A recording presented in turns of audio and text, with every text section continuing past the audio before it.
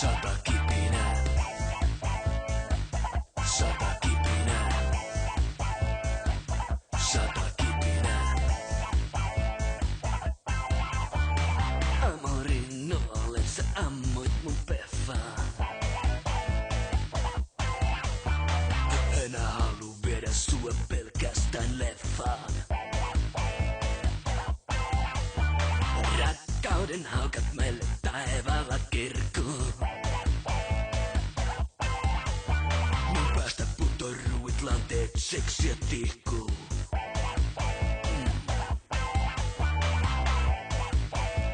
Seksiä tihkuu.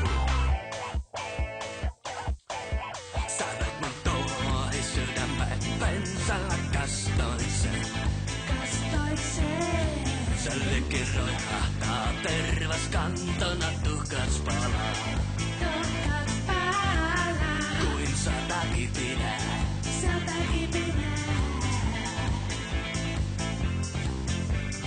Rälläkää mun rakkauden sulle suihkua.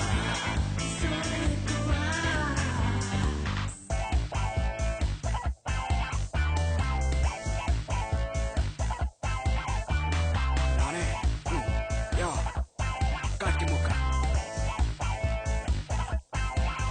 Se on laakia vaena kun runtataan. Poika sinne pesään kasvamaan. Ja rakkauden maito kermaksi vatkataan. Vatkataan. Sä veit mun tuohi sydämen, pensalla kastoin sen. Sä likiroit hahtaa tervas kantona tuhkats palaa. Kuin sata kipinää.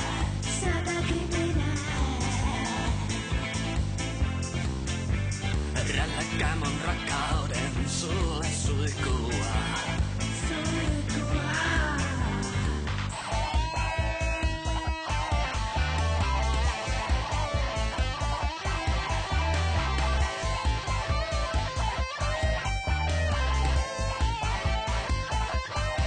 Sä veit mun tuohi sydämään, pensalla kastoin sen.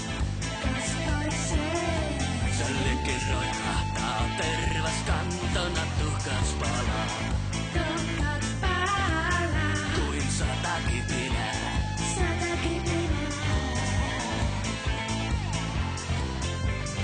Rälläkää mun rakkauden sulle suihkua. Sata kipinää. Sata kipinää. Sata kipinää. Sata kipinää.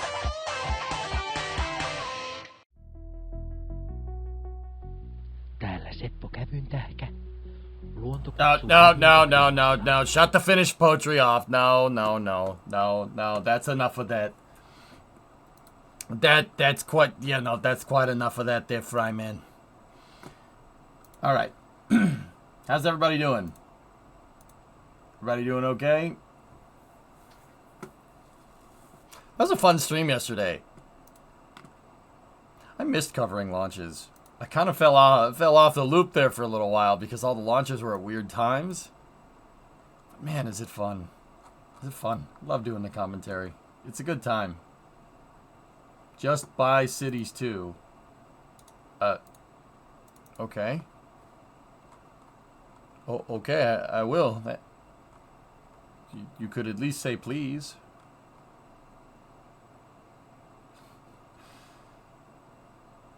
Can we start off with how cool that is? The Hermes thing. Yeah, we can. Now! Alright. I already bought it. You can't pull over anymore, man. He's already pulled over.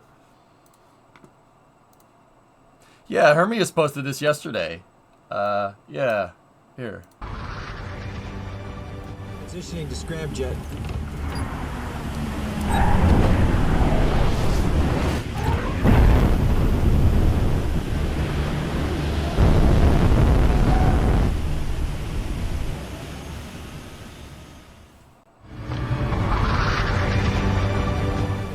scramjet.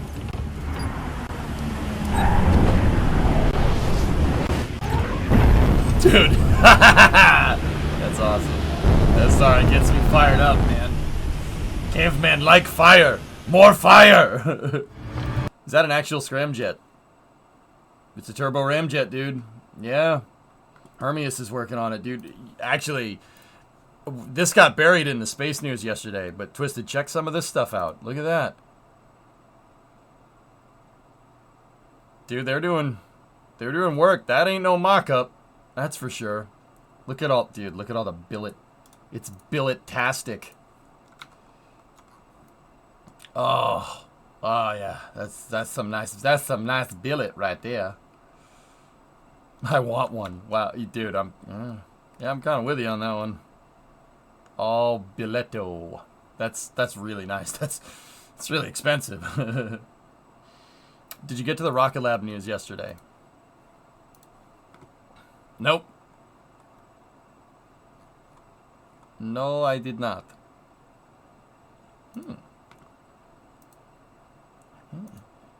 Yes. Yeah. Yes. I will pay $72 hairs.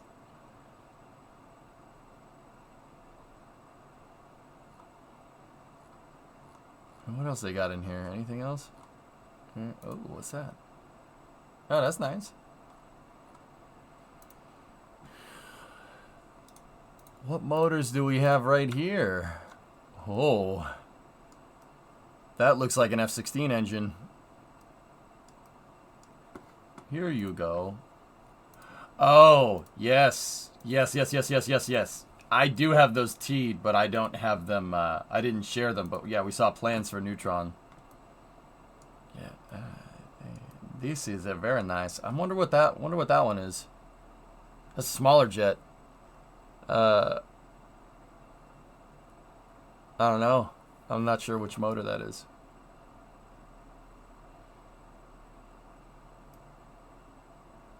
He's still very nice. Yeah, Hermias is doing some pretty cool stuff, man. They also really seem to like sitting on couches, from what I understand. Sitting on couches. Sitting on couches. More people sitting on couches. It's their podcast. I get it, but I'm trying to make a joke. Hopefully somebody smirked at least a little bit. Another guy sitting on a couch.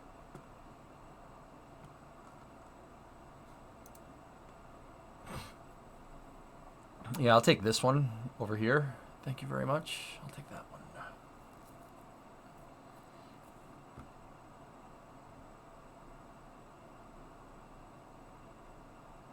Anyway, what's the, this is the Harry Stranger tweets here, right? That's what we got. High-resolution satellite imagery reveals construction underway at Mid-Atlantic Regional. So, Discovery, go at throttle up. hey, Zerax. There's Antari's pad. There's Electron's pad. And then got some grading going on there. 31 months. And here's the plans. Alright, what do we got? What do we have here? Are those just fast or orbital? I think just fast for right now. Yeah, that's Wallops. Your Chincoteague.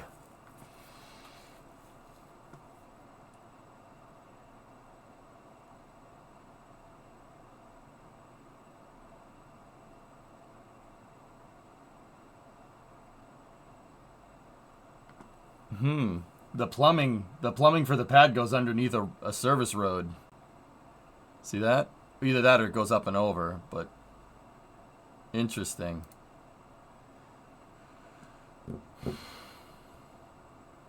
This sheet is for reference purposes. Geek said, "I hear an EJ." I see a geek phrase. Hi. Hello? Geek? What are you doing?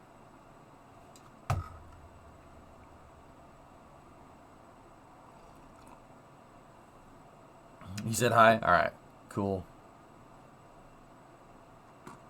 Is this thing on? All right. So let's load up Kerbal. Let's go. Where are you? I can't see you. I'm in the computer. Help me! You have to get me out. Help! Ewok's keeping me trapped in the computer. Go throw it at the ground. Maybe I'll be able to get out.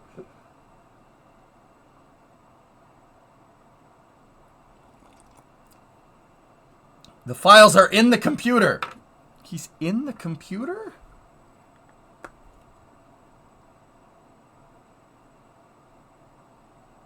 She's keeping me hostage here. I can't see Brimo. You gotta get me out. You gotta get me out of here. Dumbest poltergeist movie ever.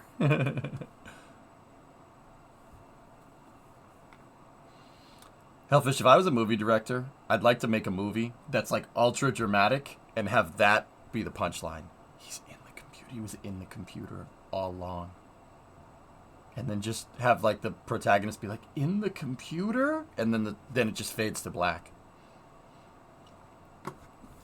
The whole idea would be to really piss people off. And yeah, no, I'm really good at that. Don't worry.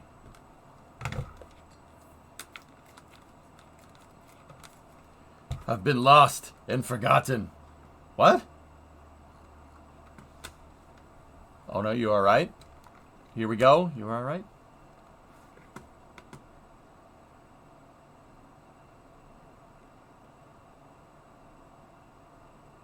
What were you just looking at? I was starting the bikes and making coffee. Just plans for Wallops.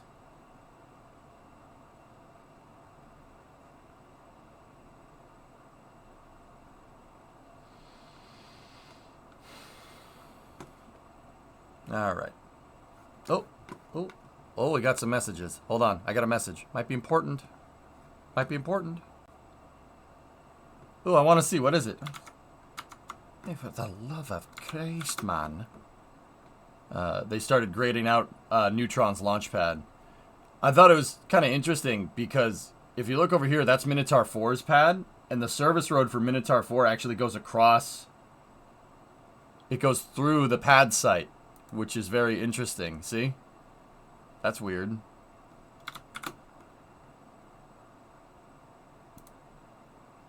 See, the service road. They'll have LNG lines going underneath the road to the launch pad, which is... And a test stand.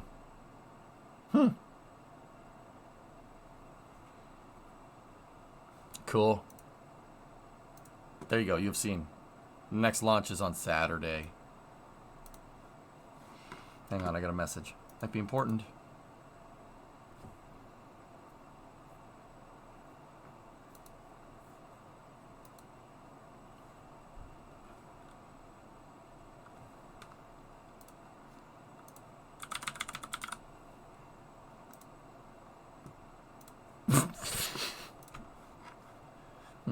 Okay. Yep. That's the thing. No. You are fired. Oh, I'm sorry. Well, at least I won lunch. Good for lots of things. See good and bad. Whose pad is that? That was Neutron. It's weird when you randomly hear the enter key being pressed too early, geek. Hi.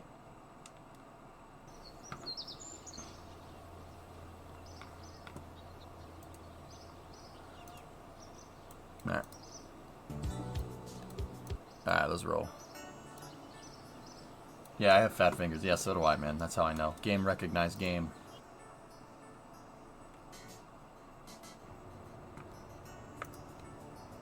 JW, what's up? What's going on, everybody?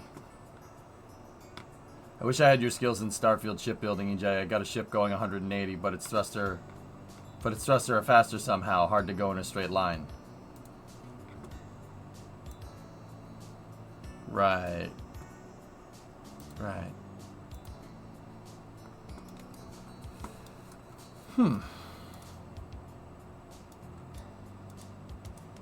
Alright, so we need to set these to priority 1.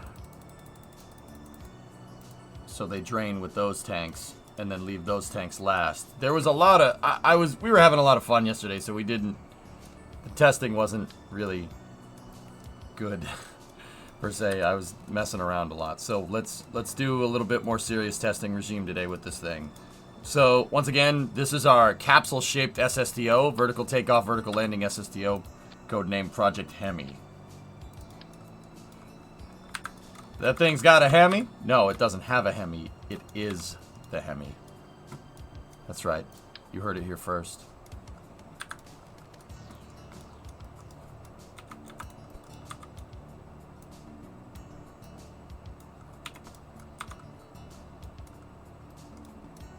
Alright, so...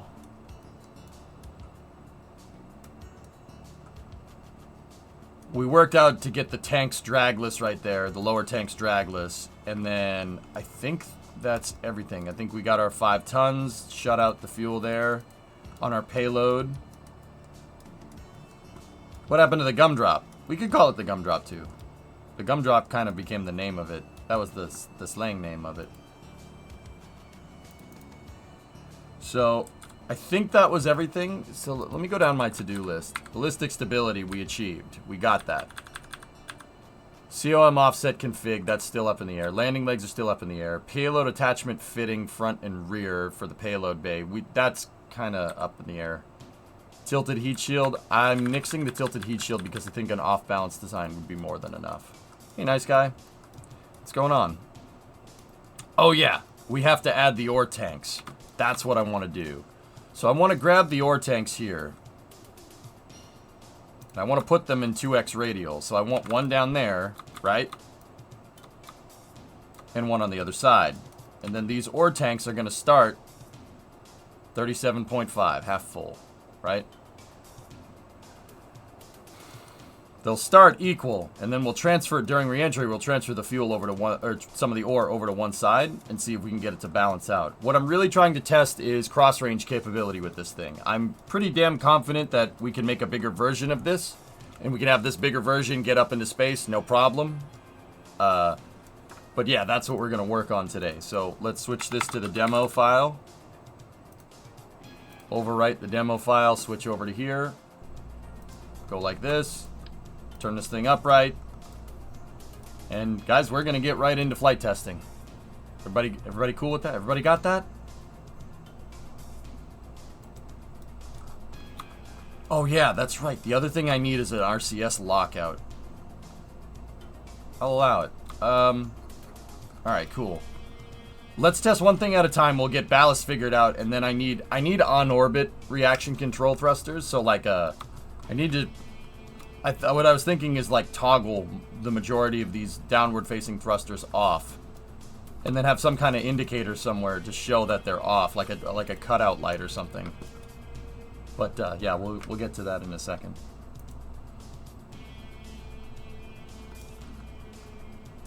All right, let's roll.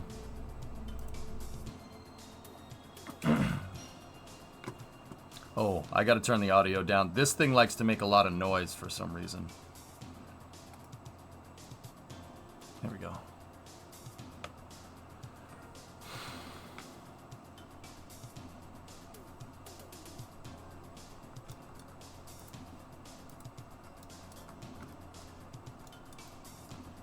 That's just temporary. Don't worry about it. All right, ready? RCS is on. T-minus 10, 9, 8, 7, 6, 5, 4, 3, 2, 1. Liftoff. Are these overclocked? Oh. No overclock.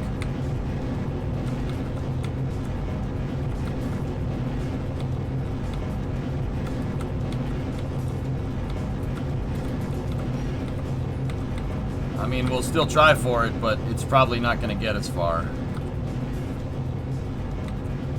We need higher TWR off the pad. That was like 1.1.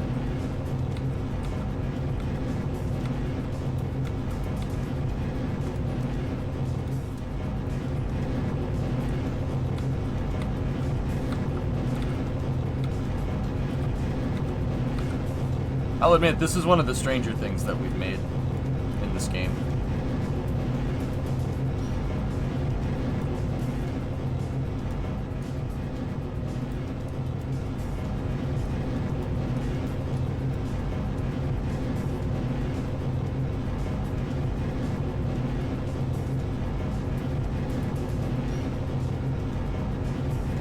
Yeah, nice guy. It is pretty cool, man. This is the small one, dude. This is just a test prototype. The other one, the real one, is going to be twice the size of this, twice the diameter. So it's going to be double the size. It's going to be pretty insane.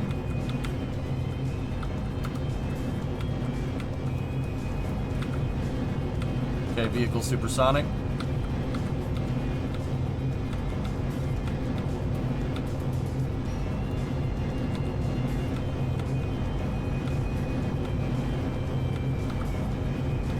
I'd say the Flying Dorito is a little weirder than a scaled-up Dragon capsule.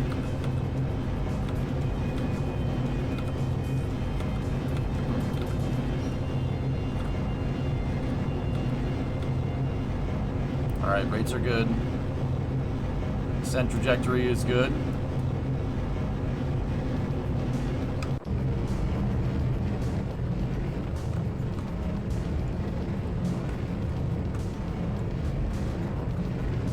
Throttling back.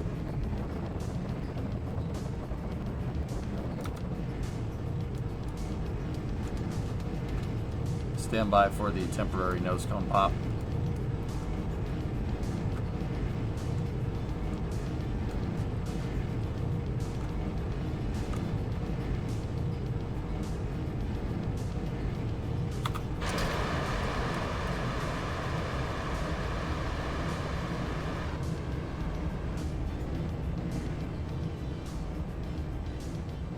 Throttling down.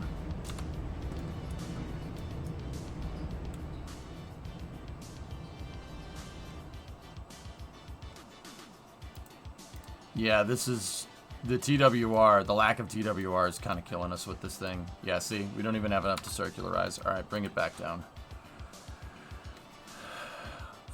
First flight test was not very good. I tried linking this last night at the end of the stream. SRB train car, okay? Do not hump.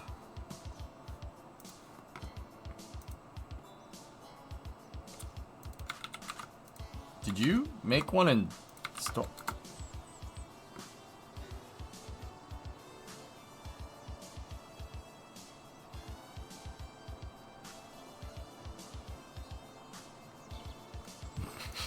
Do not hump. Do not hump.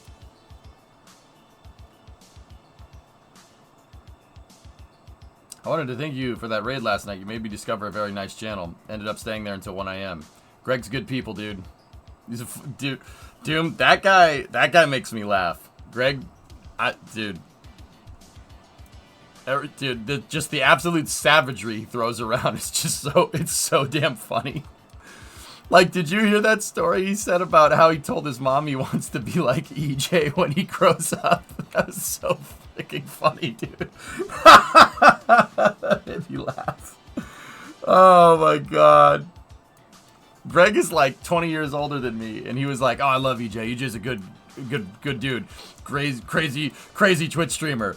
I once told my mom, like, 40 years ago, that I wanted to be like EJ when I grow up. I can't even deliver, dude. I can't even say it right. It made me laugh so hard, man. Dude. Oh, that was good. Greg's funny, man. That guy makes me laugh.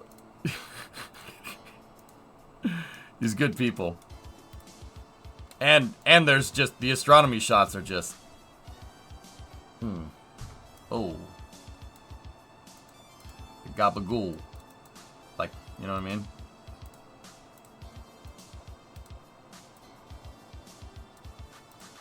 That's 152. That's too much. We need like 135.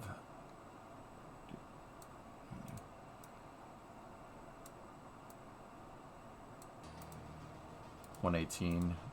Nope. 1000.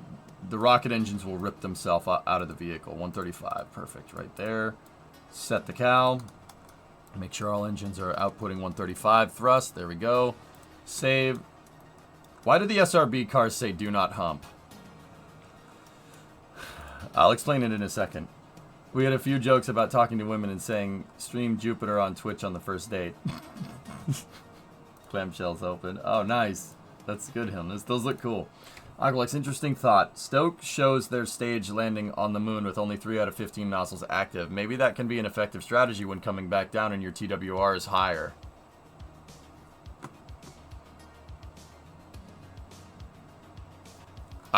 That's not... Yeah, you mentioned something about that last night, did you not? Once again, I can read chat. I can read chat way faster than my mouth can move. The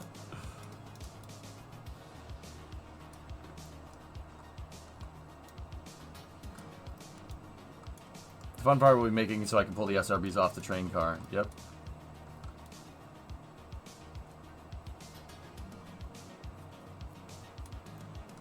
Alright, so...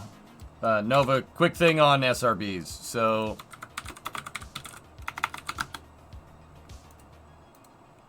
Caps lock. So, this is a picture from Ken Kremer, first of all. I know that guy. Ken's pretty cool. He's a launch photographer, right? For Space Up Close. I don't know if you could tell. So, this is a picture of NASA's SRB train. This is what moves the segments for the SRBs. These cars move the segments for the Space Shuttle, for the Solid Rocket Booster, and SLS. If you look, there's 10 of them, right? So... these cars say do not hump on them. Do not hump. Now, what the hell does that mean? And why? Well, first of all, if taken, you know, literally, do not hump the train car. It's explosive, and friction can cause heat, and you don't want it to explode. It's an SRB. The only exploding it should be doing is when it's attached to a rocket. So, that's a railroad term, Nova. The railroad term comes from what's called a hump yard, okay? And you didn't learn about this term like if you've watched me play derail or railroads or whatever, because hump yards... we could make a hump yard in railroads or Centuries of Steam, but derail didn't have one because you can't make the tracks. Okay, so take a look. This is North Platte, Nebraska. It's one of the biggest freight yards in the world. It's Union Pacific's freight yard. It's in the middle of the country. Because it's in the middle of the country, you get everything being thrown between the coasts on trains, right? See this yard right here? So other freight tracks, like these are just regular staging yards for trains. It has like one line, and the line essentially splits, right? One line goes down here, and then you have a bunch of sidings off of that, right? That's the kind of yards that you see in derail. But if you look at this train yard right here. Nova, you see that? You see that train yard? That has two tracks that split. And those two tracks basically have access to every siding, okay? So, this is what's called a hump yard, okay? What does a hump yard do? Well, it's a sorting system. It's a sorting system for freight cars. How a hump yard works is you get a train, right? You get a freight train that's coming in, and say that train is carrying cars that need to go to like four different places. Say one's going to New York, the other one's going to Washington D.C., the other one's going to Jacksonville, Florida, the other one's going to Detroit, right? But everything is coming from California. You have one train that has cars that need to go into 4 different trains, all right? So those 4 trains are being staged on the sidings in the hump yard. What the train does is, if you notice, there's a loop right here. You see, they can turn the train around, right? And then what you can do is back the train up into the hump yard. You reverse the train into the hump yard. Now, why do you do that? Well, at the top of the hump yard, right before this track switching system right here, you have a sorting area. And, well, how it used to work in the old days is that you'd have guys basically at every switch, right? And these guys up here would radio, be like, okay, we got a car for the New York train. And they'd set the switches for the New York train, right? And then they'd uncouple the car. The thing about a hump yard is that if you look on Google Earth, it goes down a hill. So they uncouple the car, and they let it roll down the hill to the siding. The reason why it's called a hump yard is because you back the train over the hump. See the hump right there? That's what a hump yard is.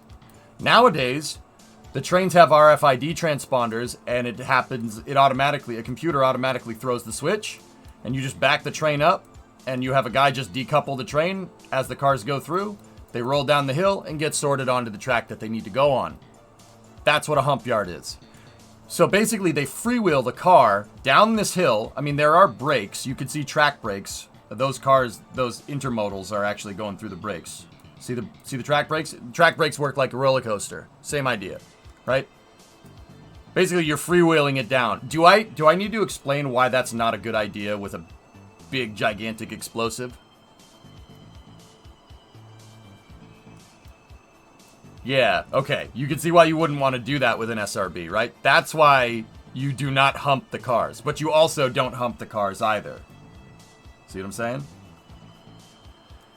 Yeah, the hump yards are old. They're old school. Believe it or not, yeah. But it's still, to this day, just literally put a hill at one side of the freight yard. And you back the train up and you just, gravity will handle the rest. It's really smart. They're old school. Hump yards have been around for 100 years. Actually, North Platte, fun fact, North Platte has 2 of them. There's 2 hump yards. There's one there, and then there's another one over here. See? Hump yards. That's what they're called, because you have to back the train over the hump. Pretty cool, huh? It's smart. That's super smart. There's literally no better way to do it. Hump yards have been around forever. Like, I'll bet you those hump yards are at least 50 years old. There's no better way to do that. It's a really nice way to sort the car. What if you hump on top of the cars? Well, I mean, friction, you're going to make heat with an SRB, probably not a good idea. I wonder, 1 hump yard per coast? No, there's 2 of them right next to each other in North Platte. Hump yards are everywhere. The reason why I always choose North Platte is because I know where they are, and this actually has a really good example of one because the terrain shows up. The photogrammetric terrain shows up on Google Earth. So that's why I always choose this one.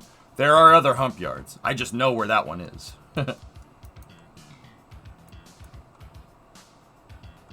Nailed it.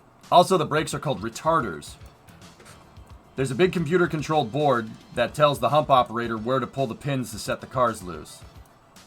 Ah, that's cool, man.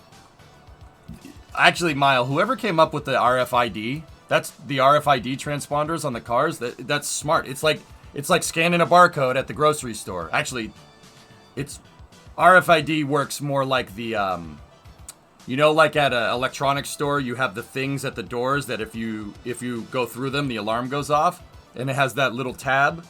That's an RFID transponder. All the cars have those. They just use radio frequency, and when the car crosses, it intercepts the frequency, and it sets the switch, which is really cool. It's really smart. Really cool not microcontrollers, but automation there. Englewood and Houston is another good example.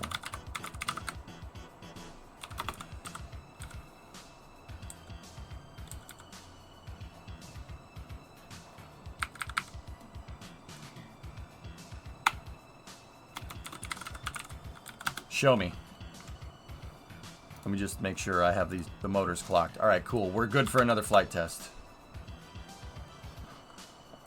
Yeah, the tap and pay cards. Yep.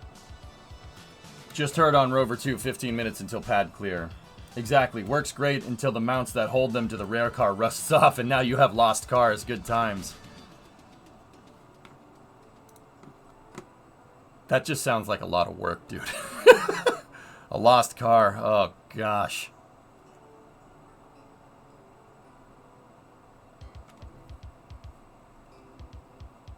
Why don't they put the RFIDs inside of a plastic box?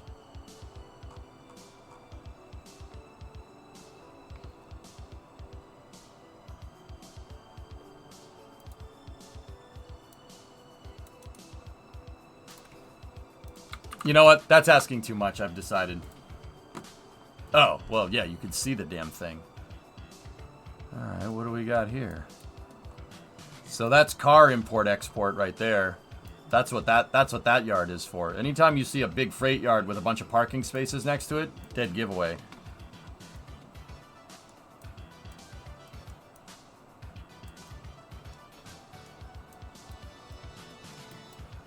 Actually, there's a bunch of stuff there. I wonder what the...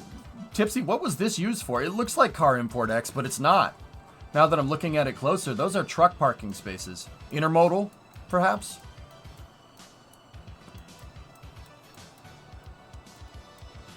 That intermodal facility isn't used anymore. The hump is next to it. Yeah, okay.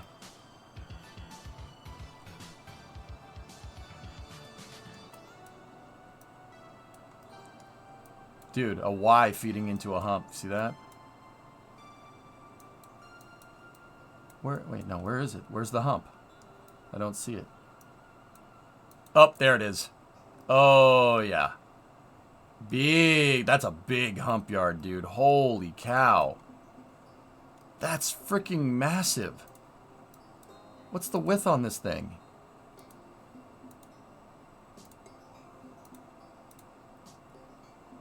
Wow. That's impressive. Texas, baby. Everything's bigger. That's cool, man. Real cool.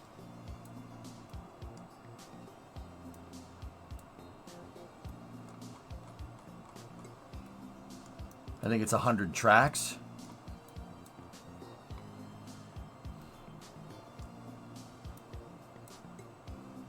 One, 2, 3, 4, 5, 6, 7, 8, 9, 10, 11, 12, 13, 14, 15, 16, 17, 18, 19, 20, 21, 22, 23, 24, 25, 26, 27, 28, 29, 30, 31, 32, 33, 34, 35, 36, 37, 38, 39, 40, 41, 42, 43, 44, 45, 46, 47, 48, 49, 50.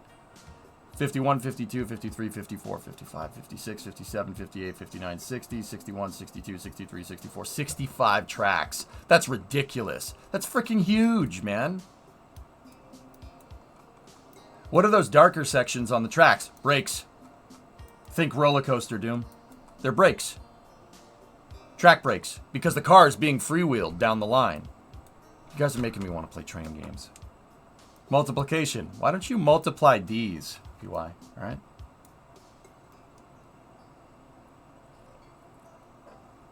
Got him. Yeah, they're track brakes. Yeah, once again, Nova, I don't think, yeah, you get it, but yeah, you don't want to throw an SRB down one of these. Bad idea. Make these in cities too. If the trains work how I think they're going to work, yeah, I will. That's one thing, dude, they never got the trains right in Cities 1. Thank you for showing me that, Tipsy. That's really cool. And Houston is an infrastructure. Houston, for the people that don't live in the States, heck, for the people that ain't from Texas, Houston is gigantic. It's a huge freaking city. Have you seen the new rail announcement for Factorio? I have not.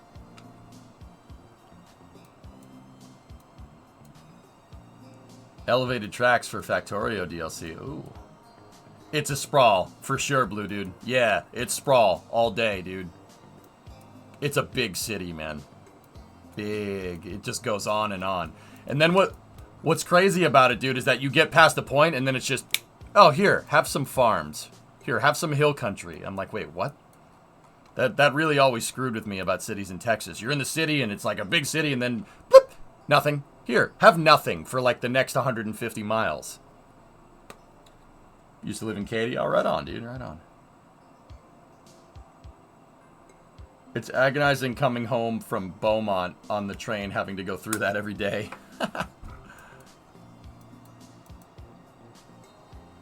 That's crazy, dude. I mean, we all know the best part is over here. Like right in this area right here. That's the best part. Houston, we have a problem. That's mission control. That's Johnson Space Center right there. You can tell it's a space center because of the way it is.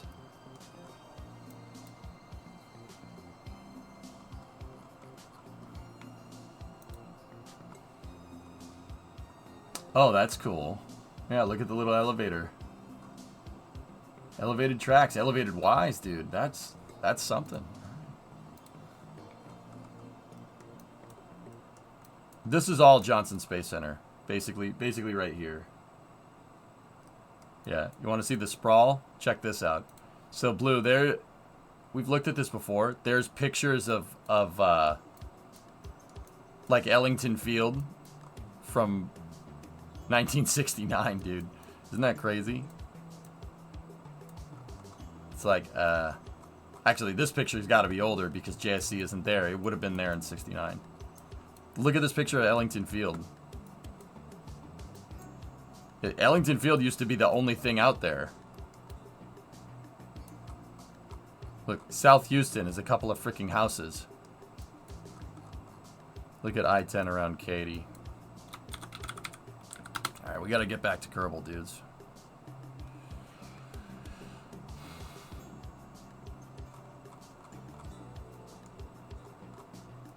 So 1944, Katy had a train track going through it, and that's about it. And what does it look like now? Oh my god. Okay.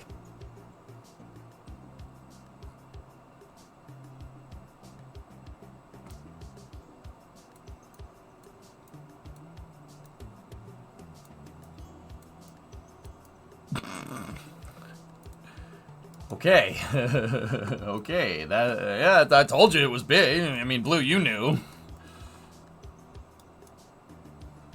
Check this out. Okay, last one.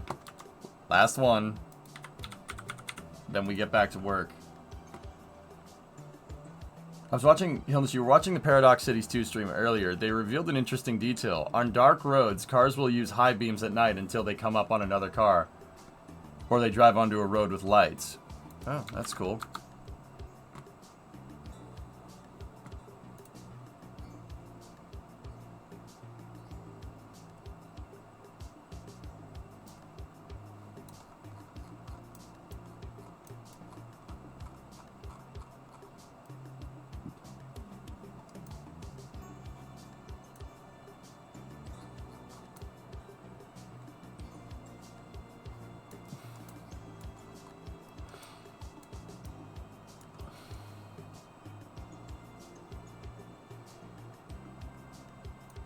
This is better than Kerbal? You like this? Kale, you like this better? Ah, yes. The great outdoors. Wilderness. Nope, nope, never mind.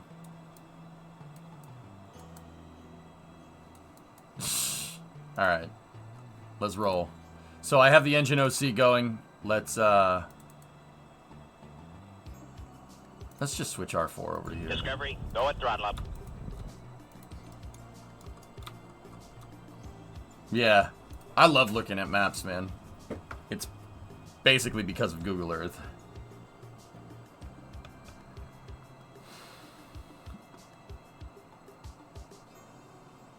Insert username 31 months. Thank you.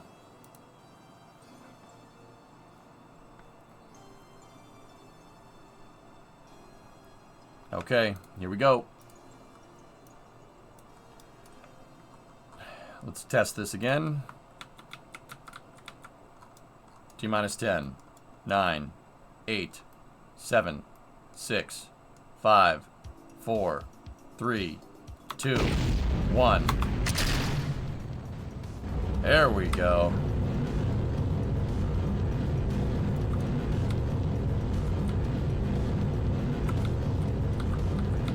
Okay. Everything's looking good. Oh, hey, come on back now. Discovery, go at throttle up. Train man, 20 months, thank you.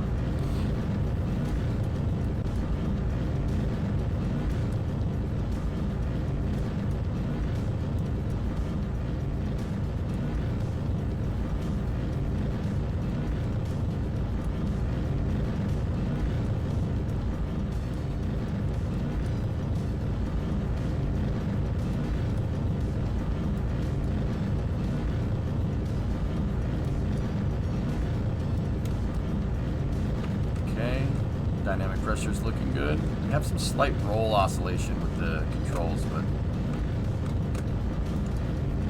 Dr. Parameter. Yes.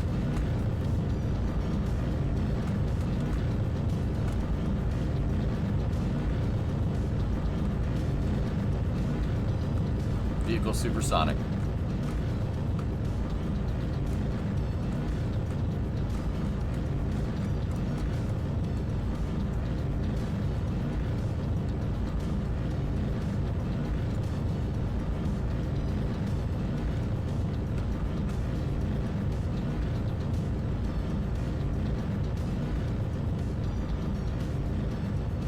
Yeah, that TWR makes all the difference. That's the difference between this thing SSTOing and it not, believe it or not. Okay.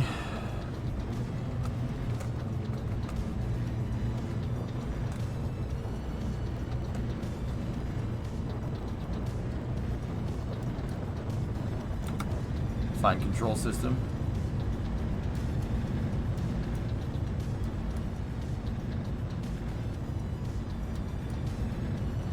Crossing 1.1 kilometers a second.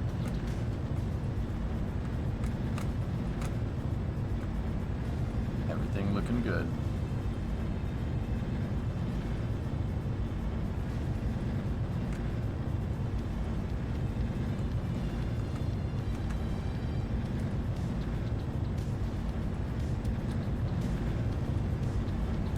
Stand by for temp nose cone jettison.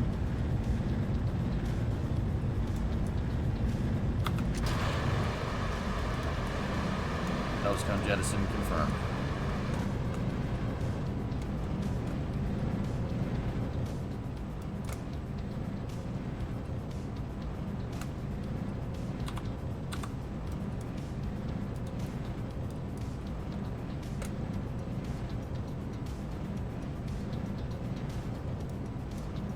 Okay.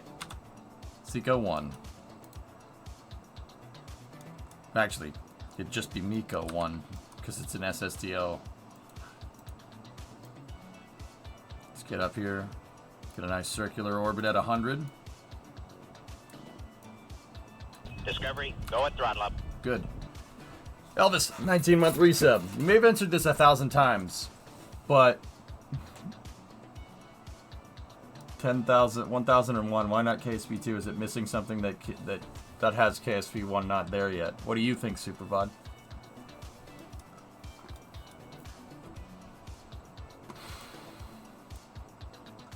My big thing with KSP right now is that there's not much to do. I could sit there and design vehicles all day, but I can't do my analysis on vehicles, so we can't really dial in a design, which is what I really enjoy doing. You can make something and you can go somewhere. That's cool. But there's not really much depth to it right now. And I need better editor controls. The editor controls need to be more like KSP1. Other than that, yeah, there's just not a lot to do in it right now. But I'm patient. It'll happen. Let's not call it that, Aqualix. I don't want to call it that at all. There's no entry heating. Yeah, there's all the stuff that makes the Kerbal 1 streams fun you can't do in Kerbal 2. Like designing the vehicles and building out architecture and then going there. Like you could do the going there part. There'll be stuff coming soon, Supervod.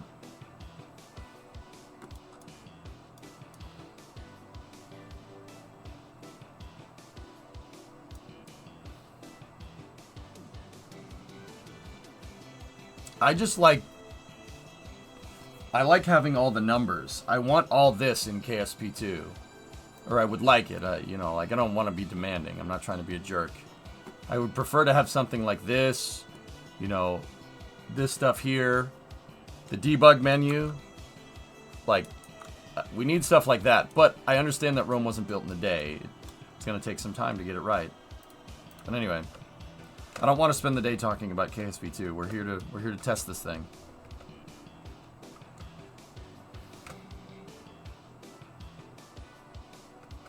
But yeah, it'll happen. When it happens, we'll play it more.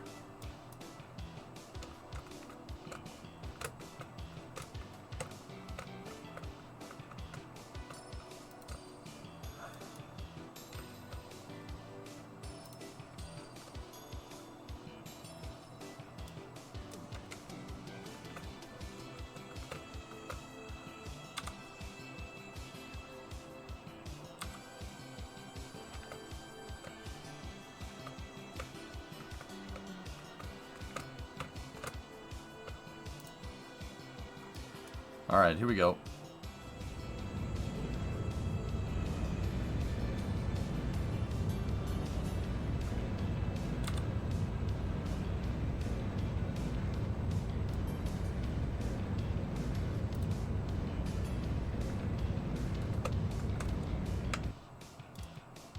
103 by 106. And we do have a good amount of fuel left over for landing. Good. If we get that far. Okay, so now what we need to do is we need to go around for landing.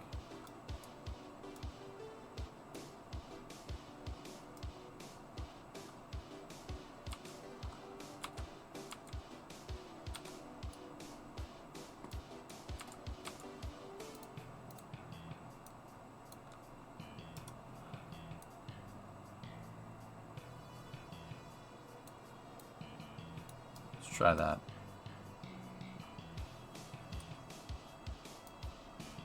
Actually, just for continuity's sake, we'll put it on the shuttle's landing trajectory. That's the same one as the shuttle, but I think this thing doesn't fly nearly as well as the shuttle does, which kind of makes sense because this is not a shuttle.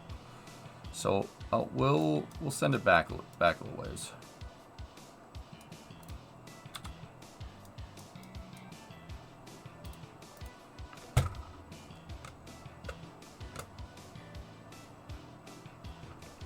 So after the burn, we'll transfer the ore around, and we'll see where it goes from there.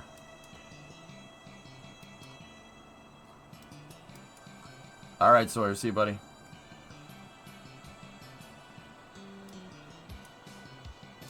I'd argue it is valid to tell them those things. Those are things that are preventing you from streaming it, though. Yeah, no, that's under control. Don't worry about that. I didn't really want to do it that way, Train Man, but we'll see.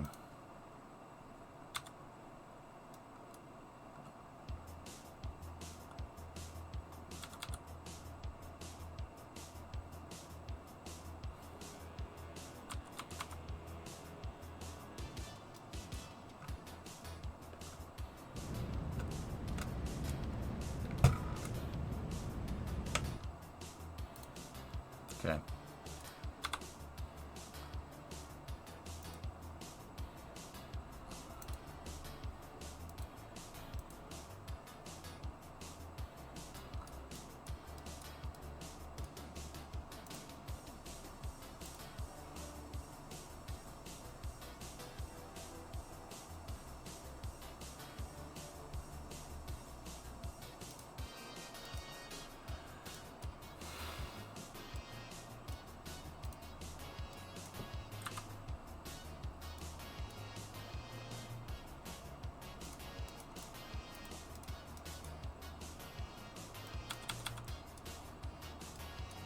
Okay, here we go. We're coming down.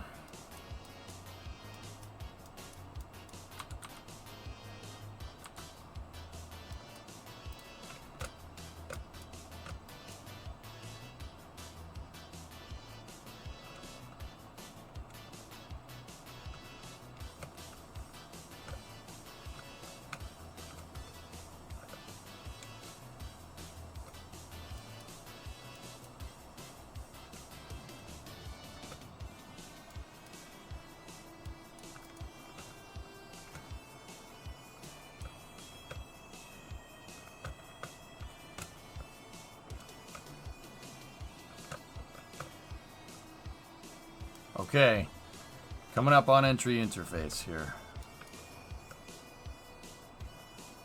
Let's start right on prograde, and yeah, let's see how well we get a ballistic stabilization here. You want to let the payload fuel be landing fuel? Yeah, we can do that for now. What's up, Tech? How you doing, buddy? So our ore is down low. The ore tank that we have full of ore is closer to the ground. It's down here. Okay, we have entry interface here. We're starting to skirt the atmosphere. So this thing is going to want, on the indicator, it's going to show us wanting to go up to 20 because the center of mass is slightly lower. So the heat shield's going to be angled towards the ground.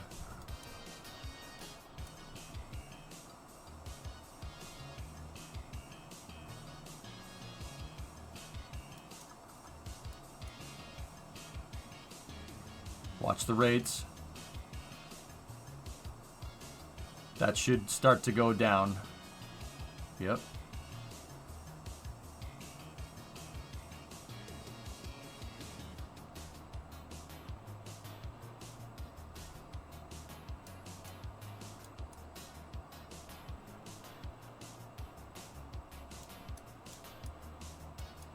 Okay, flip it. That's right. Flip it over. Actually, yeah, the pitch should start to go down, not up.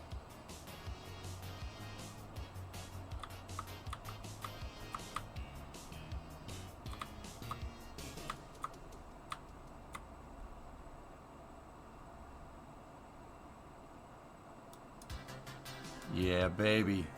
Perfect. Alright, that number should start to go down. The degrees a second radian rate will reduce.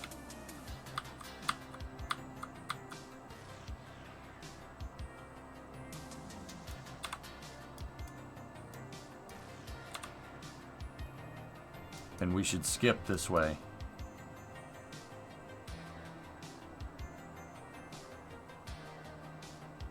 I also got to put a lockout for my downward facing RCS. I basically only really want roll control RCS here. That will help us be able to set the angle of attack of the heat shield. So see how it's naturally wanting to pitch down? It's because the heavier ore tank is up here. And that basically, because we want to fly like angled, right? It'll skip the heat shield off the atmosphere. It'll do it automatically. All I got to do is set our roll. If our roll is set to 0, we'll go further. If our roll is 180, so we're upside down relative to the ground, we'll stop. It slows us down. And then if we roll 90 degrees left or right, we have cross range capability.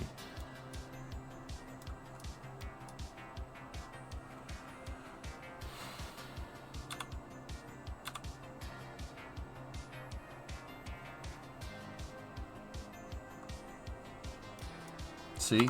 It wants to skip us. It should introduce some body lift here. It's not a lot, but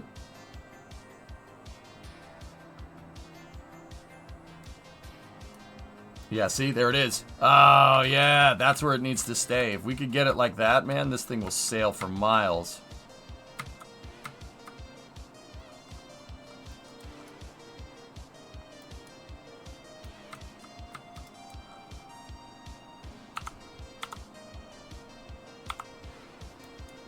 My name is Jeff. My name is Jeff. 71 months. What's up, dude?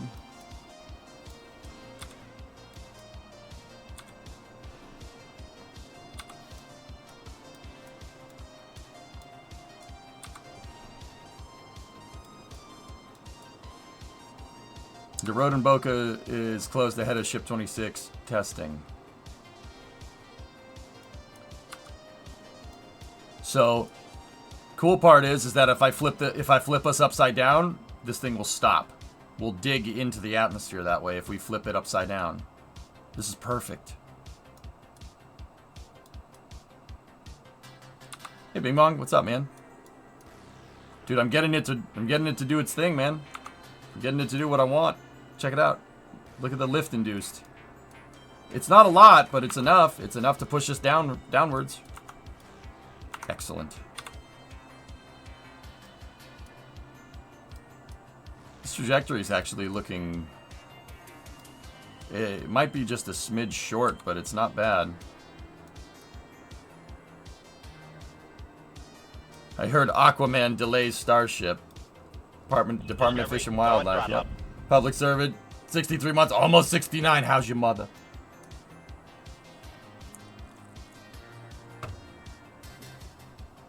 Just goes to show you how far you can sail the damn space shuttle if you really know what you're doing.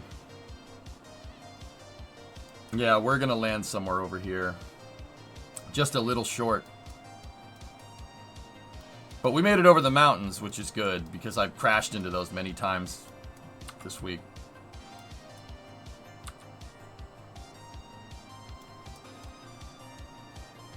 How's your mother?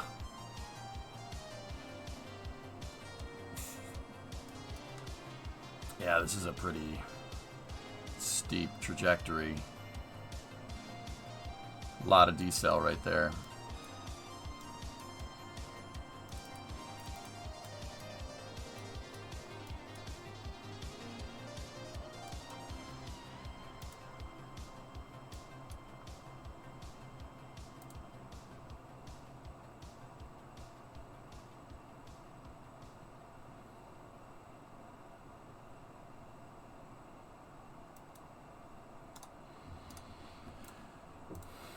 Okay, shut that off.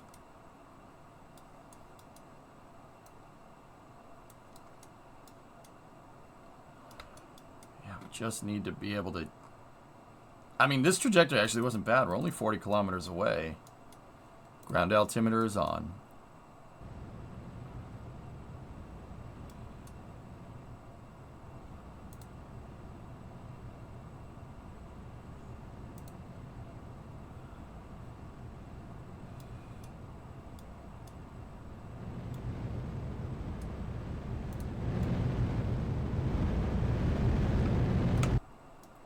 Yeah, TWR right there.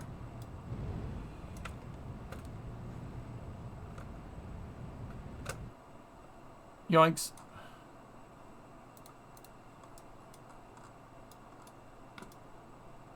Not bad. Not a bad test. Yeah, we have no landing legs. It just plops itself down like a capsule. But we did tap into about half of the payload fuel. We might need to give this a little more fuel on the way up. But overall, actually, a pretty damn good test.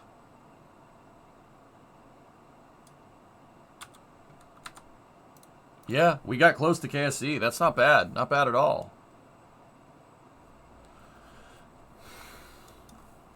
One scale up. I actually think I want to get this thing fully reusable, Mason, and then we'll build the bigger one. Yeah. This is pretty good, man. Pretty good.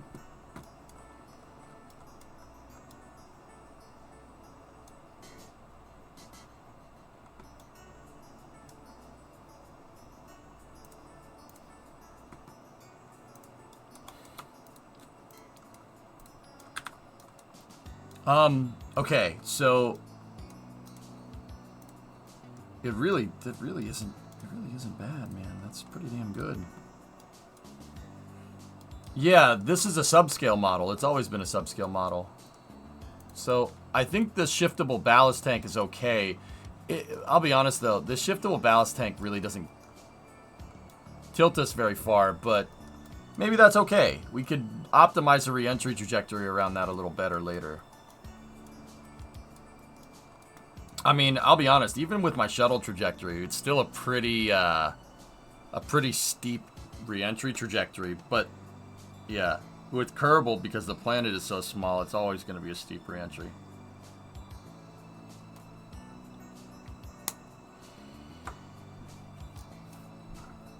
Seriously though, pretty damn good. Thing flies really good. And I like having the toroidal ring up here, the structural tube.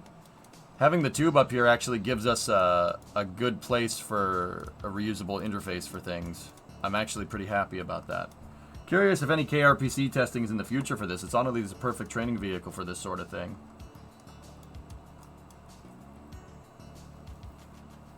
Then maybe. Maybe Trainman, yeah. The one thing that I'm really worried about is fuel. We don't have a lot of it. There's not a lot of margin for landing right now. So I might take these tanks and switch them out.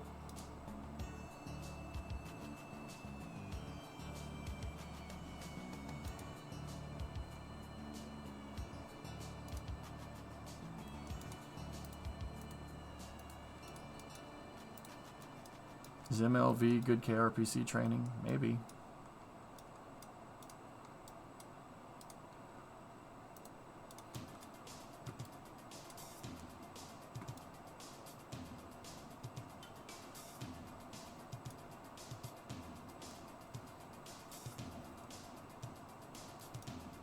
I think I'm gonna 360, huh? Is there anything that we could fit in there that carries more? That's 405. That does carry a little more fuel, those 1.8 tanks. And having a 1.8 tank there might not be the worst idea in the world.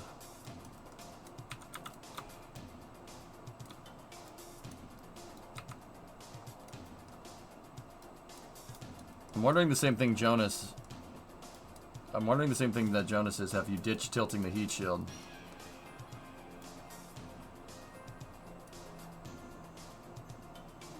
Use the panels to cut the crossfeed. Dump one tank just prior to EI. Vent the other on final approach. I don't really like the idea of venting fuel when I need fuel to land. Aqualex. Have I ditched the tilted heat shield? I don't think we need to. I don't think we need to. I think the ballast will make it work just fine.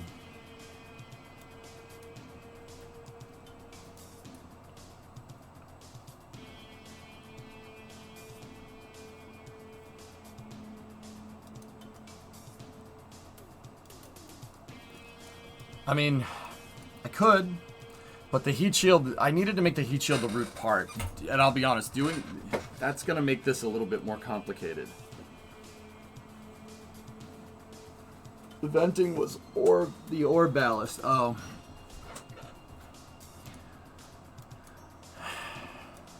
Yeah, maybe.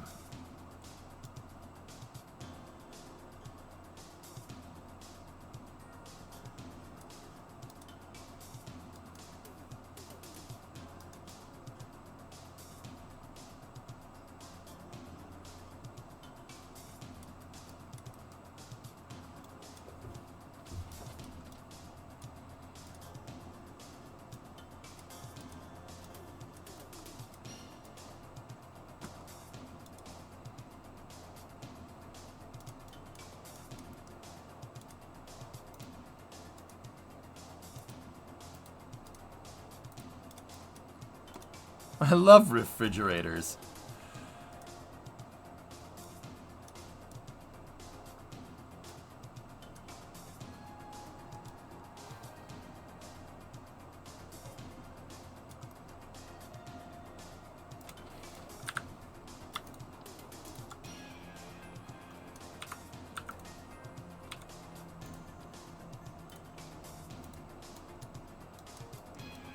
That one doesn't fit. Ain't gonna fit.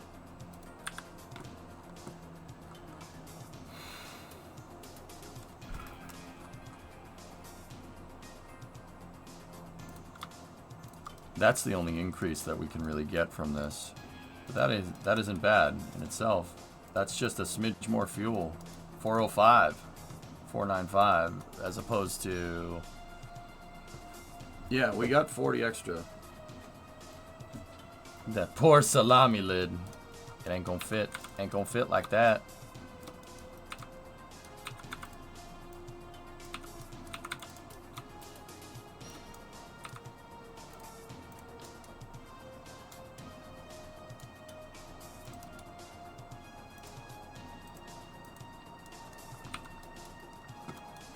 Lay the tanks horizontally and make a ring toroidal tank. Why are you so insistent on doing that?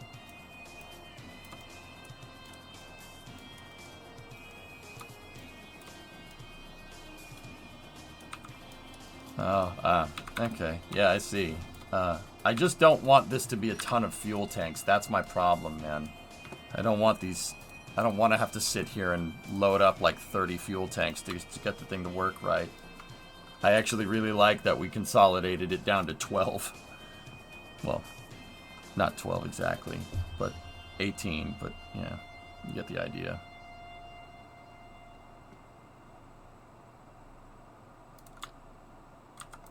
Boom! That almost fits.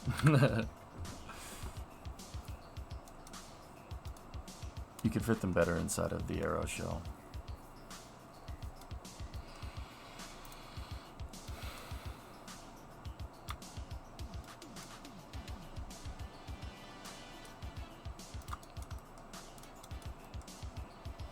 Nodders.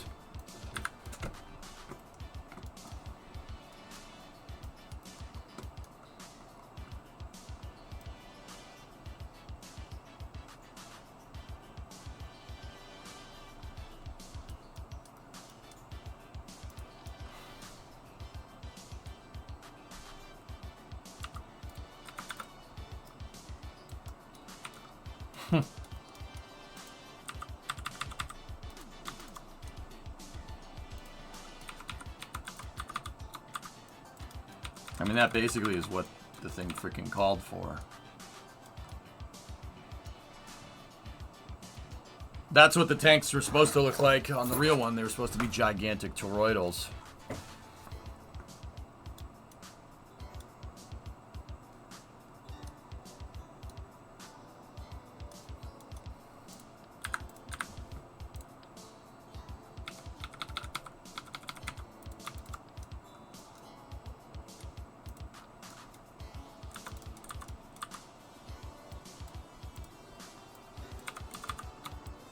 Let's check something.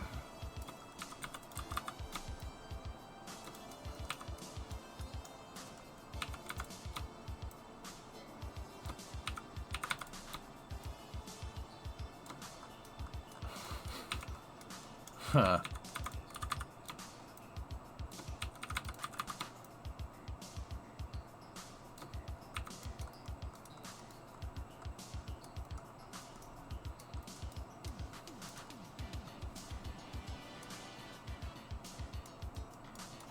That's exactly what the real fuel tanks are supposed to be, dudes.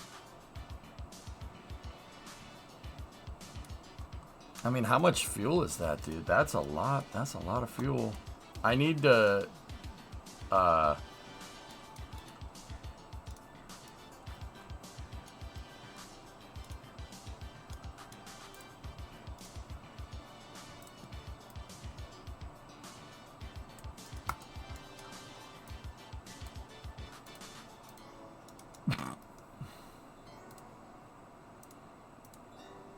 we have to re-overclock the engines. I just put them down to get a better delta V reading. How on earth would they have made building those huge toroidal tanks? Seems a bit more complicated. They're not exactly toroidal like that, Builder. Here. They're not exactly like that.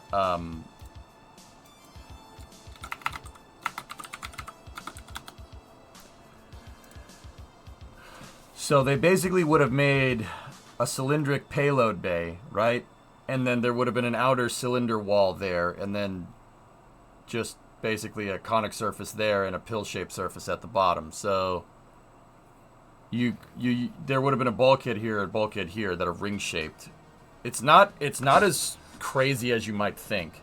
It is a little bit weird. The LOX tank is definitely a strange shape. The LOX tank looks like Soyuz boosters. Believe it or not, it's the same shape, but just revolved 180 or 360 degrees around. I mean, don't get me wrong. This definitely would have been a little bit of a design challenge, but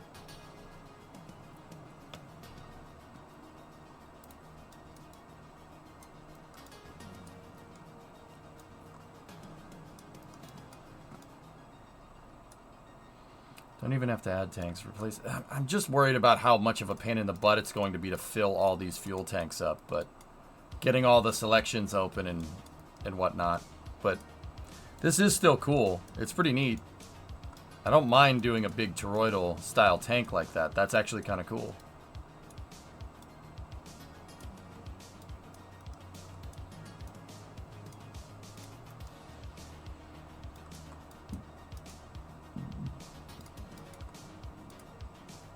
You don't even have to add tanks. Replace those 6 times orange tanks with 8 times of a bigger and longer tank. It's not about making it about making it better. Yeah.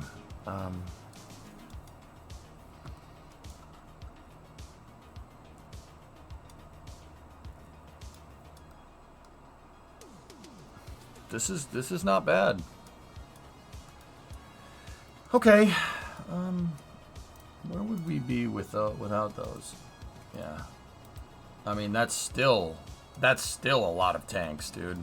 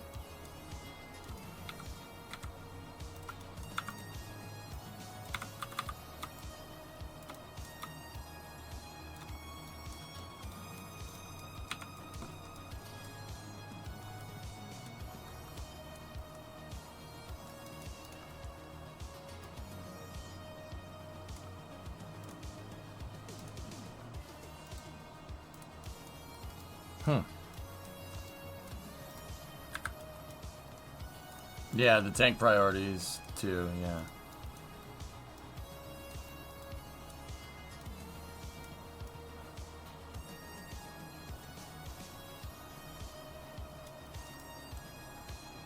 You know what we could do from here? I could do exactly what I just had. We could do...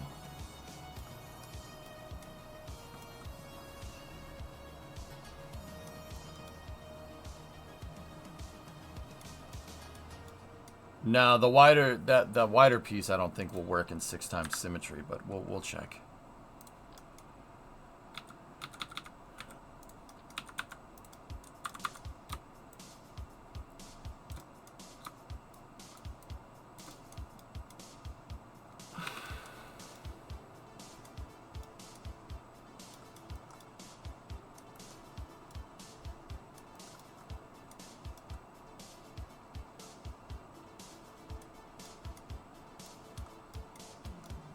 That isn't clipping into anything as far as I can tell.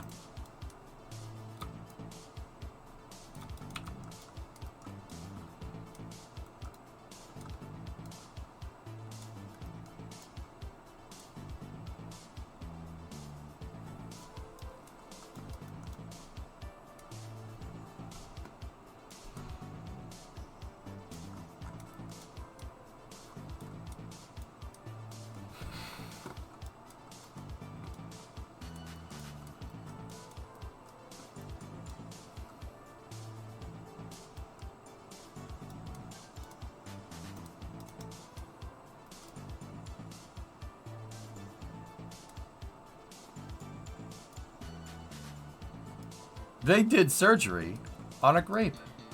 I don't mind this. Actually, you know what I'm worried about now? Go on the way up. On the way up, we might not be very stable on this thing. Or with this thing. That's what I'm kind of worried about now. Like, how much can we get away with this?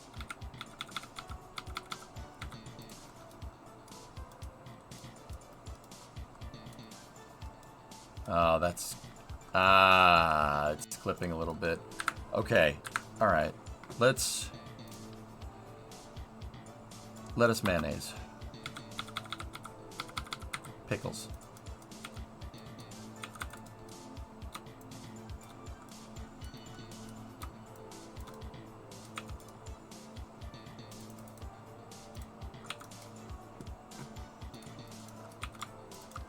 Slap an SRB on the bottom and let it fly. Patience.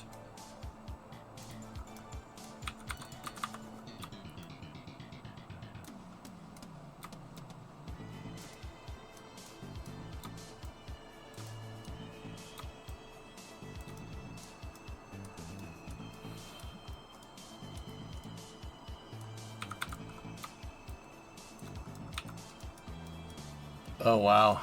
Yeah, okay. You sold me on this. This is good. I like this. I like this. It fits better. The only thing is I got to make sure that these tanks are all occluded. They might not be.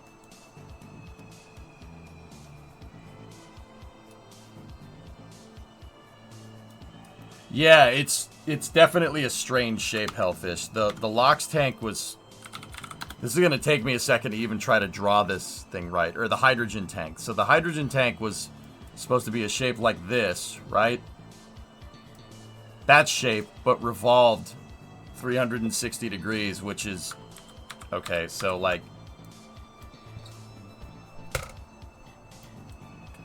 Bug, get out of here.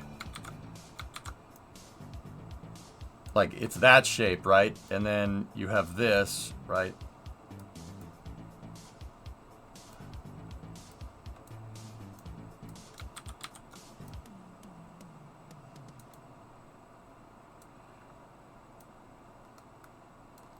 But on the bottom, it's like this.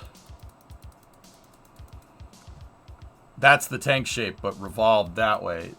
That's weird, man. It's weird. It's a weird design. I'm like wondering what the heck the hydrogen tank is going to do with that kink right there in the tank wall.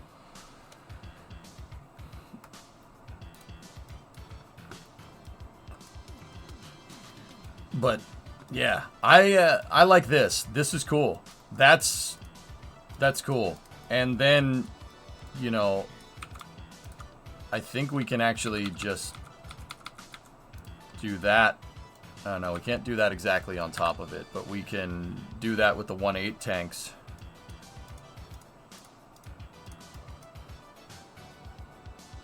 Yeah, that's...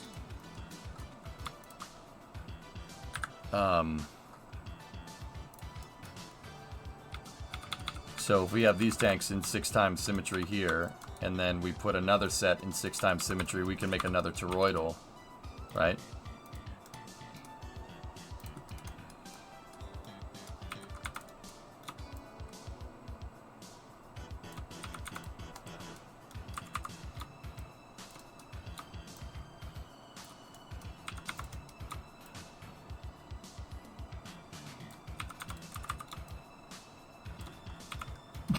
Dude. Yeah. Yeah. That's 24 tanks. You know, I didn't want this thing to end up having... I didn't want to have to end up filling up a bunch of tanks, but... we can just physically pack so much more... we can pack so many more tanks in this way. And then we have all this extra aggregate space, and it's just straight volume. The amount that the tank is clipping into pretty much equals the amount of volume between here and the fairing. Like, the clip space makes up for the fact that we have open space in our fairing. That's my justification, because I can't get fuel tanks to be the exact spec all the time. This thing has 4,000 atmospheric. 4,700. Yeah. That'll give us... this will give us the priority. So set these tanks to priority 1. The upper ring of tanks. Actually, those tanks are attached to there, which...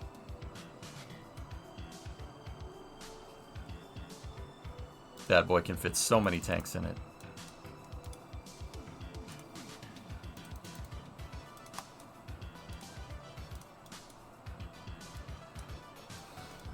Derek revives this 66 Coronet on roadworthy rescues with Dolchek too, man. Yeah, I'm super pumped about that. Give me some motivation.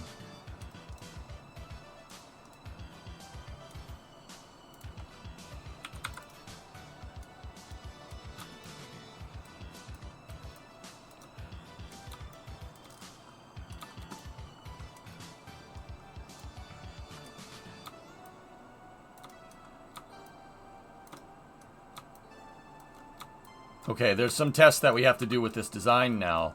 I have to make sure that my fuel tanks are all occluded. I'm pretty sure they would be in this design now that I'm looking at it. So that means we can actually cut out some part count here.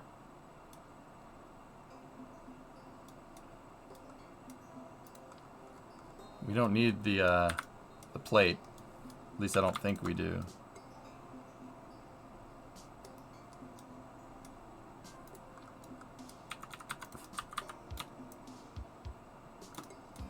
Yeah, this is a good design. This is a good way to do this. Good call. You sold me. It's not very often that happens.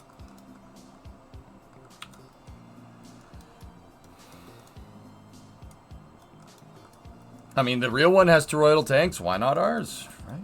And once again, this area right here, that aggregate area, is should be pretty much equivalent to the clipped area of the tanks, or the clipped volume of the tanks. I'm not too like worried about being a little cheaty here. That's fine.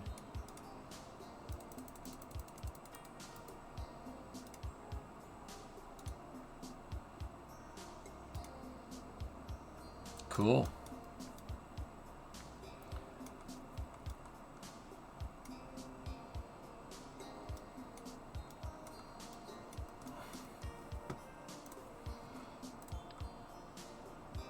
Yeah, Miller, I'm really looking forward to that. It's actually, that episode's out tonight, dude. I'm gonna watch it after the stream.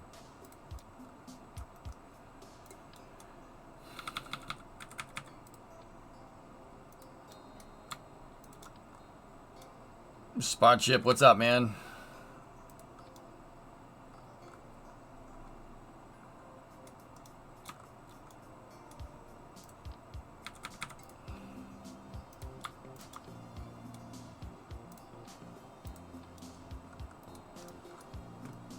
Bonjour les copains. What's up, dude? Bonjour. Oops, caps lock. No, it's all good. You claimed in one voice that you are French, and you will say hi to everyone, to all of your friends, in one single statement. Right? That's how that happened. That's what I saw.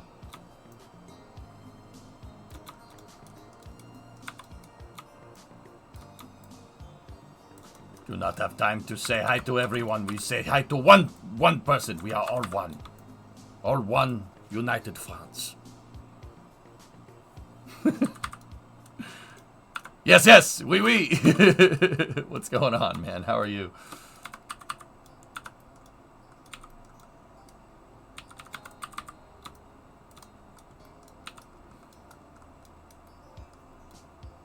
Okay. I'm worried about the tanks moving around because this is a lot of tanks. But yeah, we're clocking 4,600 vacuum here, which, yeah, this should be more than, yeah, more. This should be more than enough. I'm actually not too incredibly worried.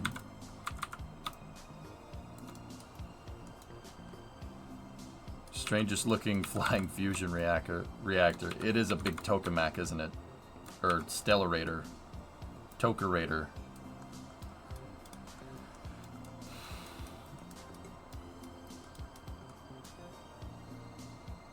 Went to a metal concert the other day and it was awesome. Everything is so great.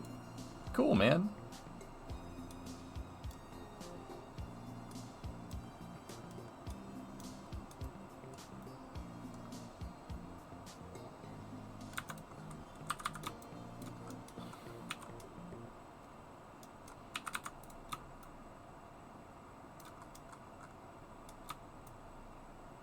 Keep the batteries down there.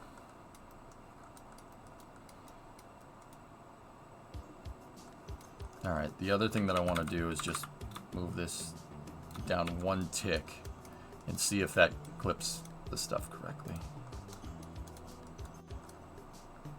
I want to see if that actually still is occluded. I'm pretty sure it is.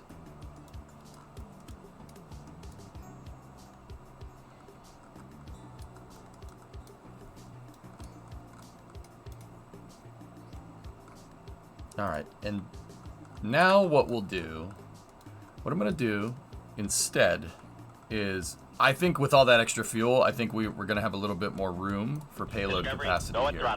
So what I'm going to do is take a couple of ore tanks. Hey, Cord Run.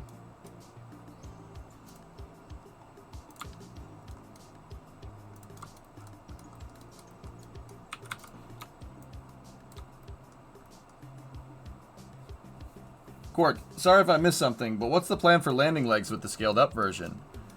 I haven't even figured out the landing legs on the small version, Quark, so yeah, I'll get back to you on that one. Actually, adding all that extra fuel is probably a good idea because we barely had enough to go up and come back down with the other tank design. So adding all this extra fuel is probably better because I'm going to need mass for more landing legs. I haven't gotten any further than wanting landing legs basically 45 degrees offset of 90. So one here, one here, one here, and one there. So like you have 4 landing legs. Instead of them being like this, they're going to be like that. Oh. Breeze calling. You're on stream. What's up? Mute me. Uh-oh. I'll be right back.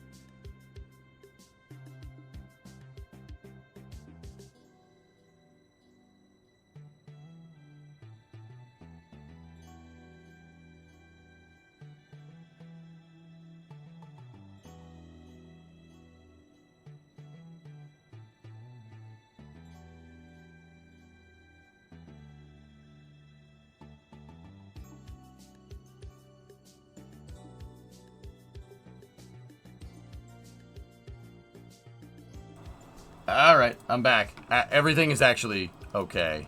But yeah, yeah. Cool. Sweet. Got some stuff come in.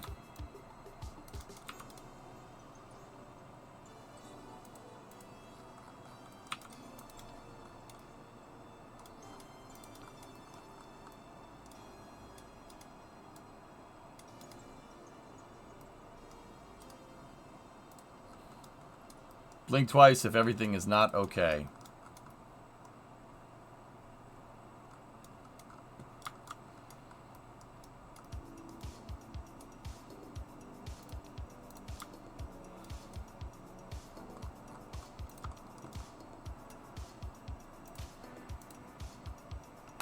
Discovery. Will go and scaled up throttle be Boeing onion size? It's going to be about double the diameter of this.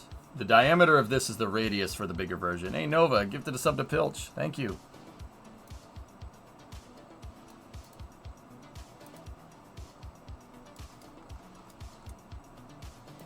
Didn't save it. Ay,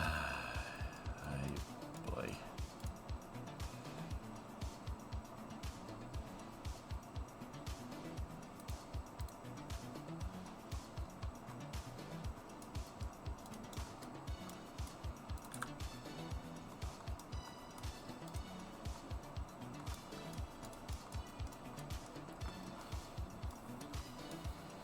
Yeah, so I was thinking landing gear here, here, here, and here. Basically every 90 degrees, but offset 45.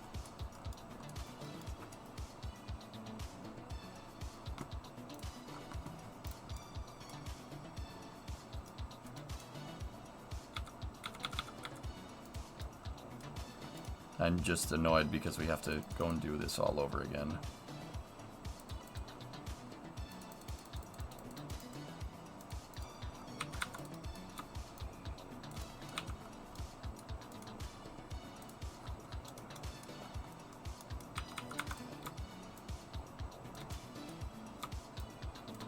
I can't believe how well that actually does fit. That's really freaking cool.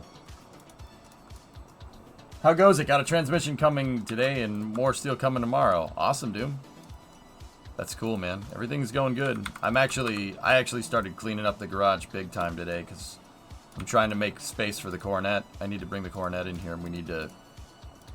It needs a lot of work. A lot of body work. Not so much mechanical, believe it or not.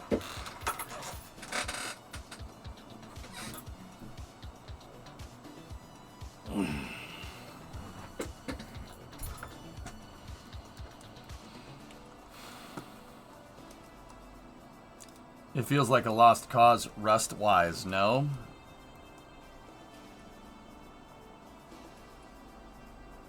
The rockers are toast on both sides. Yeah, we'll get it in here and we'll put it up on jack stands and take a look. But right now I'm cleaning, trying to get enough room. I think, I don't know, man. A lot of people would say it's too far gone, but, you know, I really want to get better at welding. And, you know, if a lot of people are already going to say that it's too far gone, might as well learn on it, right? Like, that's where I'm at. So...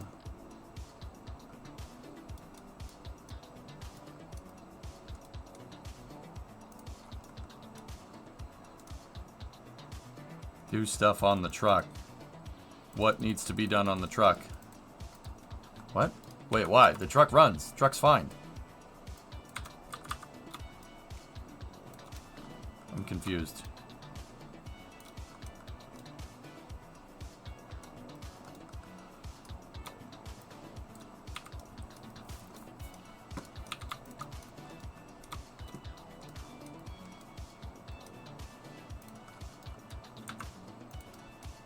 I don't know, the Coronet is pretty ravaged by time. You've never even seen the damn thing.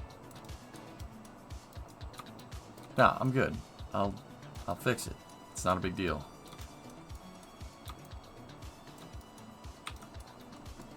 Yeah, Hando, I think so. We'll make the Coronet our little winter project.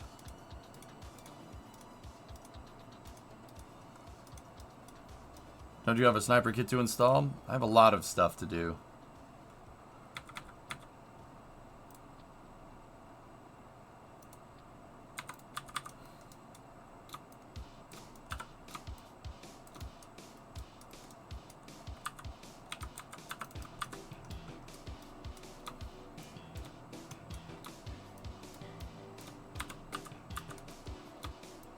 Coronet ain't too bad, really. The real reason why nobody would want to screw with it is because it's a 4-door, so that doesn't bother me. I don't care. I mean, it would be nice to go and find a 2-door shell for it. I mean, I said I wouldn't part the car out, but you know, it's been driven for 10 years, and it would be nice to transfer all that to a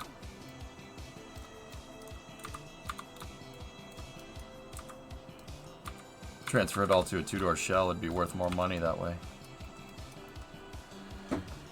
Does the Coronet have a history of like the 59? No, Orion. I found it on Craigslist 10 years ago for $1,400 and then bought it. That's it. That's the story. No crazy cool stuff like the 59. It's just a car that I thought was cool. I bought it because of Roadkill episode 40, the General Mayhem build. Yeah, that's why I bought it. I bought it because of General Mayhem. You can thank David Freiberger for that one. Because I thought that was an awesome build, and I was like, oh, if I find a B-body Chrysler, I want it. Parts are not expensive for the Coronet though, because the Coronet is the same chassis as the Charger. So there are parts around for it. Some of the parts might be a little bit rare, like getting the right metal pieces to patch the doors and whatnot, but it's fine.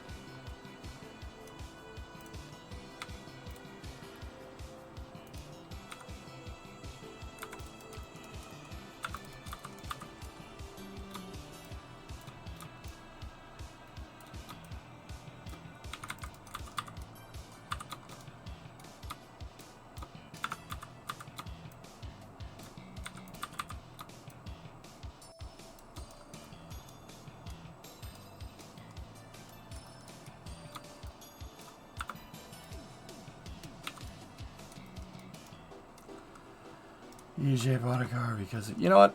I don't feel like talking about my cars anymore. In fact, yeah. You know what? Maybe I'll just do the Coronet build off stream. Now how do you feel? You think I'm kidding?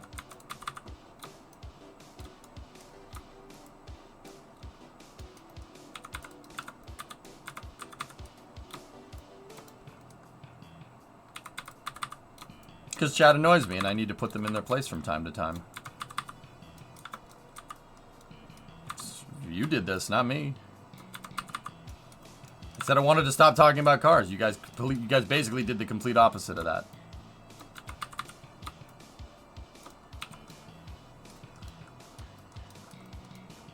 The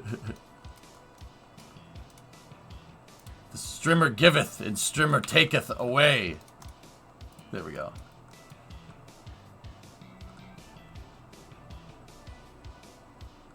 Nah, we'll do some stuff. It should be good. Should be fun. That strut is a little crooked.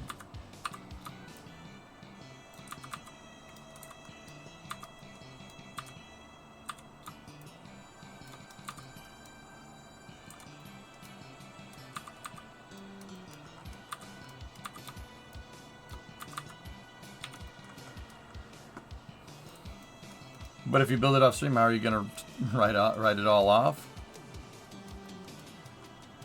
All I gotta do is show you a picture of it and it's a tax write-off.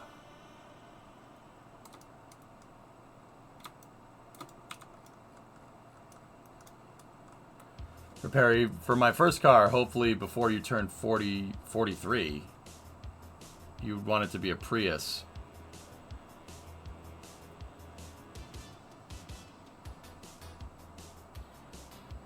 Where you can get cheap stolen parts off of eBay and then pray that it doesn't happen to you.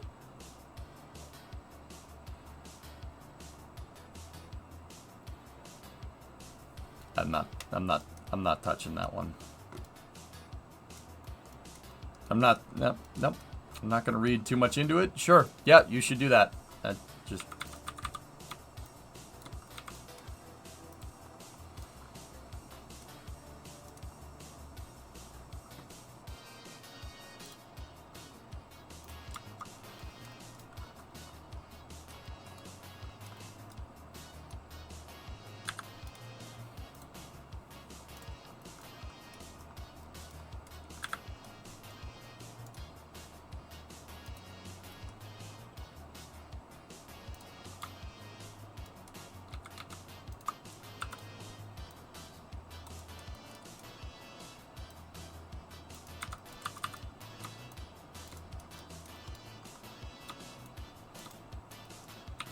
All right, so this is where we left off there. Yeah, no, I'll still do some of the, we'll do some of the core network. Yeah, I want to do it. I want to learn how to weld with it. I'll do it, you know, but yeah, we'll go from there. But I want to get this done right now, dudes. That's all. Because I know if I sit here and we keep talking about cars, that's all I'm going to want to do, and that's all we'll end up doing, and I don't want to do that.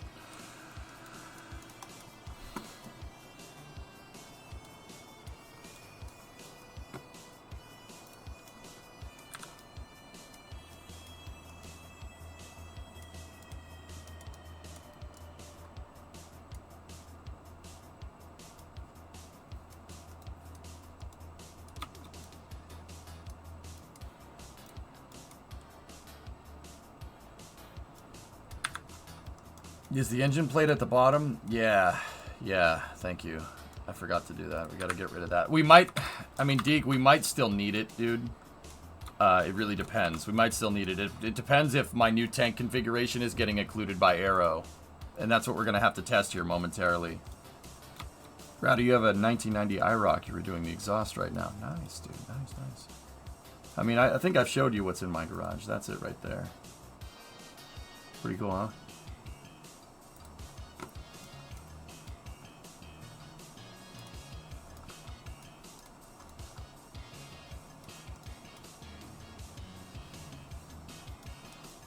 Yeah, I rebuilt that thing on stream. I streamed most of the work for that thing.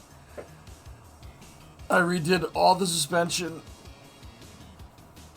All the wiring. Yeah. Did a lot of work with that thing, man. That was a lot of truck freaking work on. It was a fun project, dude. I was like super into it. What the EJ doing? We've switched to toroidal tanks 95. Look at that. Look at that thing, huh? Oh, yeah. Does this excite your emotions? I don't have a lift, so it's a pain. Yeah, neither do I, dude. Yeah, I did all the work just putting the thing up on jack stands. I did everything. I had that truck completely apart except for the cab on the chassis. So... that's the only thing I really didn't touch. The cab, but the cab was okay. It's got a little bit of rust on it, but it's fine. Yeah, I don't have a lift, just jack stands. And yeah, I did the exhaust on that truck too. It's all clamped. It's not welded, but whatever. See what I mean about talking about cars? Gotta be careful, man.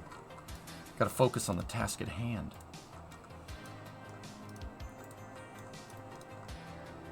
Would you have been able to do that in the parents' garage? No. No. In my parents' garage? Nah, probably not.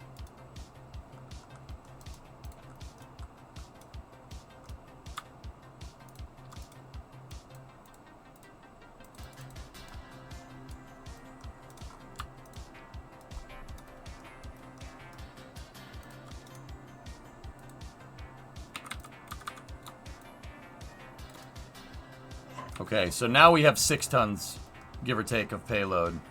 And let's see with our switched up tank configuration what this thing is going to do. How wide is the payload bay? 2 meter.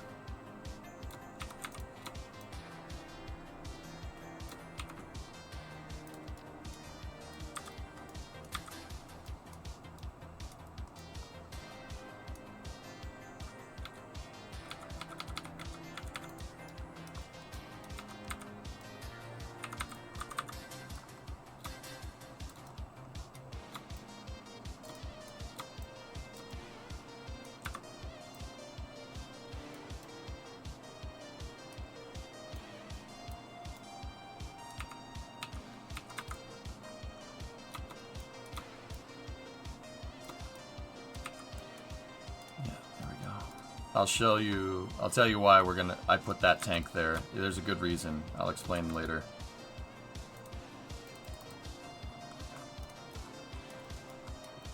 Why strut everything to grandparent park? Because it's a free strut. It's a free strut, Nova. It's a free strut for you, Jim.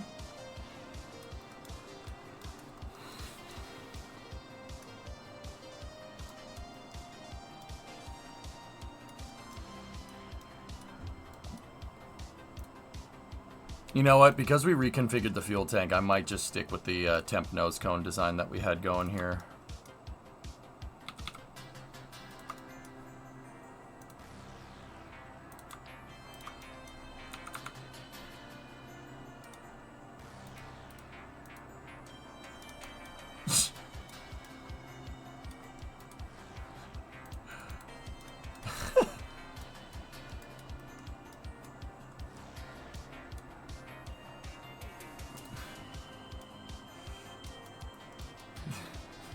Keep it? Hell no. Man, hell no. I'm not doing that. Even more nipply. Orange nip. You know what? Never mind. Never mind. I'm not going to humor this.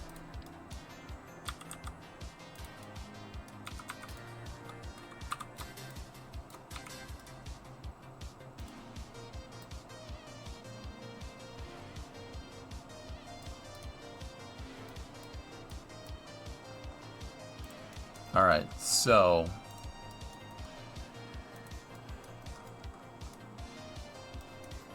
let's start messing with this stuff. AG, I'll go AG8.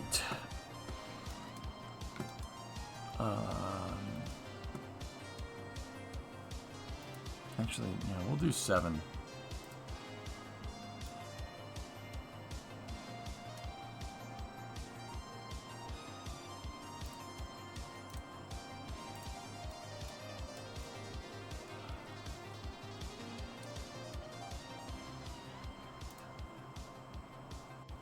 Yeah, that should shut down some RCS thrust.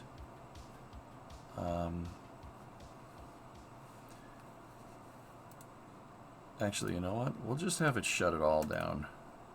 There we go. Humor me. Why does it look like the whole thing is chrome?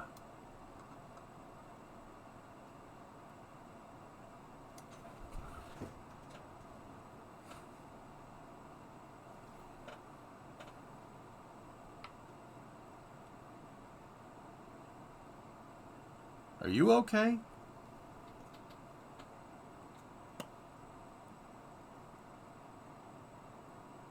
Oh. I was gonna say, yeah, okay, cool. I just had a recurrence of my not being able to read problem. You want the whole thing chrome? No. Discovery, go at throttle up.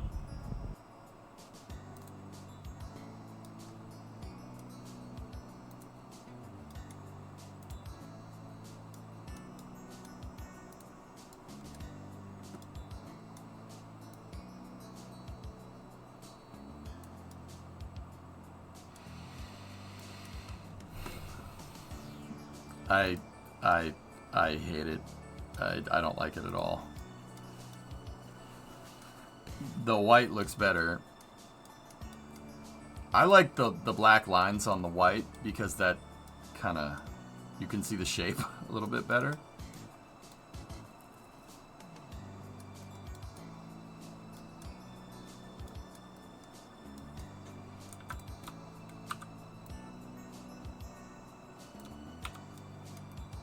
I guess.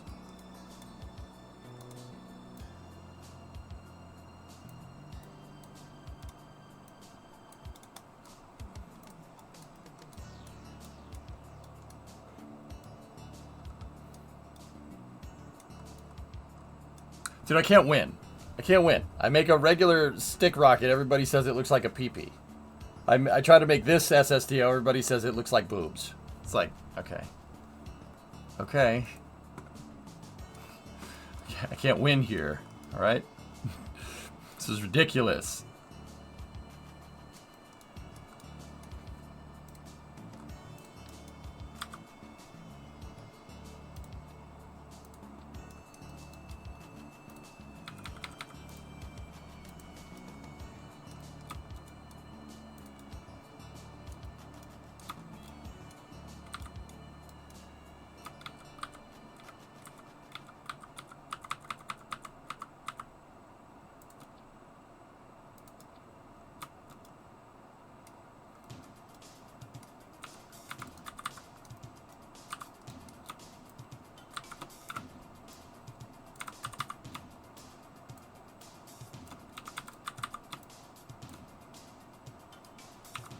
There we go.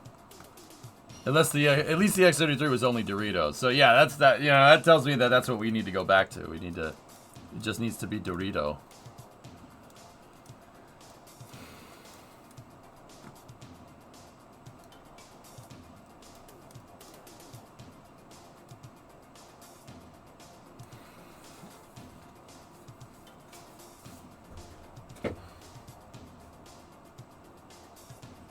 You need to double this one.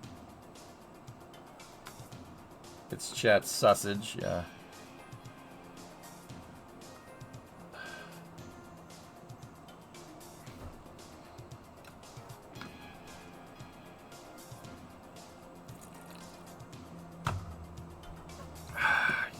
You guys are sick. You guys are sick.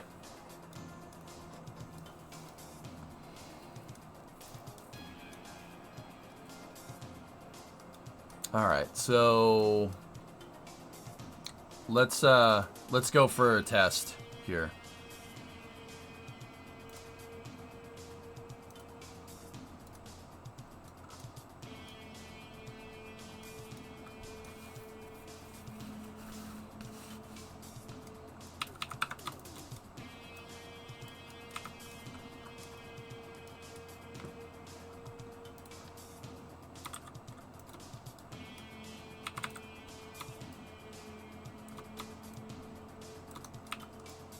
That's actually pretty good for interfacing right there. Not bad.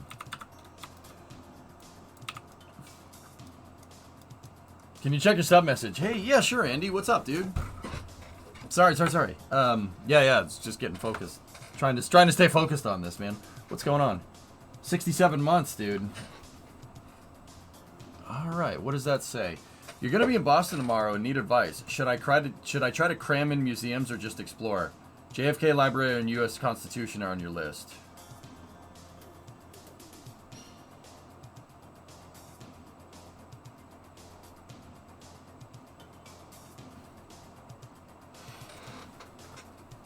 Those are two good ones, man.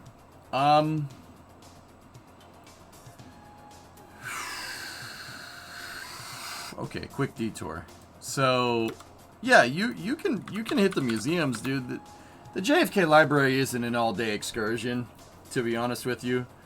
The Constitution isn't either, depending on how crazy you want to get. But the cool thing about the Constitution is that the Cass and Young is there too. So it's not just the Constitution to explore. You have the Cassin as well.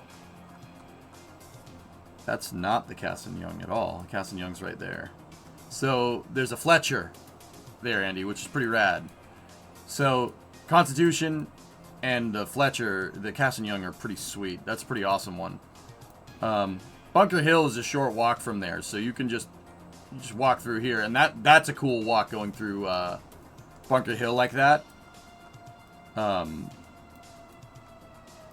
That's cool. That's a cool little thing. Because that's where the Revolutionary War kind of started. And then a cool place to explore is the North End. Go through the North End. Go all through right here, like Quincy Market and Faneuil Hall. So, like, what I would say is do the JFK Library first, because that's all the way down here.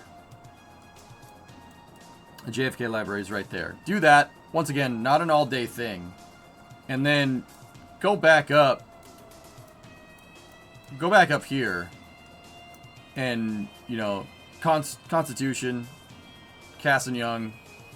Go to Bunker Hill.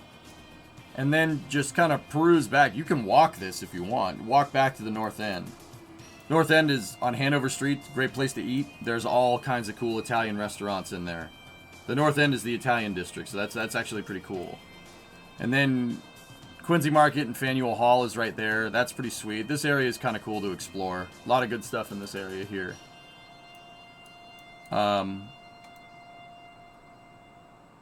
Yeah.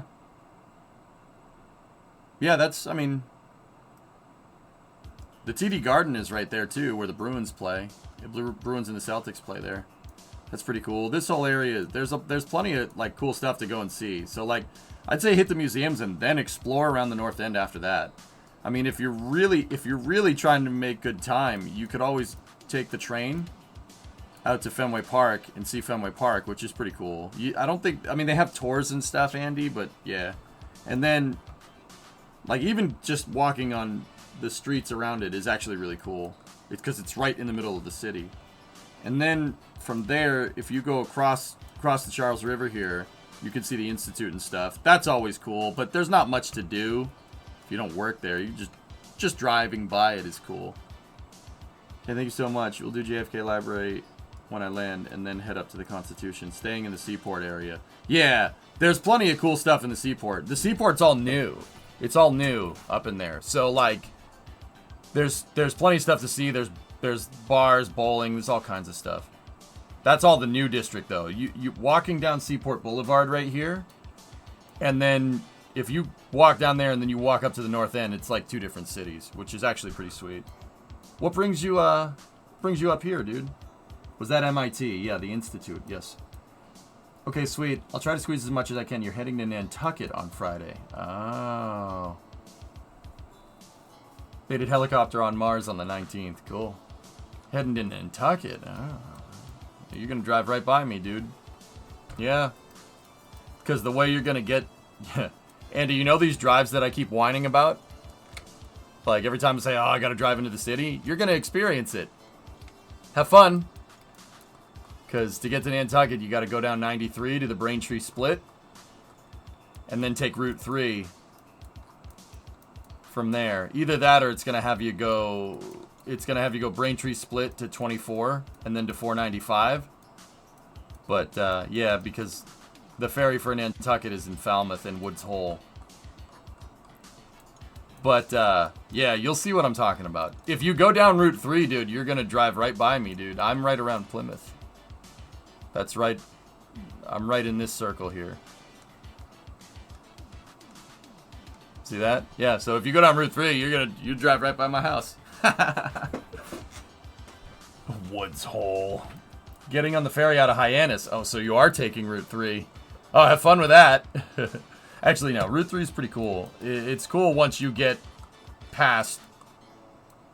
It's good once you get past Weymouth. Once you get past Weymouth, you're fine. But yeah, 93 to the Braintree Split. Have fun with that. That's the drive that... So, Andy, you'll know. Every time I drive into this... I say drive into the city, that's the road I gotta take.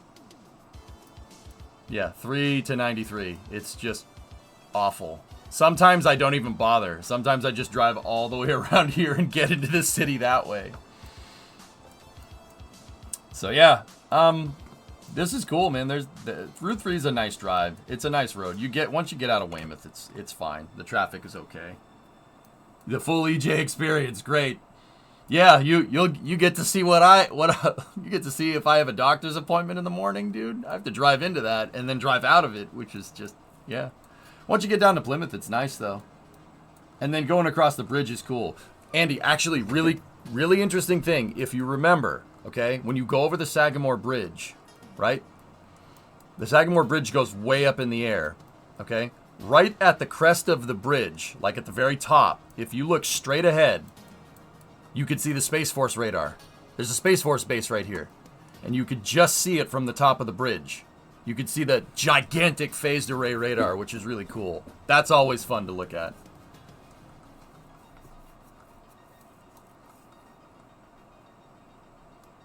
So, yeah. And then, yeah, once you get over the bridge, no one's down the Cape. Ask Aldezert. He lives down there. No one's down the Cape this time of year. It's kind of why I like it. Nobody's down here. It's nice and empty. In the summertime, it fills up. But, yeah. Awesome. Thank you so much for the advice. I'll let you know how the trip goes. Yeah. And you'll go to Nantucket. That's cool, man. What brings you to Nantucket, dude, if you don't mind me asking? Sandwich. It's getting quieter. It's not like it used to be, though. Yeah. Best friend's wedding. Wow, your best friend has a wedding on Nantucket? Holy crap. Yo, that's gonna be fun. That's gonna be a fun time. Jeez. Yeah, and if you want to stop in Plymouth, dude, the Rock is there. That's kind of cool, I guess. I mean, it's just a rock, but it's there. And actually, Plymouth has a bunch of cool stuff. There's a bunch of cool places to eat and stuff on the main drags right there.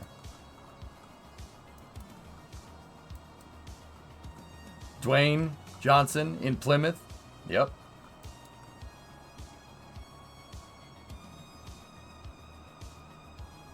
That's cool, Doom. Gabagoo. Will the sandwich please stop a taco? Yep. It is a very nice rock. No, I think it's cool. I think it's neat.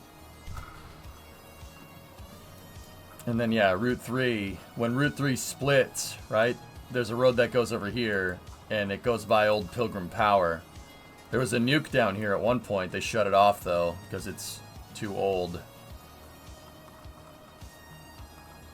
That's fine. This is fine.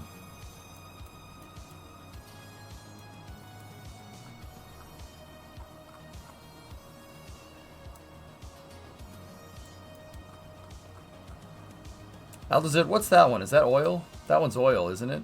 Yeah, see the... Yeah, that's definitely oil. That's an oil power plant. See the berth? Dead giveaway. Yeah. Andy, fun fact, that canal is...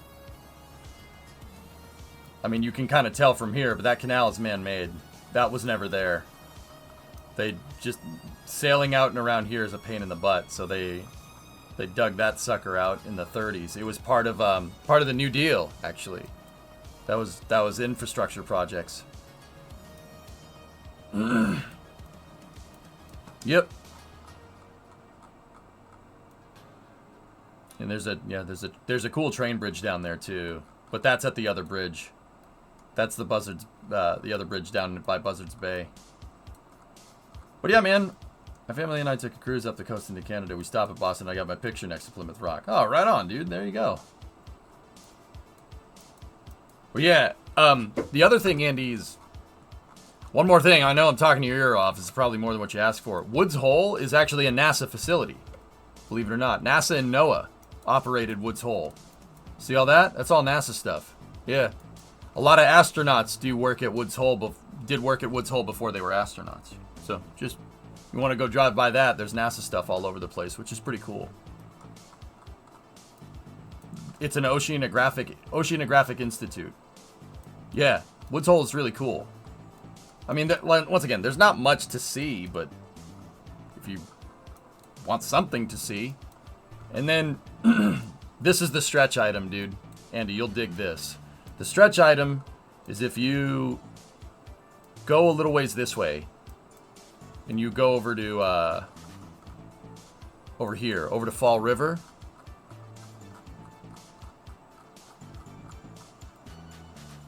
That museum is fantastic. That's Battleship Cove. That museum is awesome.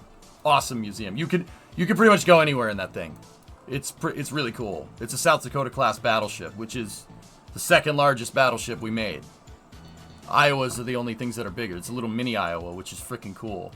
Yeah, Battleship Cove is sick. So you have the USS Massachusetts, right? Then there's the Joseph P. Kennedy, which is a gearing. You have a Belau submarine, and then you have an East German frigate called Hidden Sea, which is a Russian frigate. It's such a weird amalgamation of ships, man. But yeah, that's an awesome museum. Really, really good.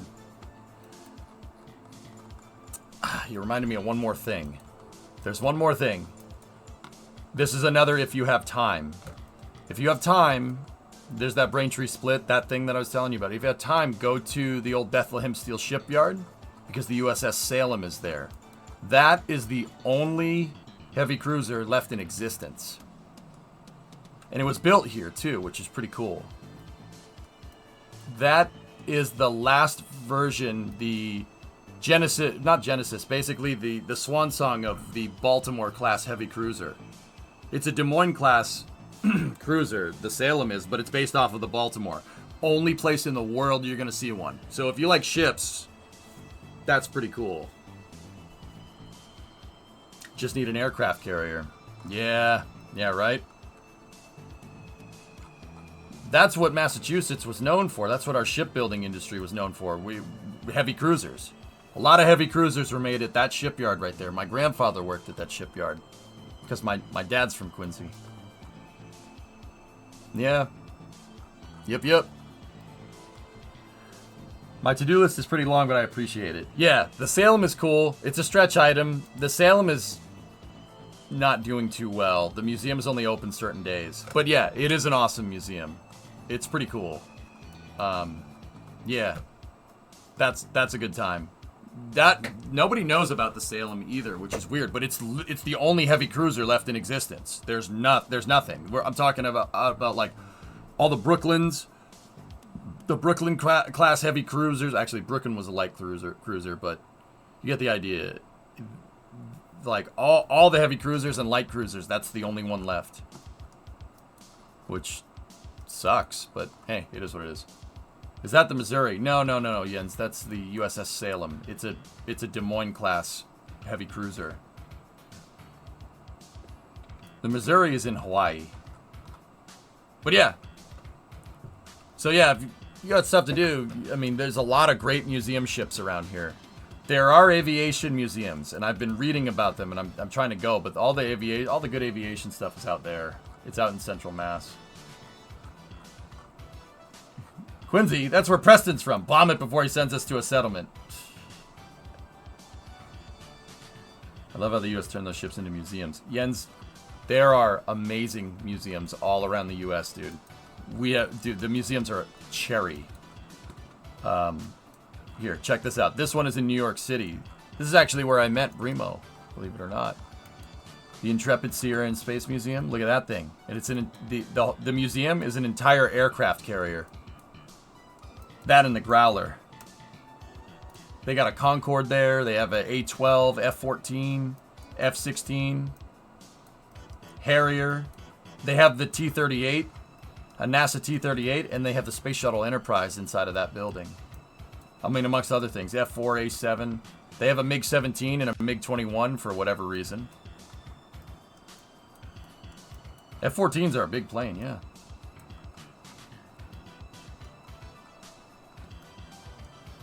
Yeah, there you go, Animal. Yep. Was that the carrier used in that Will Smith movie? Yeah. Yeah, the Will Smith post-apocalyptic movie. Yeah, he was hitting golf balls off the Intrepid. It's an A-12 Creeper. I've stuck my head inside of it. Yeah.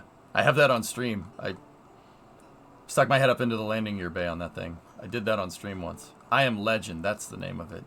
But, dude... Jens, that's the thing. That's not even like the biggest museum.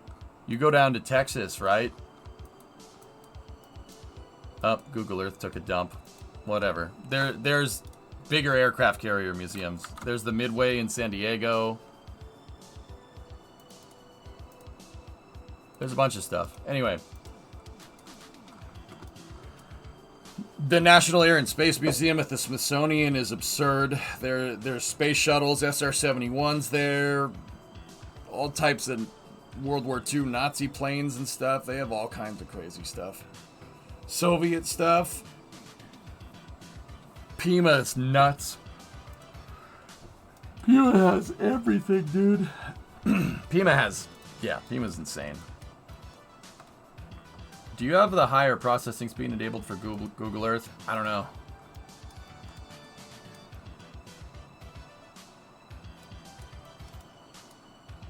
Yeah, MK. Discovery is at the Smithsonian. The Smithsonian Annex, though. Yeah. Alright. I think we're good for another test. Let's roll. We're testing our new toroidal tank design. And then we have the lockout for RCS during re-entry. And then maybe we'll do half of the engine shut off in here. Toggle engine.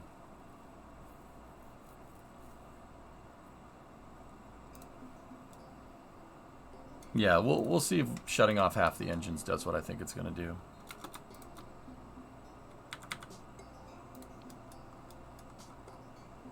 Okay, so this is our toroidal tank design that chat sold me on it, and yeah, we have more fuel this way. We crammed more fuel into it with less tank clipping.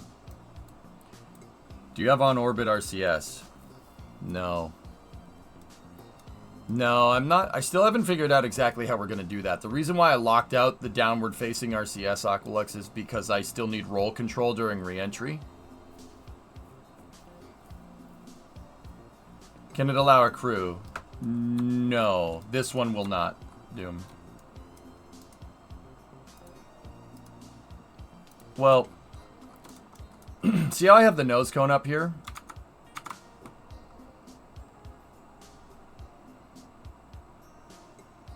There was a proposal with SERV to add the MERP. Manned Upper Stage Reusable Payload. MERP. MERP! That's probably what we'll end up doing with the bigger one. Or we could do it with this. I'd have to design a smaller vehicle, but yeah. Let's get this thing working first. MERP.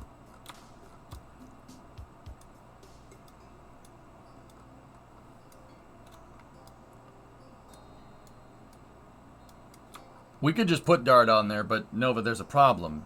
Dart is a piece of junk. I'll make another one. We'll make a better one.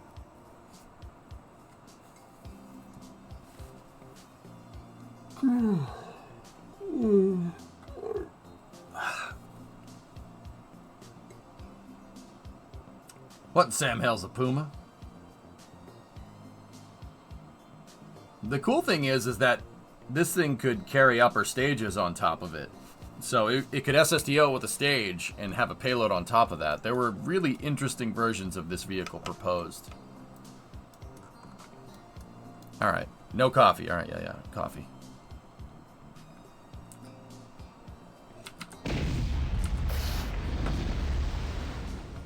Okay, ready? T-minus 10, 9, 8, 7, 6, 5, 4. Don't want to waste all the fuel. 3, 2, 1. Send it.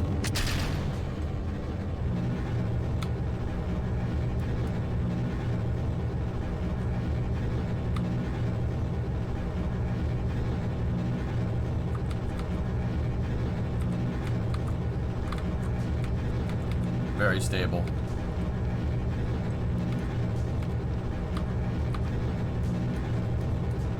Very nice.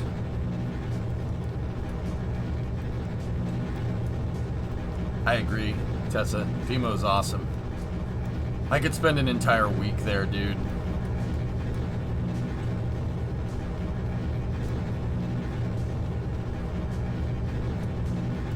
So, this time with our upgraded fuel config, we're...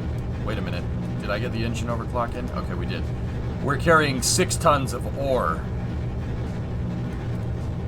I think with the upgraded fuel, we can carry more into space.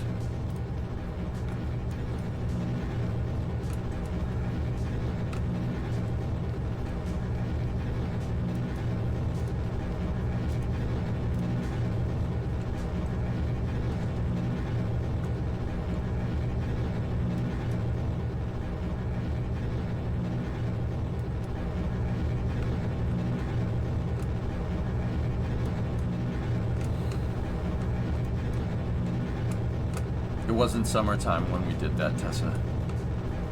It's just hot in Arizona.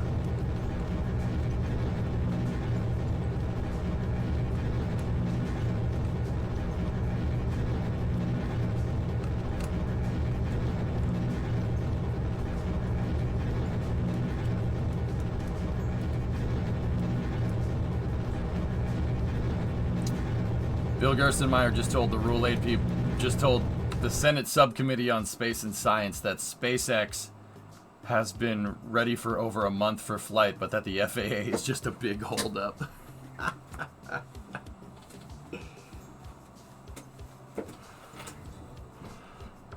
Oh boy.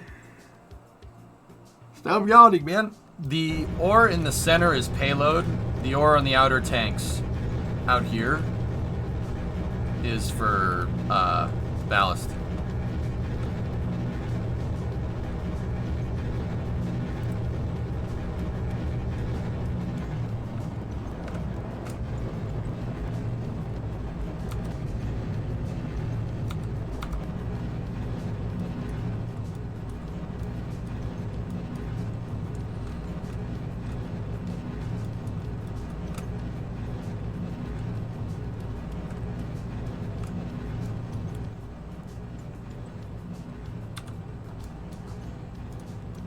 Okay, shut the engines down here in a second.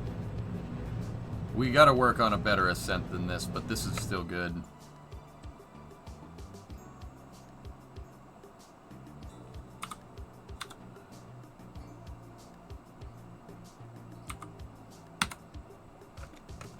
There we go. Cool.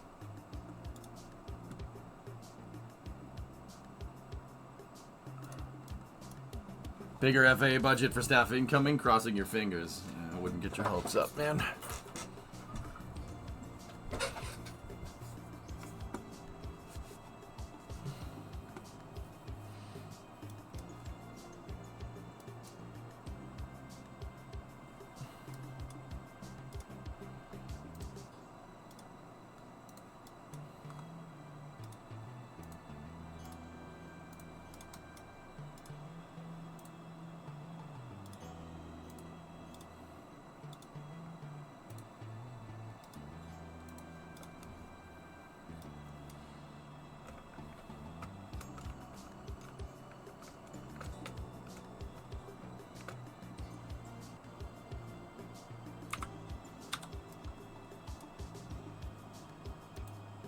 Alright, let's see what happens here.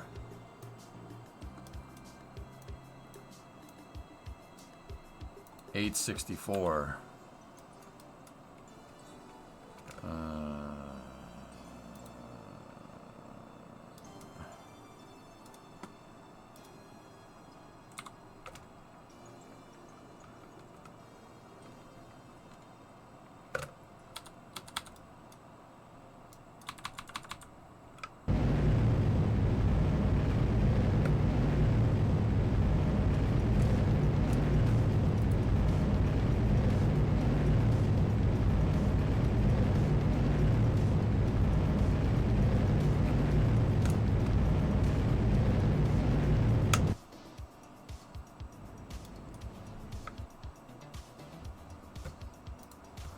That was a terrible ascent, but we actually have a good amount of fuel left over, which is pretty sweet. I didn't jettison the damn nose cone.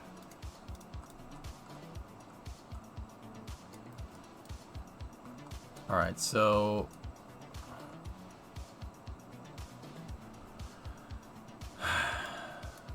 Well, we're reverting the launch anyway, so pop that thing off. Go away.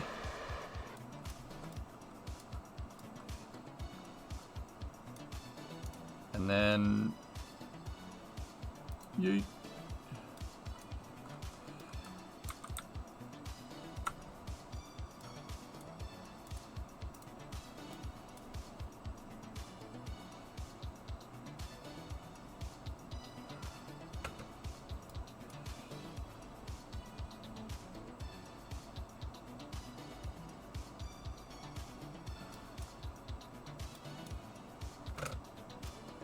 Yeet!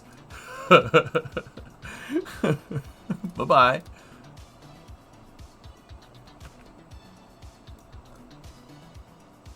Spin launch be like... Bleh. Alright, we gotta shore this orbit up.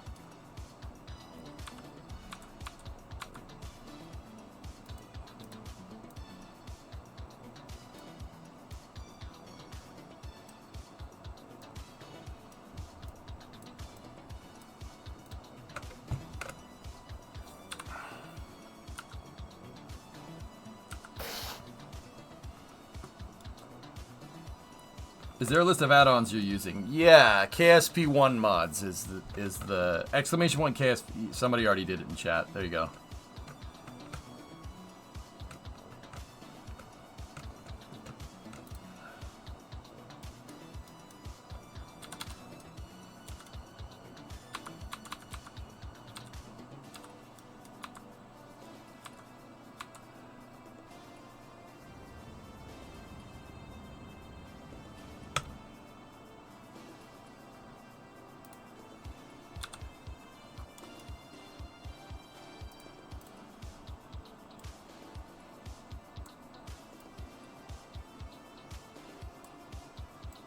Okay, back it up. I mean, so this thing did 6 tons, and we still have a like I said, we have a decent amount of fuel left over, but I'm not 100% sure if that's enough for a suicide burn and landing.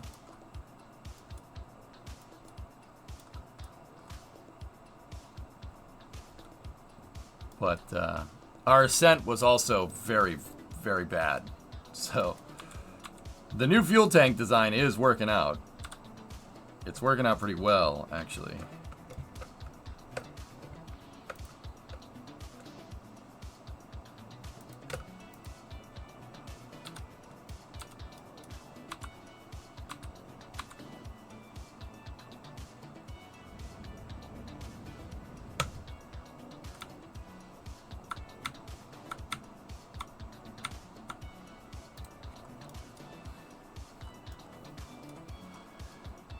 I heard that an aerospike generates more thrust than a normal rocket engine, but why? It's more about efficiency, Violent. It's because it's the reverse of a rocket engine. So if you looked at like a rocket engine from the side, it looks like a bell, right? An aerospike is that in reverse.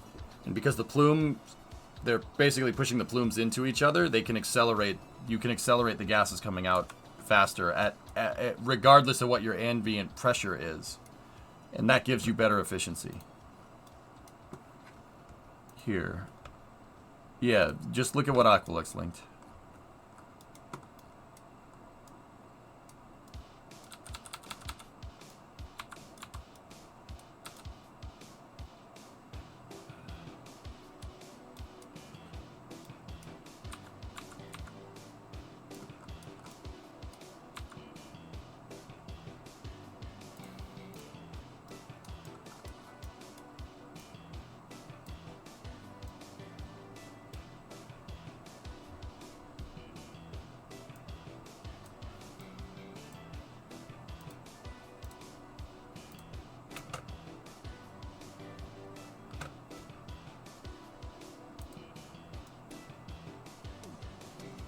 It's going to take some time for KSP2 to get to this point, Captain. KSP1 took 10 years to get to this point, so... yeah, just give it some time. I like playing KSP1. I think KSP1 is easier to stream right now. Doesn't mean KSP2 won't be amazing in the future, dude.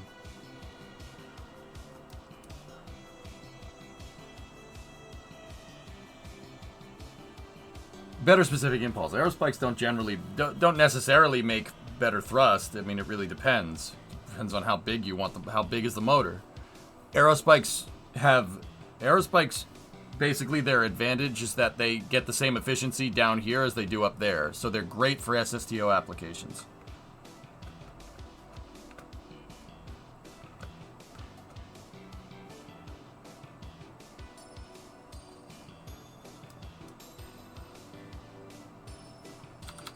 All right, here we go.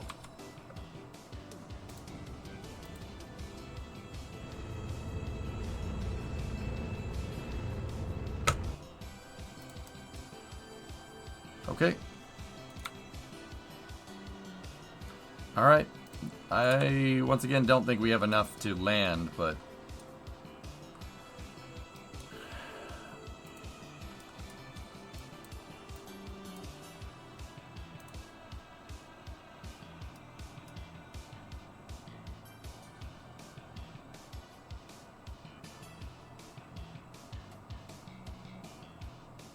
actually, I want ore in this tank over here.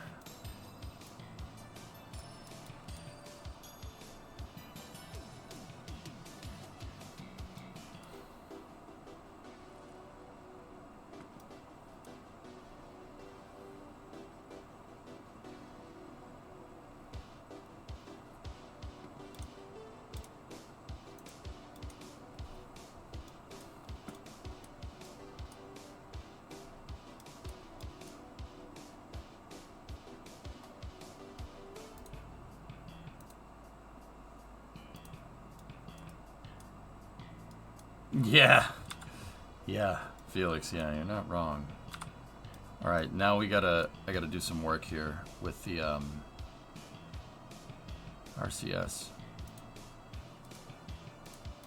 Because I have to toggle it all back on for stability here.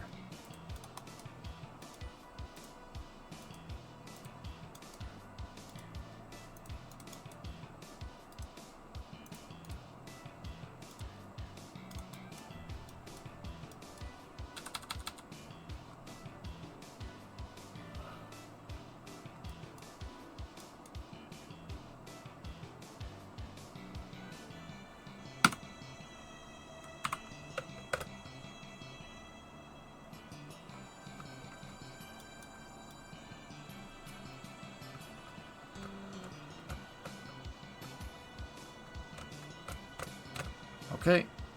Shut it down. Alright, we have EI. I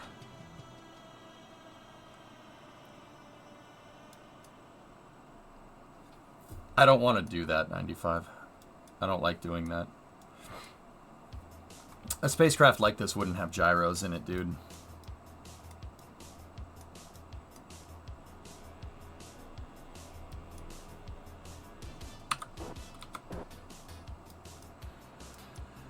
Yeah, we don't have enough to land, but that's okay. Maybe we'll bring it down in the water or something.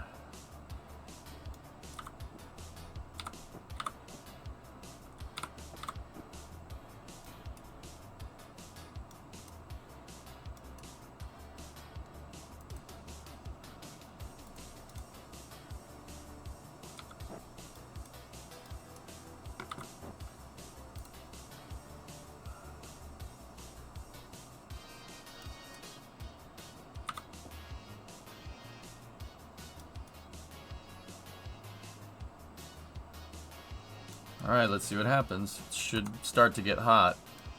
Yep. Starting to get a little toasty.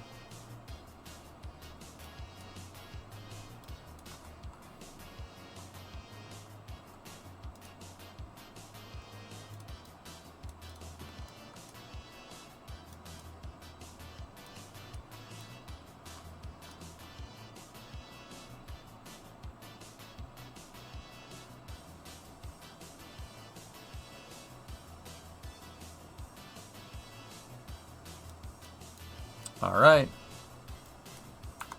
Yeah, getting a little warm.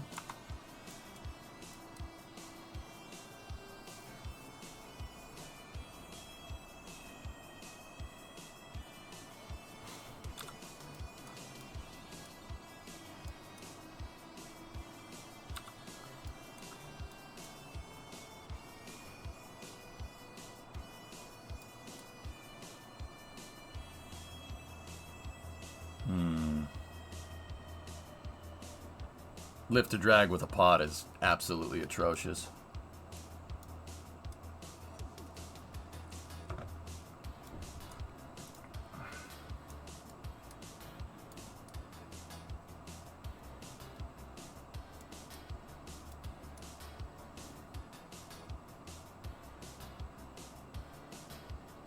Yeah, getting the trajectory, the re-entry trajectory dialed in is super important here.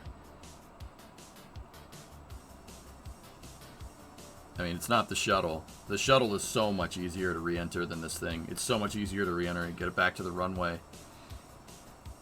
Because glider. This thing, I'm not 100% sure how we're going to do precise trajectory insertions with this.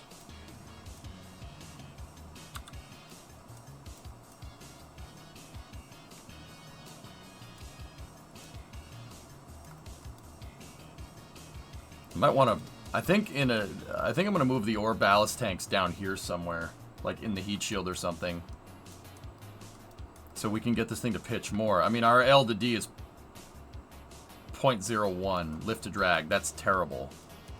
It's, yeah, means it's causing way more drag than it is lift. Just be more precise. That's basically what I said, dude. That indicator is incorrect, Tessa, because the engine overclocked. We have a little bit more than that, but yeah.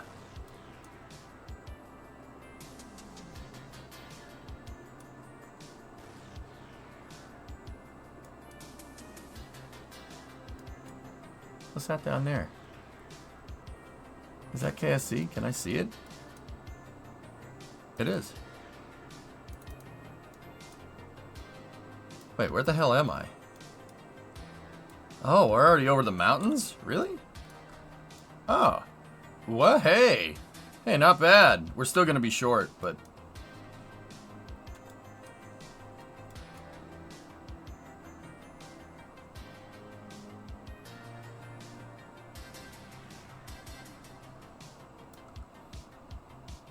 I was going to say, shore's over there.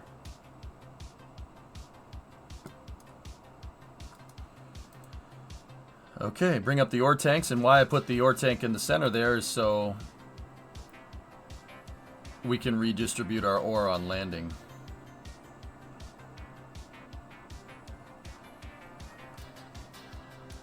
This one, unfortunately, guys, is probably going to crash into the ground. Yeah, we're going to have to dial in the re-entry trajectory.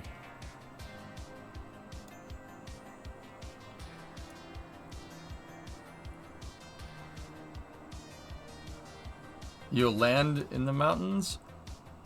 I don't know what you're... I don't know what you're looking at, dude, but it ain't... Clearly it isn't the game that I'm playing.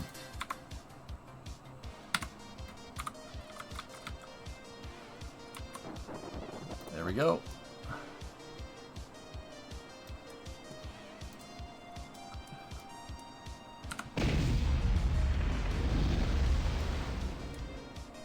We gotta slow down as much as possible.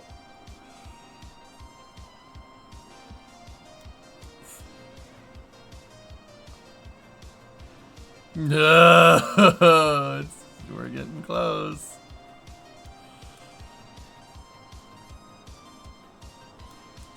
All right. It's gonna be close, man. All right, we're gonna have to send it.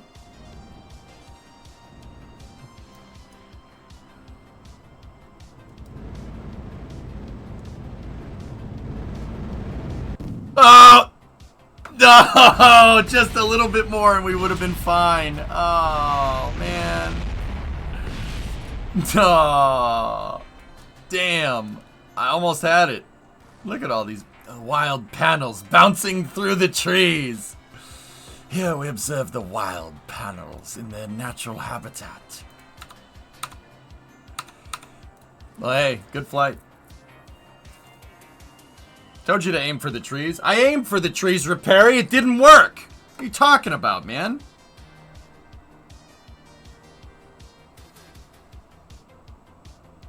Repost. Stupid question. Okay. I was watching some shuttle documentaries last night. Where did the struts from the external tank go when it decoupled with the external tank?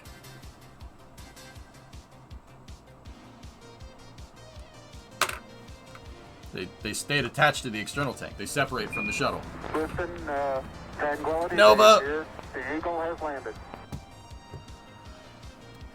Thanks, man. Thanks for all the tips and subs lately, dude. You've been very helpful, and it hasn't gone unnoticed. I do appreciate it. All right, what do we got here? Did you leave a message after the beep? Nova Raptor tipped $5 to the stream. Nice run. Thanks.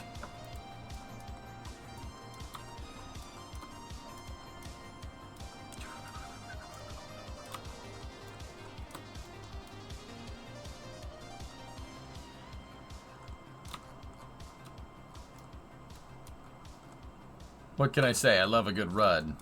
I almost saved it. I actually saved the pod, mostly. That you did. The boy's good, no doubts there, huh? Utmians.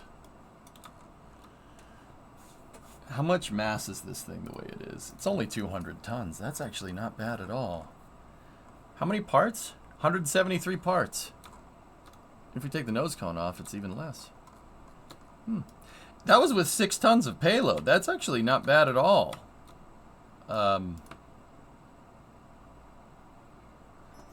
Check it out, an external tank post separation. Yeah, Flykin here. Alright.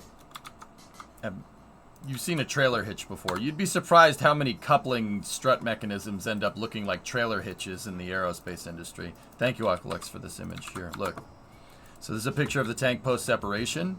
The struts stay on. The struts are attached to the external tank. There is 3 big, well, they look exactly like a trailer hitch.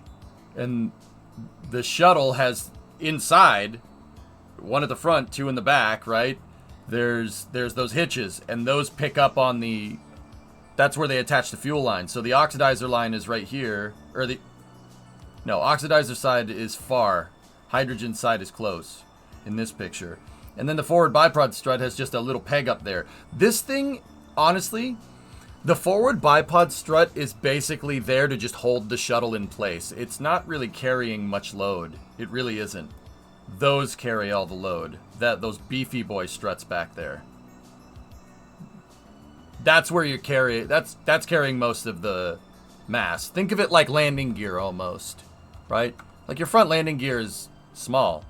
It's not really carrying most of the weight of the aircraft. Your rear landing gear or your main landing gear are, right? Same idea. But yeah, there's just a little pilot dowel there that kind of locates it, and they attach it to the shuttle, and then there's an explosive bolt that holds it all together. These, yeah, they're basically a big freaking trailer hitch. That's what it is, man. Like that's really the best way to describe it. It's a pilot dowel. Oh, look. It's inside of external tank processing. Yep. See it right there? That's it. It's just a peg that goes in. And then the fuel lines and all the other systems that go through these umbilicals.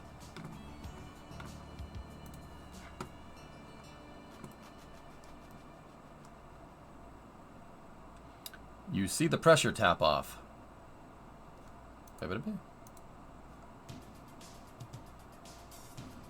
Yes. There's also the cool thing is like this thing is almost set up like car suspension, believe it or not. You see there's a hinge right there. The whole thing is designed to have a little bit of give. These diagonal struts right there actually work kind of like a damper. It's almost a shock absorber. Yeah, interestingly enough. But see how the whole thing is designed to pivot just a little bit? There's even a panhard bar that goes from the top right post down to the external tank to make sure that the shuttle stays centered over the tank. That's what that guy is for right there. See that?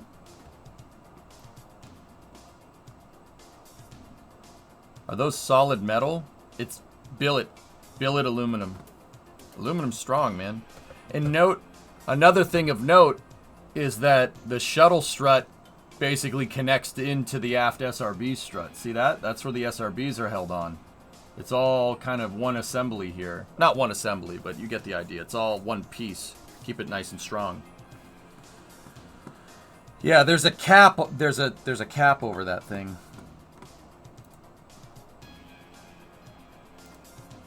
Better shot of the ball. Yeah, that picture has caps over it on the ET. Take a look. See? It's a hemispherical thing. It looks like a trailer hitch.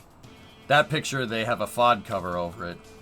On this one that's in ET processing. See? There's a cap on it. But yeah, it picks up on the shuttle and bolts to it. Yeah. And then the shuttle, on the back, there's doors underneath. Like, similar to landing gear doors. And the doors are open when the shuttle's ascending. And then when it separates from the external tank, the doors that cover the umbilicals close. Yeah, the shuttle has another set of doors besides the 3 landing gear doors. There's another set on the back.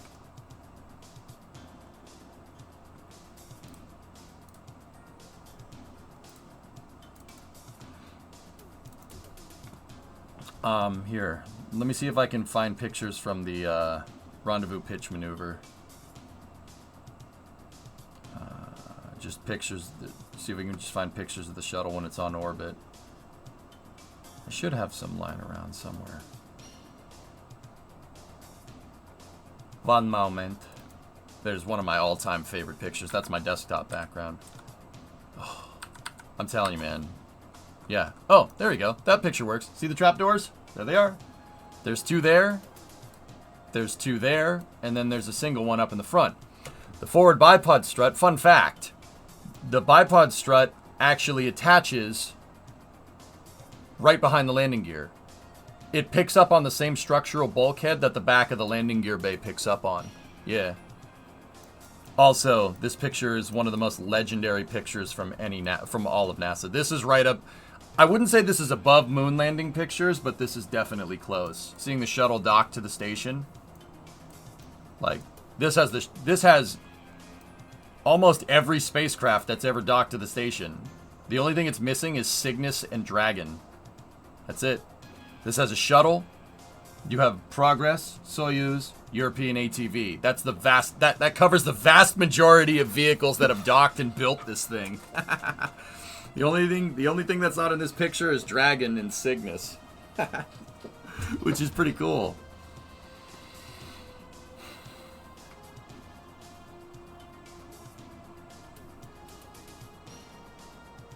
Oh yeah, HTV as well, that's right. So who took the picture? This is an incoming Soyuz mission. That's what also took the other picture. That one. Once again, one of the single most legendary pictures around. Look at it. Isn't that awesome? So good, dude. We should still fly that thing. I'm telling you, man. It's still a good design. Don't care what anybody says. They still use the shuttle adapter standards. No. There's an adapter for a new... there's an adapter that adapts the shuttle's docking port to Dragon. Are there any plans to update the ISS? It's getting a bit old. There's NASA Commercial Low Earth Orbit Destinations Program. CLEOD for short, but yeah, we'll see. So, inside of the trapdoors, thank you for this one, Smirks. There's an access hatch right there that you can kind of slip up inside. There's the pilot hole, which is the structural attachment for the shuttle. And then there's the fuel line and all the commodity attachment pieces. So you have repress lines, like a couple people said in chat. The repressurization pneumatic systems for the external tank. The shuttle engines have a tap-off that provides tank ullage for the tank so the tank can maintain structural integrity via pressure. There's the main fuel line. Obviously, that's the big one. And then there's a bunch of other pneumatic systems and sensors for the tank. But yeah, there's the trapdoors. The crazy thing about this, dude, is that there was never, in any of the shuttle missions, there was never a problem with anything here. You'd think that the interfacing mechanism between the ET and the shuttle would be like super freaking complicated, dude. Never had a problem with it, ever. Apart from like a couple of like little tiny things here and there, but never had a problem. Those doors always closed. They closed every time. They never malfunctioned. Ever. It's pretty cool. Right? Like, you'd think that like external tank shuttle interfacing, oh man, that's gonna get complicated. What if you spring a leak, right? No. Nope. Never malfunctioned. Like ever. Considering this is one of the hottest parts of the shuttle on the bottom of the vehicle, you know, it's pretty damn impressive. Also, yeah, cool little deep dive into external tanks. Also, the cool thing about this picture is that the external tank, you can see the scorch marks from the SRB separation.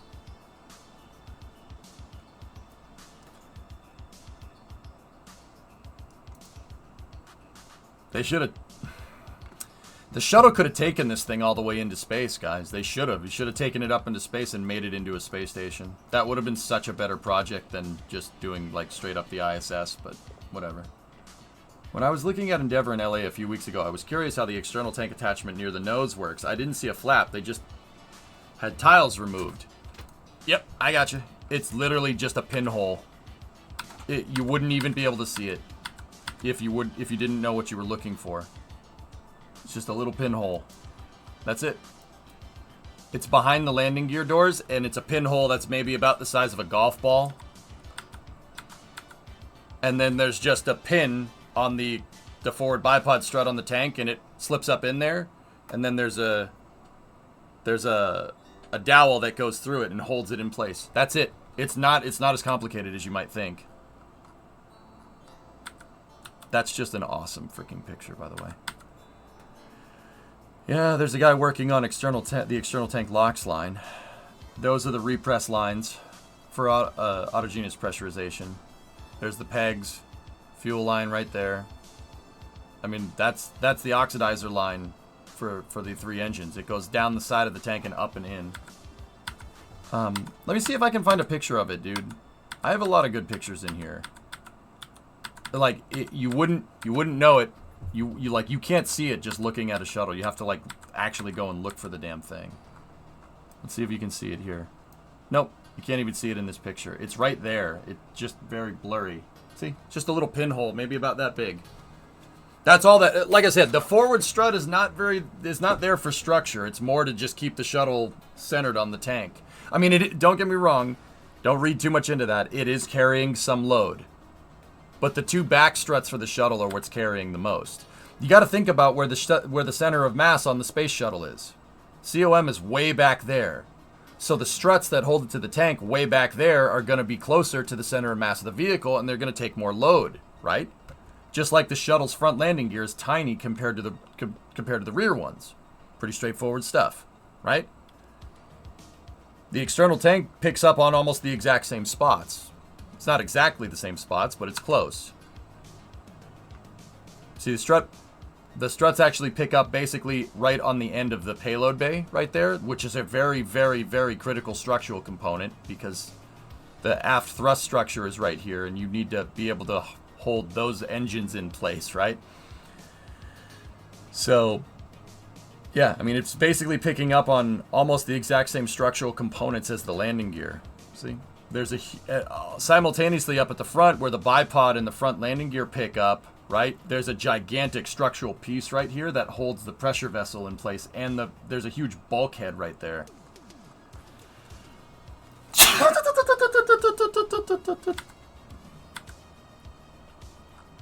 Schlierens.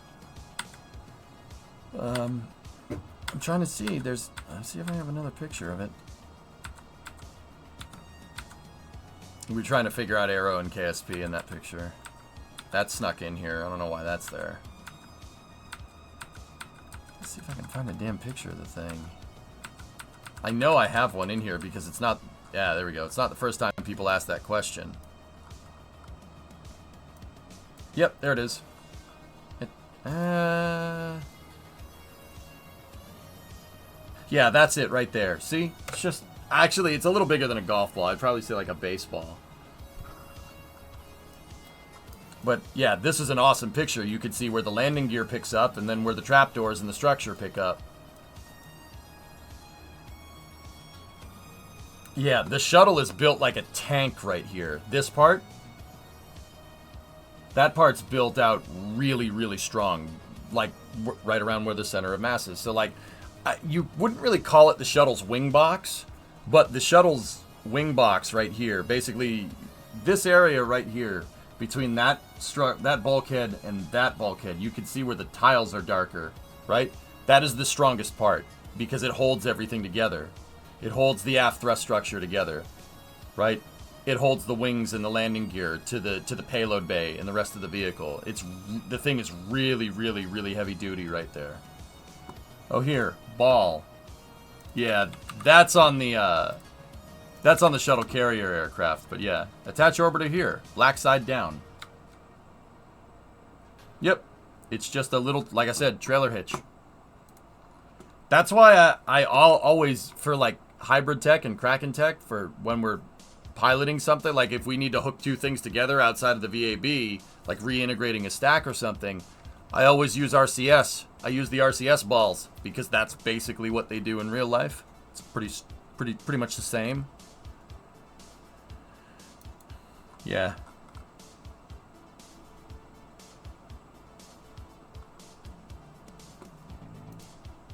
Discovery, go at throttle up. Pretty cool pictures, huh? I thought the balls were for the fuel. Well, not those ones. Those are half balls.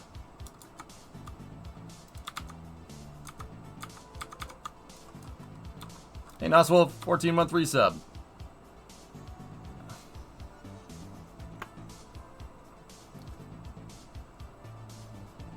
Yeah, I can, Half balls, sounds painful. Nodders. Alright.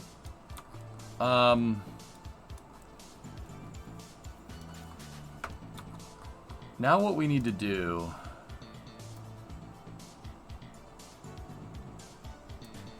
I'm gonna set this payload back to 5 tons. I also need some backwards facing RCS. That would really help me, I think.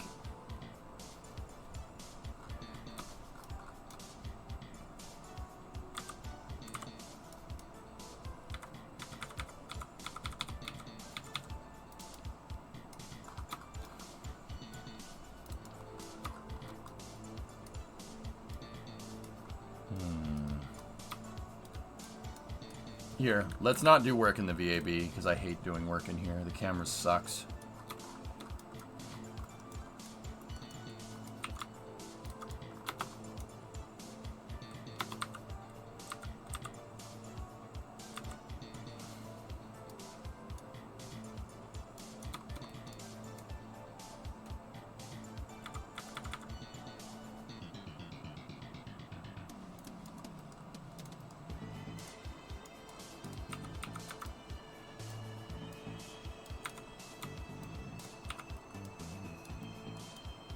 These, the toroidal tank design, though, you sold me on it, guys. I was skeptical, but I was like, alright, you know what? That's a good idea. We should do that.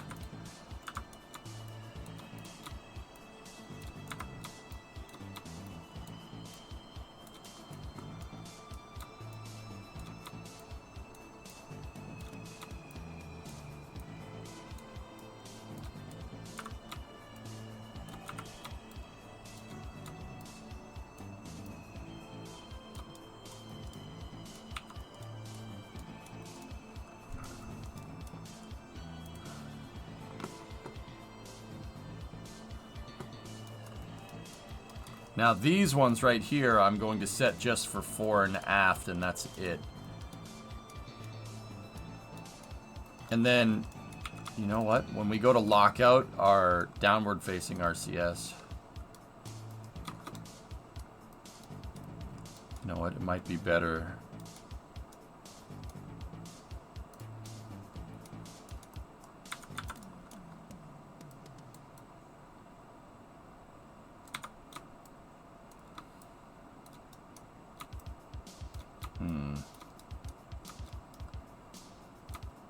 How are we gonna make that work?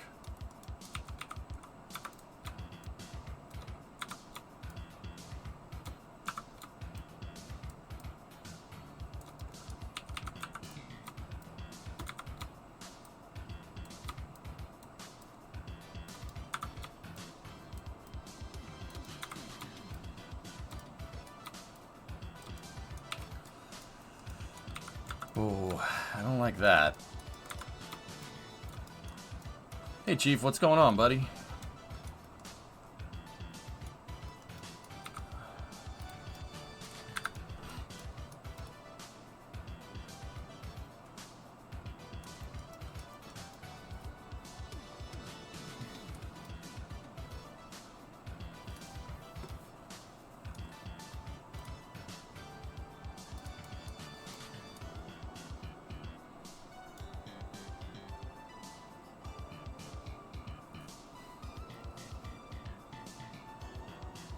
I'm thinking, dudes. Give me one sec. You know what? We'll forego that just for now. Just for now. It's probably better that we just focus on trying to land this thing. I'm not sure if we're ready to put in more systems. You know what I mean? I don't think we're ready. You just got off work, Chief? Right on, buddy. How are you?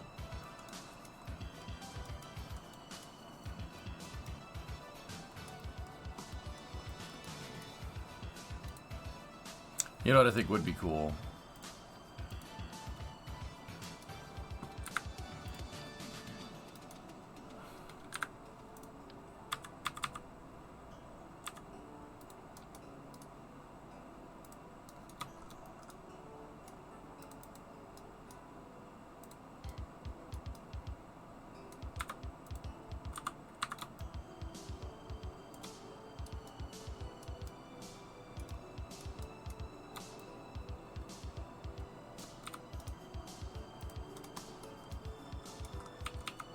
It almost is the right size.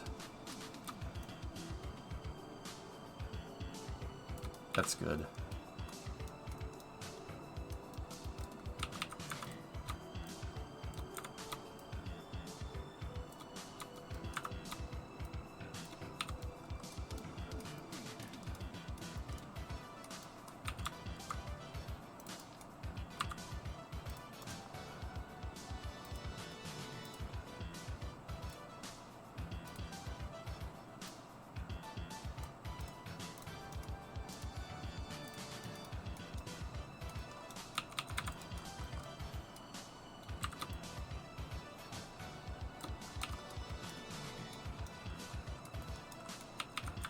We just need to adjust it slightly so the flag doesn't look like it's stretched. Yeah, baby.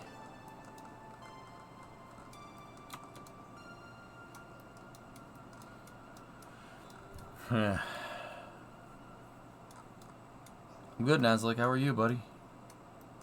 Maybe if we just set these downwards just a little bit.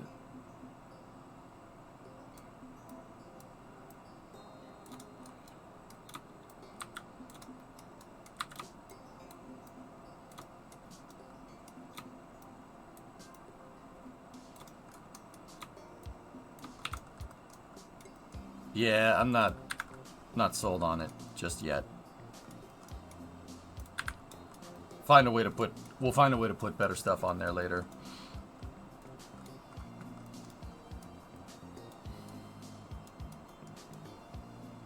But I do like the 4 times integration ports here. That's a good spot for those.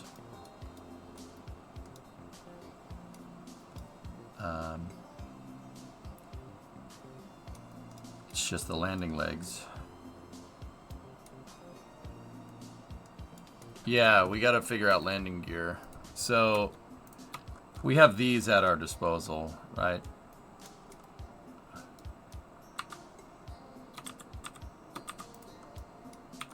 I'm not sure if these things are gonna do what we want.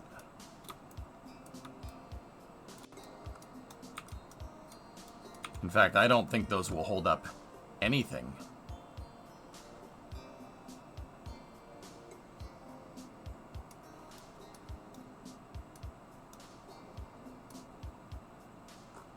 Can you land using a tower? What do you mean, using a tower? Like, can I catch it with a tower? That would be really hard. I've done it, Journey. Like, I've hopped something and then had the tower in position and then landed it on the tower. It's doable, but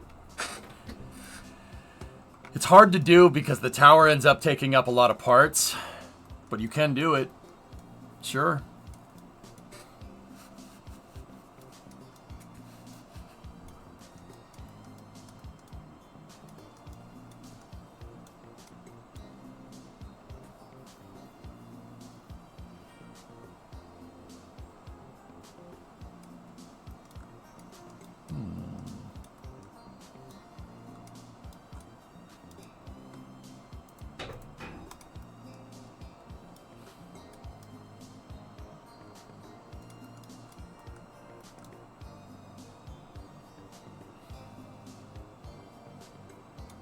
Some nut job in an awesome way wrote a whole KOS script autopilot for the mod Starship expansion project. It does the entire launch to orbit, landing both the booster and ship back on the tower, and restacks. It's insane. Perfect every time.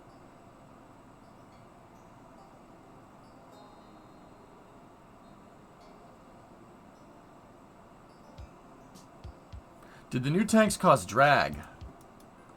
I don't think so, Deke. I could just tell by the ascent that they didn't. But we could put this thing out here real quick and check if we wanted to be absolutely sure.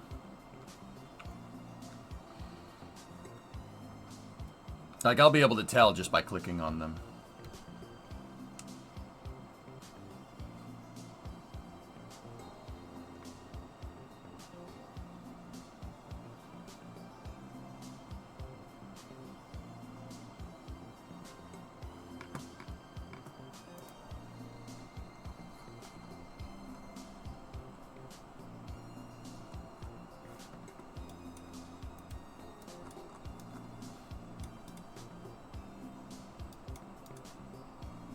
Oh, no way.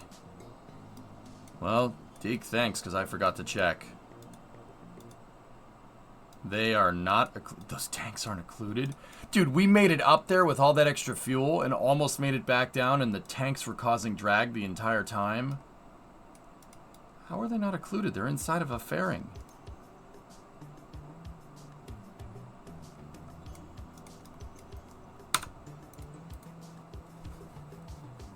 Ratty, you like this one? Yeah.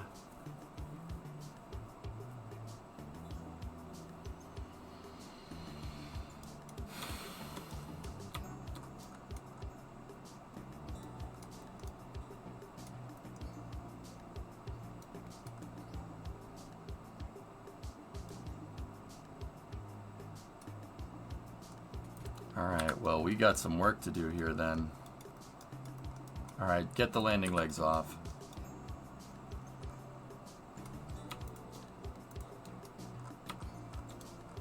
Oof. Alright, we gotta undo all the struts. Oof.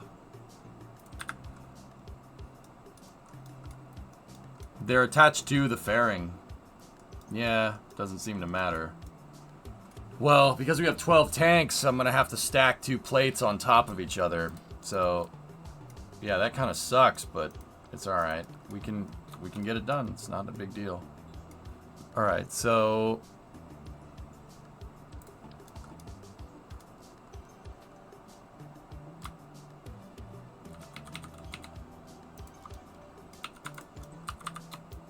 bring this out like this. So the trick to doing this, we figured it out after I sat there painfully for like 3 hours the other night trying to get it.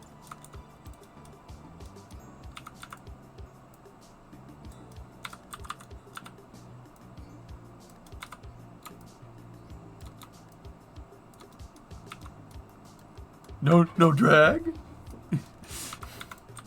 Hate that emote.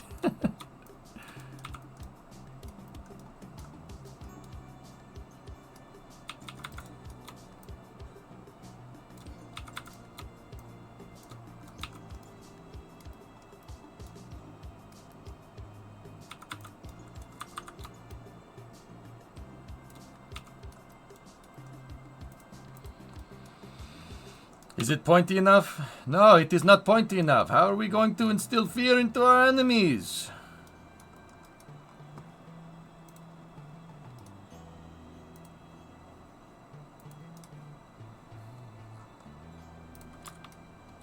I can't believe that, dude. I can't believe the thing actually freaking made it. It made it when 12 of the tanks were basically not occluded. When I was like, oh, I could have sworn a 6-ton payload would have done it for us, but nope.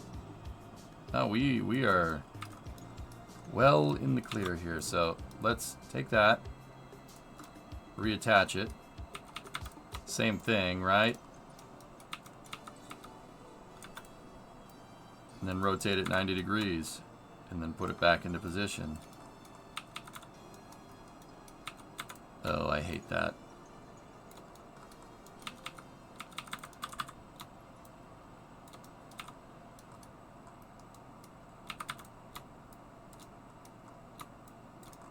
Ah, yes, the Death Blossom vehicle. No, we don't want to do that exactly because well, no, they're going to be inside of a fairing, so... I'm just trying to make it compact because these have to be here in order to get the thing to work correctly. That works. And then, to make sure that it's not occluding anything, we'll have to put the battery pack back into the design. Or just have something here that can fuel cross-feed.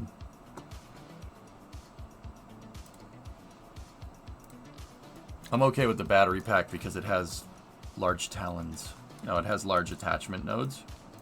So take the battery pack, attach that to the heat shield, move this out like this, take that, technique.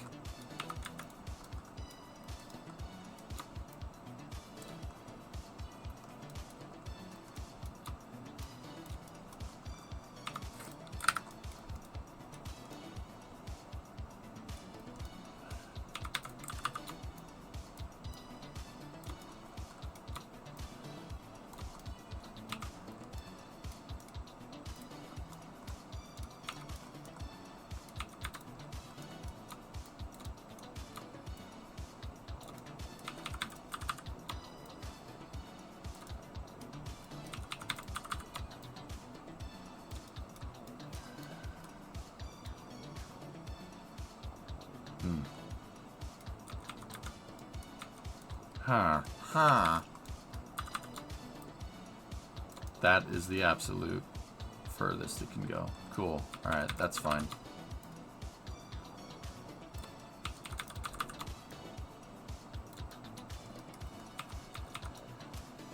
Okay. Now what we got to do from here is restrut all the tanks. Wake up, old man. The future is here and it's scary. Geek, this is why I always forget how to do things. This is why I always forget. Marines test fire robot dog with rocket launcher.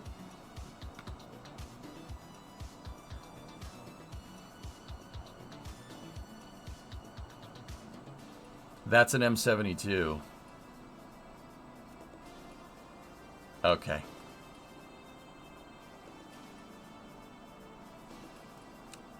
I love it. I love this, Forge. Look. It's an M72. That's called a Law. A light anti-armor weapon. I love how it has a GoPro attached to the side on a Picatinny rail. Because, you know.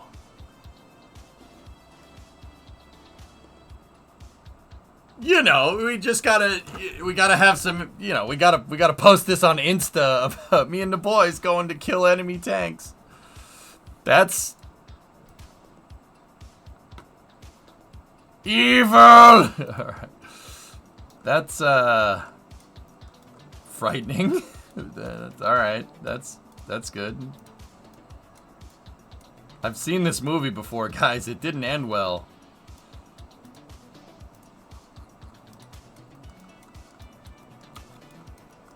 Kill cam, cough. Oh, God.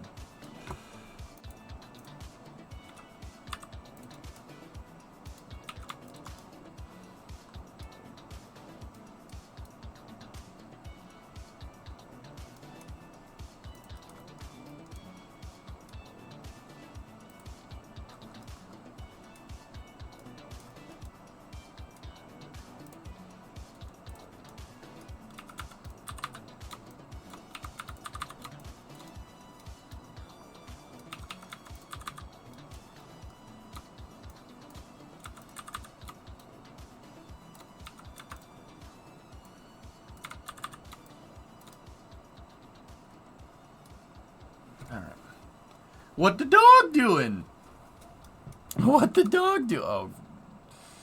What is the dog doing? God dang it, Bobby. What the dog doing? I know it's a different thing. Alright. Okay.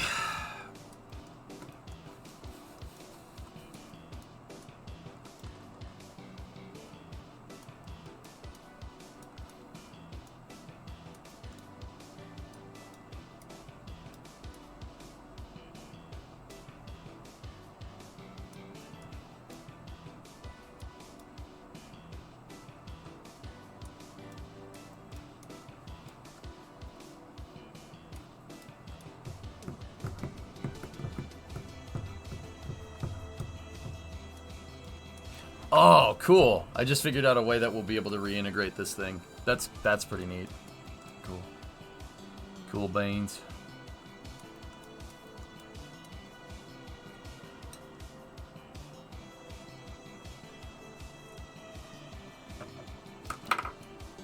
That's actually pretty neat. So I was thinking we have our hold down. So our structural attachment points to the launch pad that we'll make, right? Right here, here, here, and here.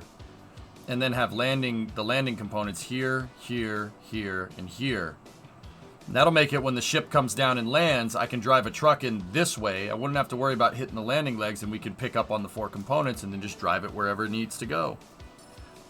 Or simultaneously, we could do that north-south. That would make it easier for integration. So have a hold down here, here, here, and here.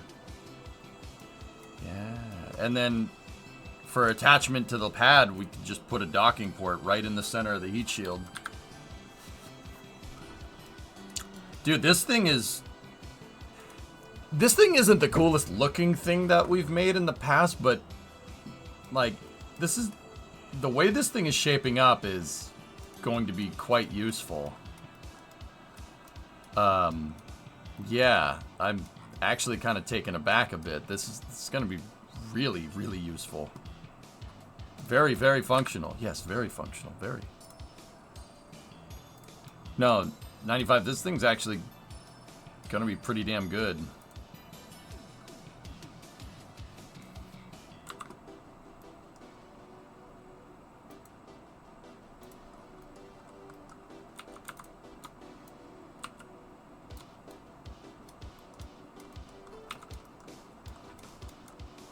The other nose cone wasn't pointy enough. That's what you guys said. Don't look at me.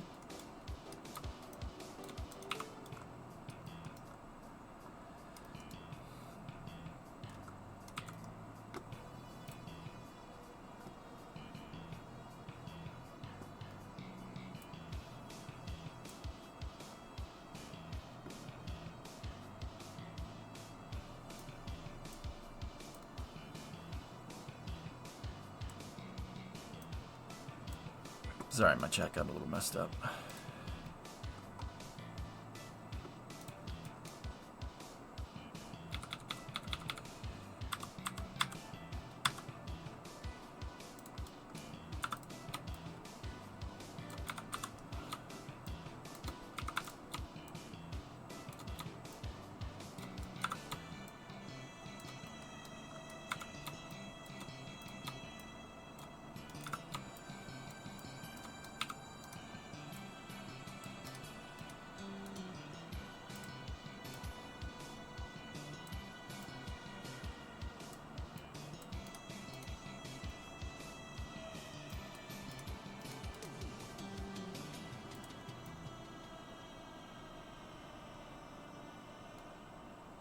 Cool.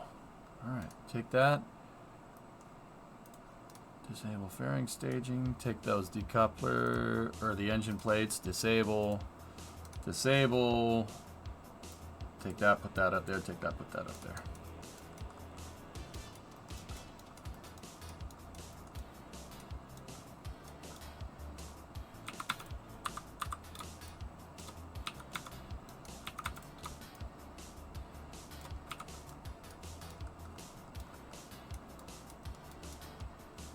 You guys said it needs to be pointy enough. No, you know what the funny thing is? Check this out. That was proposed. A nose cone just like that. See it right there? I mean, that's the MERP, but a nose cone like that was proposed for when you weren't carrying the MERP. Because of aerodynamics, long story short.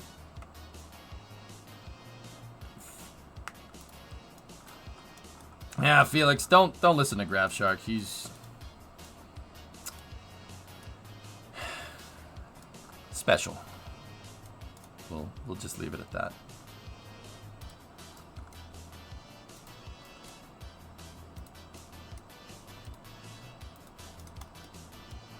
No MERP? When MERP? Excuse me, when MERP? Chrome! I'm actually not 100% sure that that's going to separate correctly, so you know what? We'll test it. Just to be sure. Yeah. But we got to put this thing out to make sure that it's aerodynamic. It has to be aerodynamic.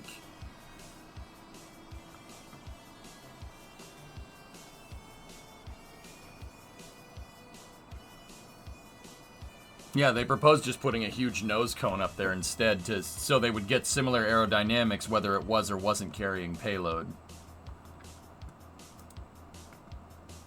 Yeah, exactly. Believe it or not, that's more aerodynamic, having a pointy nose cone with a blunt edge. Yep. Yep. Yes, that is more aerodynamic. It's more, the thing will flow through the thing will go through the air better with that there. Rather than not having it there. Yeah, it'll fly through the air better. Because frick you, aerodynamics is complicated, alright?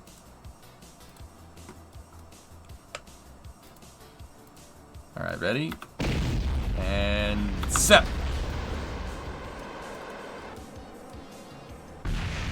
Alright. Tanks are all locked out. Yeet!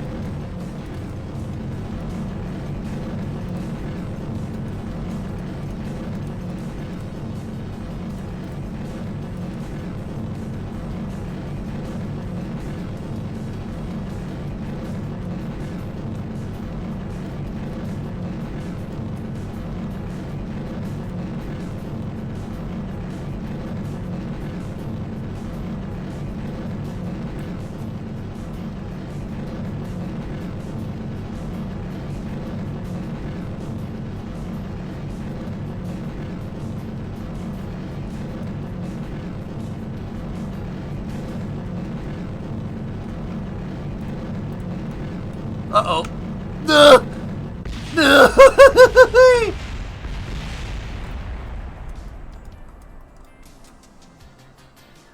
Crap, man. Look at that. That's like some panels on the ground back there. I mean, I'm no doctor, but it was like one clean hit. No spin on the nose cone separation. So sad. It's so sad. Do you want me to do that? That'll stabilize it. I'm trying to get it to push out and away. Crap, man. Would you look at that? That's like his stomach blood on the ground back there.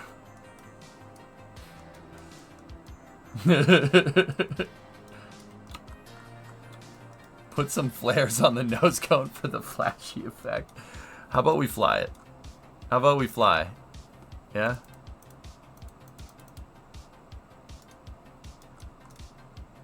It's got a party hat on.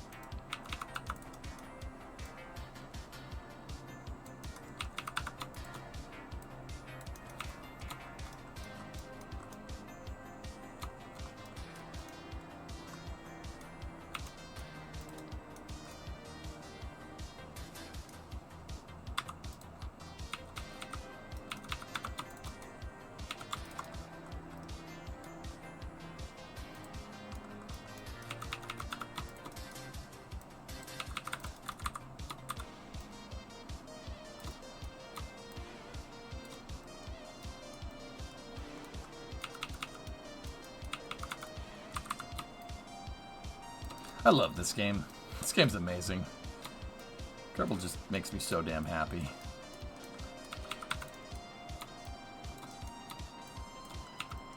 What about landing legs? Please hold.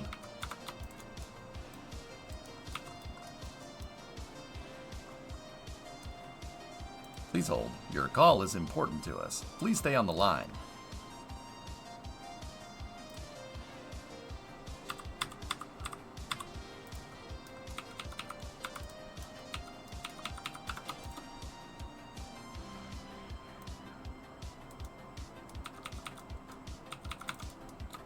Please stay on the line for the next available operator.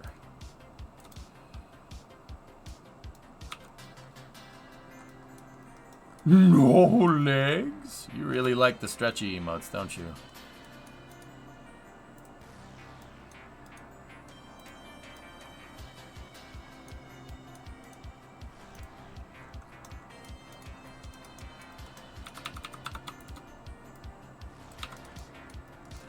Something tells me that that's not going to hold this thing up.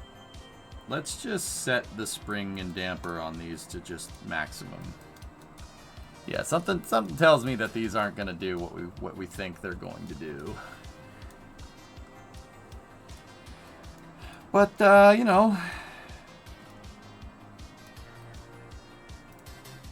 it's fine.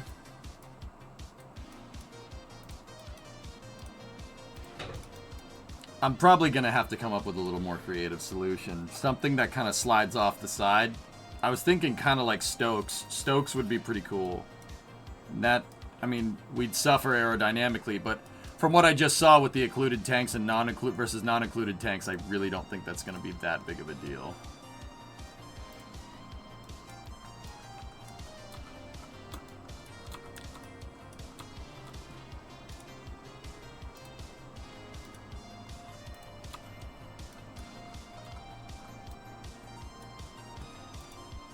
Okay. You guys ready?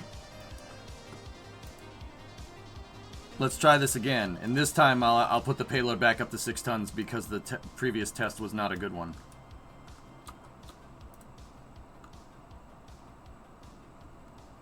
Direct is better than Ares. Ugh. Cringe. Cringe, Basil. Cringe.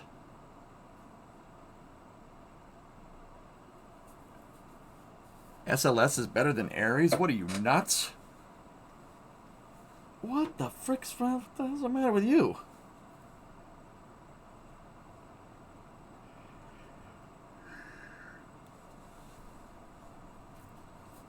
SLS flies.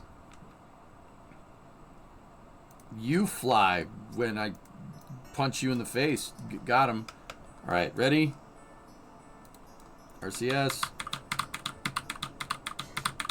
T-minus 10, 9, 8, 7, 6, 5, 4, 3, 2, 1. Okay, we got a liftoff.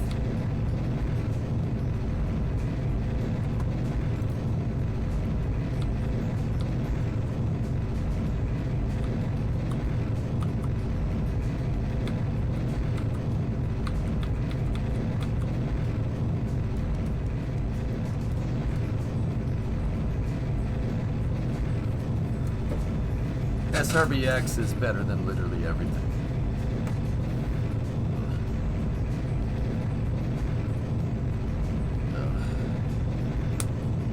Ugh.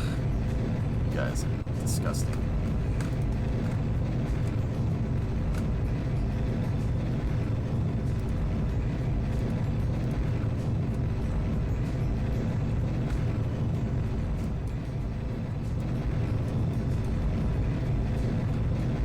I'm not mad, Grab.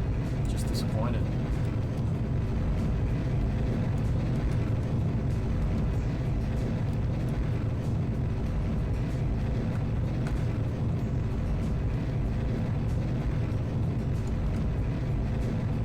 Okay, everything's looking good. This thing is absurdly stable on the way up.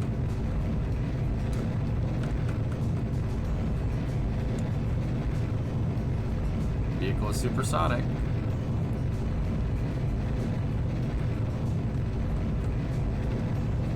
Oh, Nelly.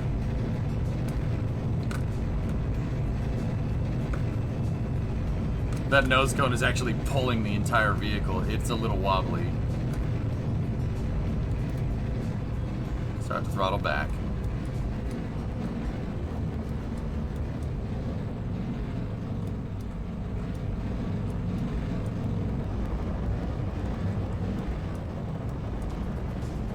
It is Halloween chillin'.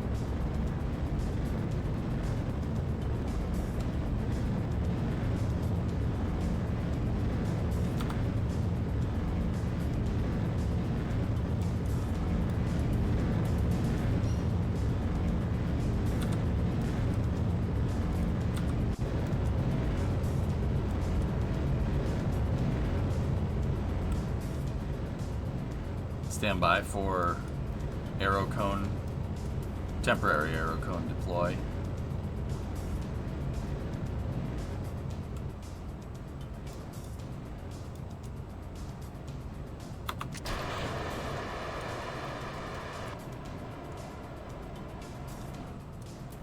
Bye-bye.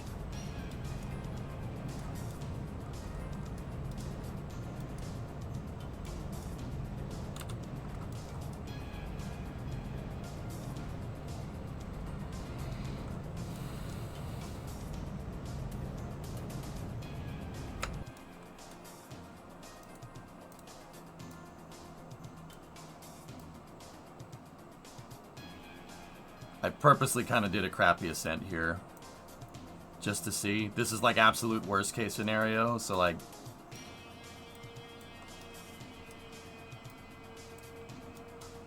Like a scenario if I'm like not paying attention and there's like a resub or something.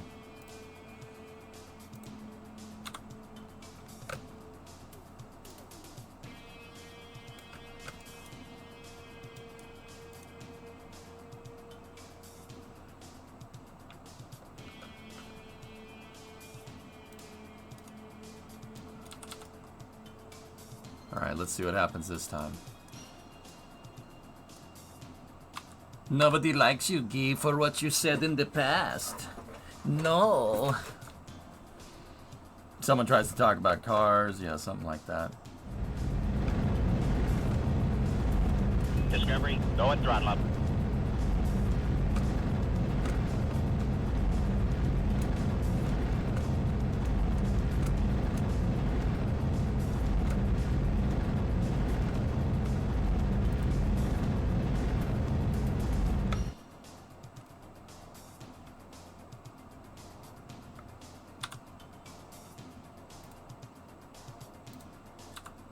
Nice. That was a terrible ascent. We still have 605 liquid. That, coupled with the re-entry burn, that's enough to land. That's what the ship looks like. Nice. That's how you like the flying shower head design. Looks incredibly stable. Yeah. Turns out making it look like a gumdrop, actually, it's a pretty stable design. That's why most capsules end up being this way. No one's ever thought about taking a stage and making it this shape, though, Etel, which is crazy. It's really not bad. This is my subscale model, and it took 6 tons up into space. This is, you know what, dude? It's kind of annoying. You know why it's annoying? Because this thing looks, that's stupid. That's stupid looking. It looks like a shower head. It looks like a damn shower head. Like, what do you want me to do here? Like, put it on the Mister setting? Like, let's add the little notch on the side so we could set it to Mister or the brrr, you know what I'm talking about, right? And this thing is a great performing vehicle. I've made these awesome vehicles that are like these super cool, like aerodynamic gliders and stuff, and they're like thousands of parts. They don't perform as good as this thing. It's really freaking annoying, actually. Like, really annoying. You are showerhead. Niet. Gerst confirms in front of the Senate that SpaceX has a confirmed launch schedule of 144 launches for 2024. So, estimate payload for full scale? 25 tons, Felix? Maybe a little bit more? Anyway, Etel, what's going on, man? How's that Hearts of Iron campaign going? Did you finish the Denmark campaign? I fell asleep. Fell asleep the other day when I was watching. Hoi, hoi, hoi, hoi, hoi, hoi, hoi, hoi. Gotta go around a couple of times.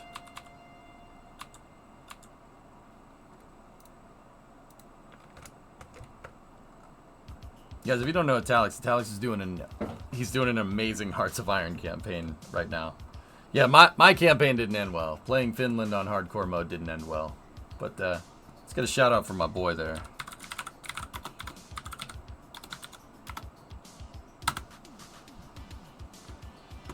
Looks like an alien saw the atmospheric re-entry capsule and imitated it for their own design. Oh, God. I mean, technically, we never finished. I was holding the line as Finland. But, yeah, it's very difficult to do that. We need to get that up to 100 like that. Alright, 102 by 108. That's good enough. Let's go around one more time.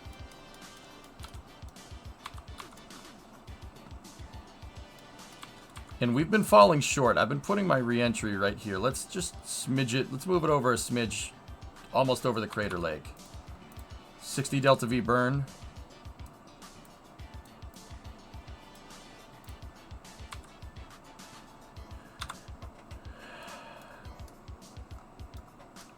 Oh yeah, we can jettison the cargo, Deke.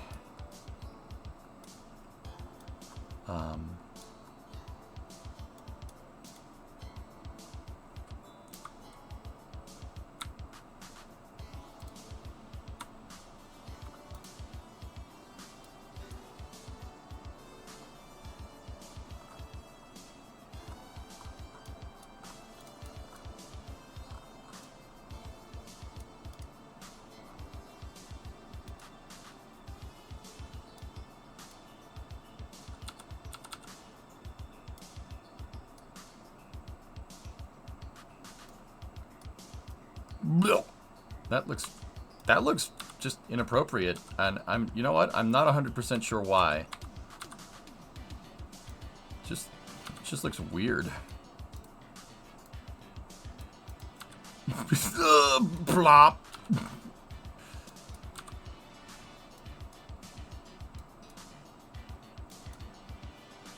All right, here we go. Let's position ourselves for re-entry.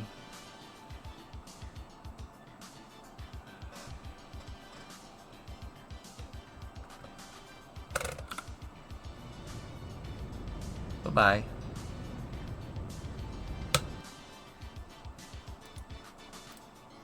Okay. Get rid of that. That's 26. Yeah. Let it ride.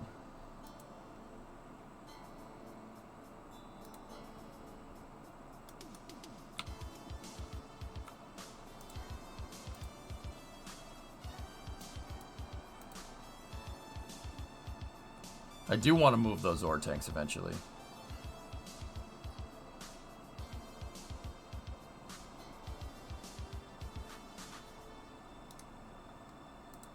Hearts of Iron's awesome, dude. It's such a fun game. I wish, too much.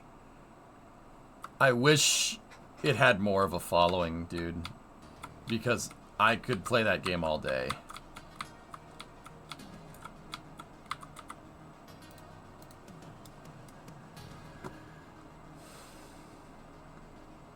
You're actually in the belly of the beast as Poland, led by the last Romanov. We defeated the Axis, and now we have to have war with the Comintern. How did you do... How'd you do that? I'm not even mad. It's amazing, dude.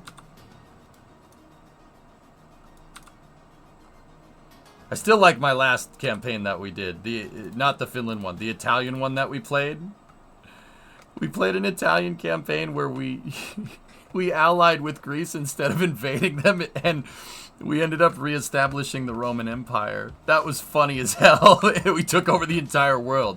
In 1944, the Greeks were invading the Dutch East Indies in a massive amphibious assault. Because, you know, of course.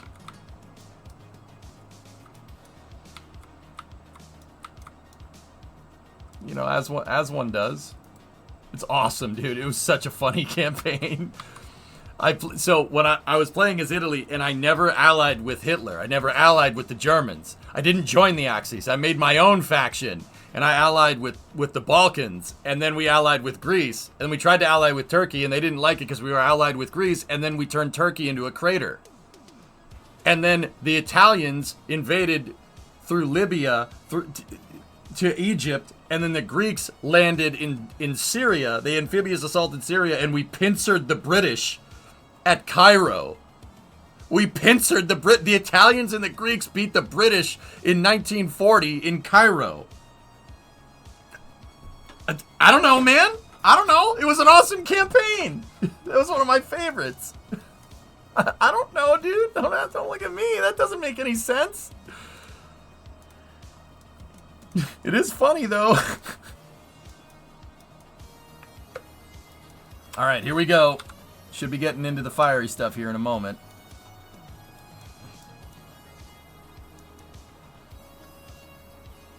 We were? Oh, yeah, Chief. Yeah, allying with Greece is what Italy should have done, man.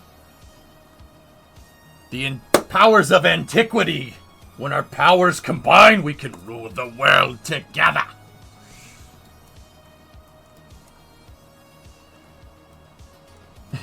Makes sense, like my campaign where America declared war on the Allies because France capitulated Albania. And then Rommel and Patton rolled through Europe with tanks. Oh my god. That's terrifying, dude. I tell yeah, I've been just no-lifing Hearts of Iron for the past couple of weeks. Did Monarchist Denmark, Socialist Finland, Fascist Sweden, and now Monarchy Poland. Damn, dude. So you did finish the Denmark. You're playing it, dude. How did you... You're playing as Poland? How did you do that? Dude, I'm not, like, I'd like to think I got a good grip on what Hearts of Iron, how to play Hearts of Iron, dude. It's nothing. Like, you got me, dude. How'd you do that? How'd you manage that one? Not even mad. That's fantastic.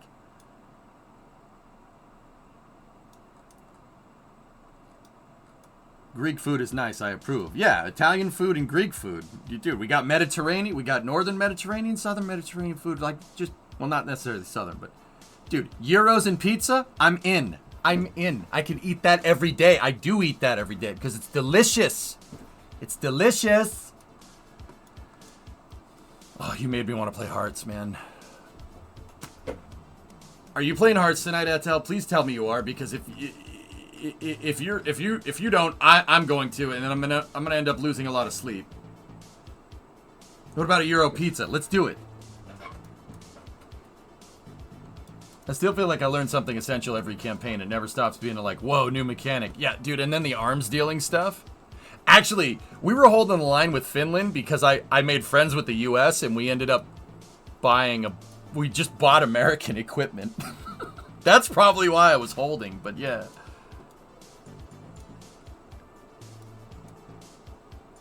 Yeah, we have Euro pizza here, really. No, I'm in. All right. We gotta finish this polling campaign tonight? Alright, cool. Alright, sweet. That'll get me my fix, man. That'll get me my fix.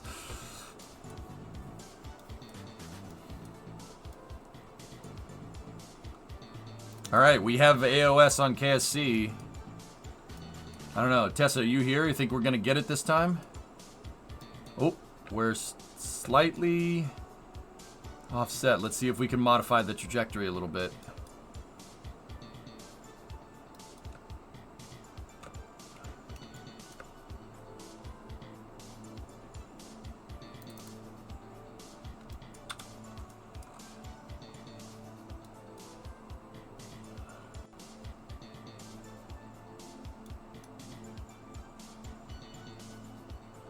This actually doesn't look too bad.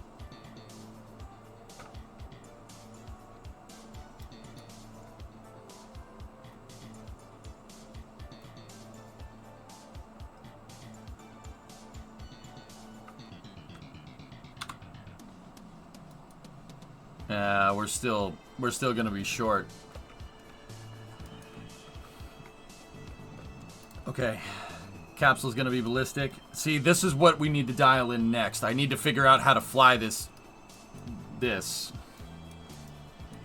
Finland buying arms on the market was actually incredibly useful. Yeah, dude.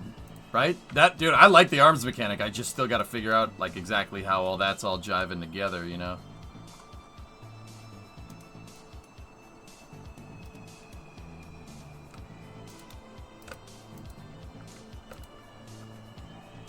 Alright. Re-enable all RCS thrusters for stabilization. We gotta wait until the last second, guys. We don't have a lot of fuel.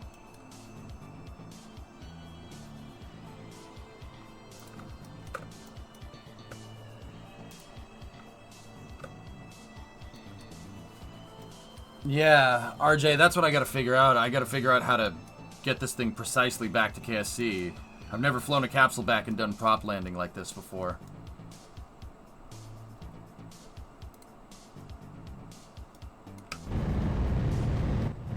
The ore. Oh no. I didn't balance the ore. Well, that's the end of that.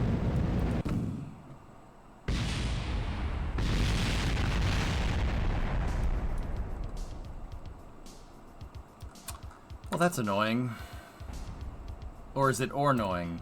Alright, well, we had enough to land. That's me. That's on me, guys. Sorry, I was talking about hearts. Whatever. Didn't cost us anything. Now we got another test flight.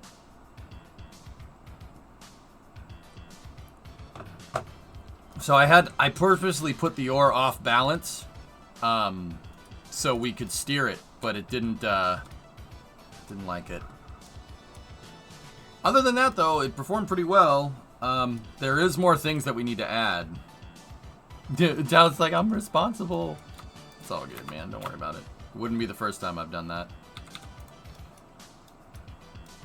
Okay, so first of all, this might be a little bit too pointy.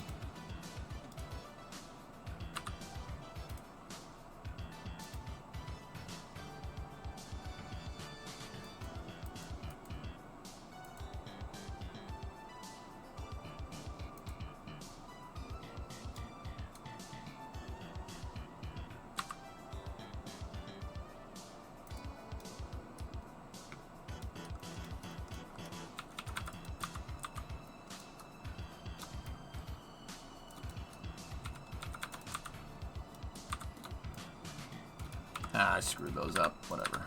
It's fine. What did you do with the tanks? We made toroidal tanks. Chat sold me on it, RJ, and we were able to end up getting more fuel in there. I just deployed. We had enough fuel there to go up, deploy 6 tons, come back down, which is actually pretty damn good, man. Pretty freaking good. I have to do some more modifications though to this, I think.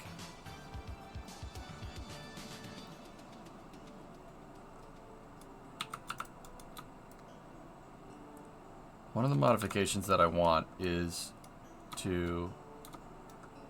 Well, actually, I mean... Yeah, you know what? Let's just leave the tanks there. That's fine. We need to work on our reaction control systems.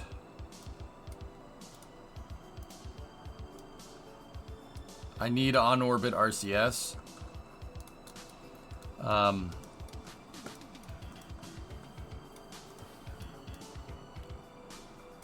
I mean, yeah, the other thing is, guys, I think we're kind of ready to, I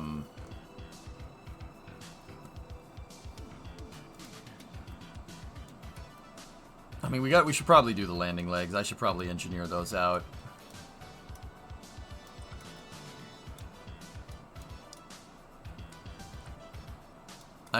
I don't want these. That, I can tell you right now, that's not going to be enough to hold this thing up.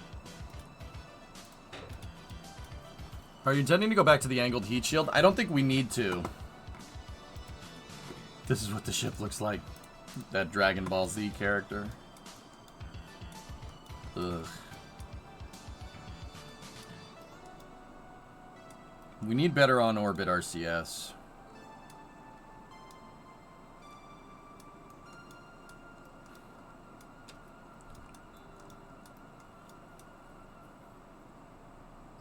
His name is Buh. Buh.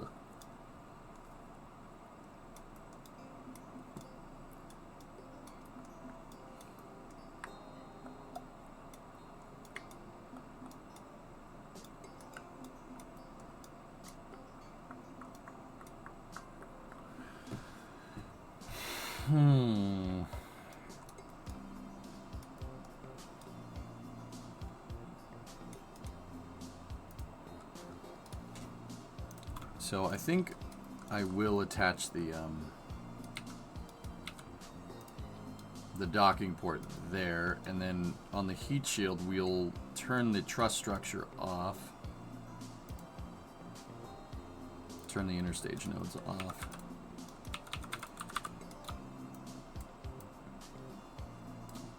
And then dead center on the heat shield right there.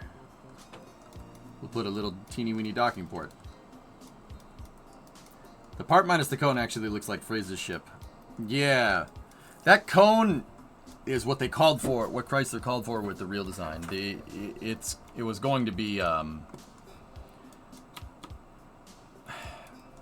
basically like, what's the right way to say it? You could put a payload up here, Etel, and then in the SCRV original design, it has an internal volume payload bay as well. So you could have the payload in here, or you could have a payload up here. If it was just carrying an internal payload bay, there would need to be some type of nose cone on the top, and that's the thing. But Chrysler had originally called for it to be deployable. It doesn't necessarily look exactly like that. The pointy version would be if there was no cargo on board, see? It just basically would have been a small nose, basically an empty nose cone, right? And then you'd have cargo inside, right? Or just a kind of a regular nose cone. I couldn't really figure it out if they were going to do like the pointy one or not, because there's not much documentation on this. That's more or less what I would like to do down the road. A payload adapter that looks like that, more or less.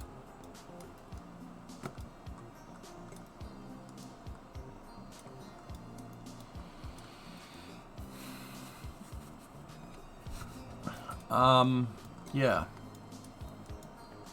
So, yeah, the party hat is just there for fun right now.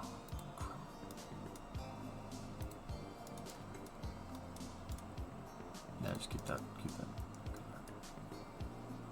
You could also put a crew vehicle up here too, chilling. Yeah, you could do that.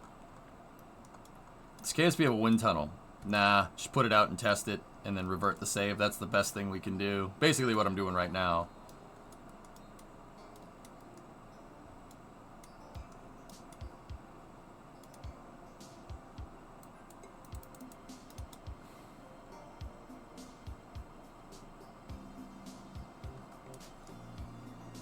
I'm actually pretty happy with this thing. We should prototype some designs for the detachable interstage and then the forward load reactor point that we want. So, even though I just made that stupid cone.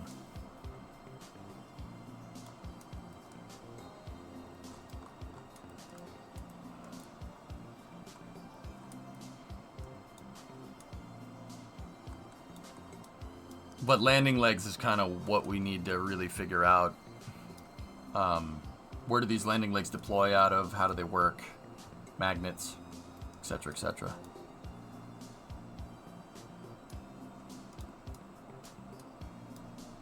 So the hold downs aren't going to be too hard. We'll just use a regular ball in a cup thing. That should keep this thing nice and workable. It's just the landing legs we got to figure out. They wanted to propulsively land with jet engines, Hand. The original SERV concept didn't have, like, modulating RCS down here. They had 24 jet engines. I have no idea how they would have kept that thing stable during landing, but that's what they wanted to do. It is a little strange. Yeah, that's a little weird.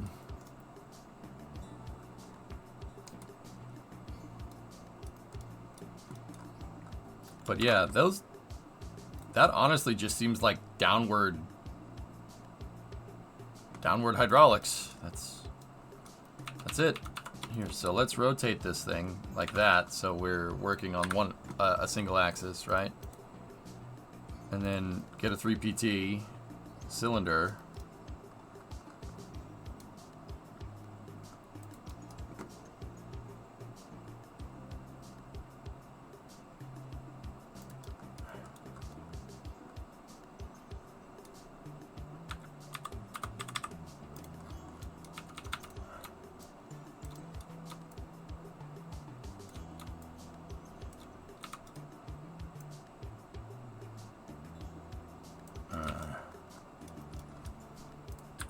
Okay, what about a 3P6? Yeah, we don't really have the room for it, huh? Do we?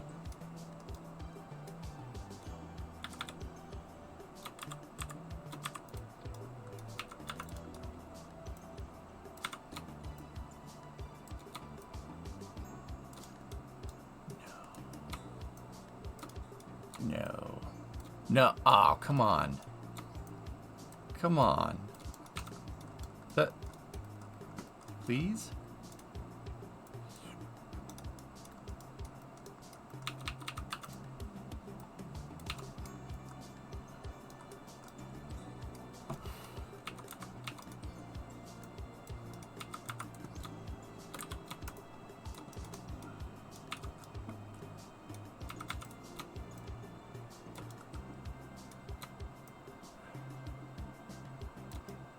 That's kind of like what I would want, but that doesn't even get us below the docking port.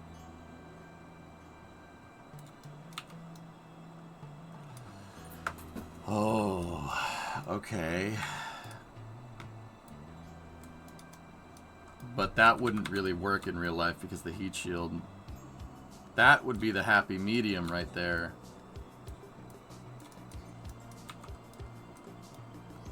Angle them out 15 degrees.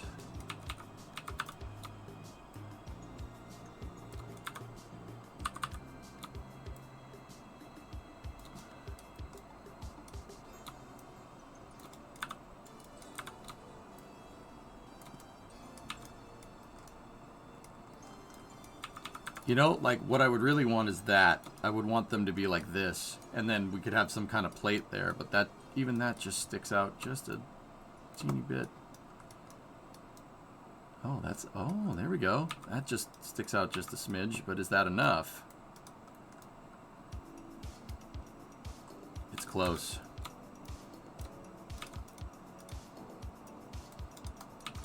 Is that the smallest hydraulic? No.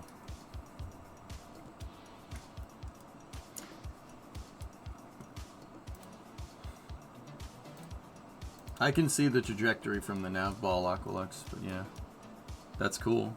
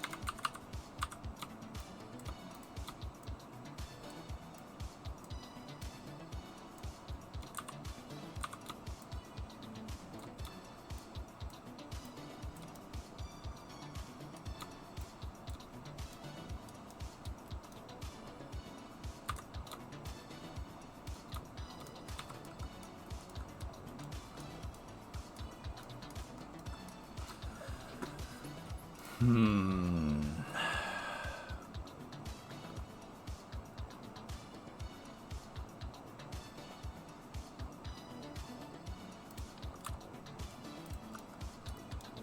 No.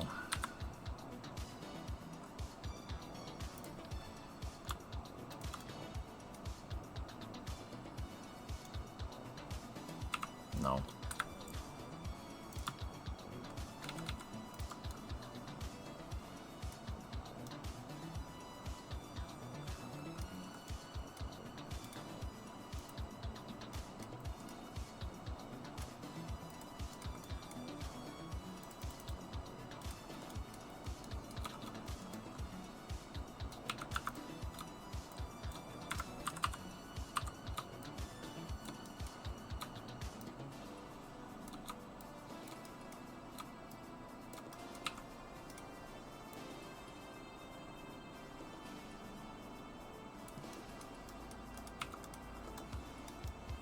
Because remember, this thing needs to be high enough up off of the ground to be able to get a vehicle underneath it.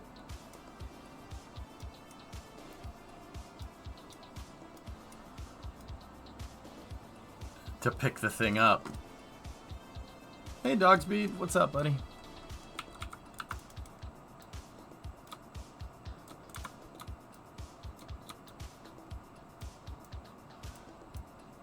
How you doing?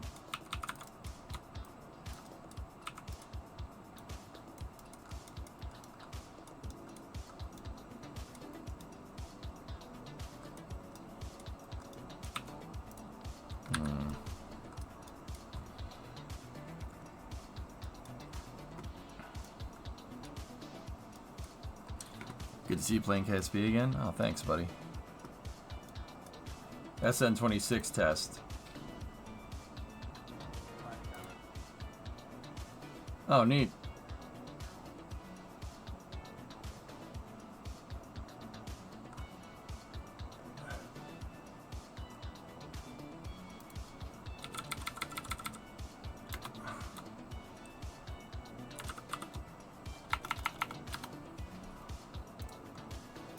Cool.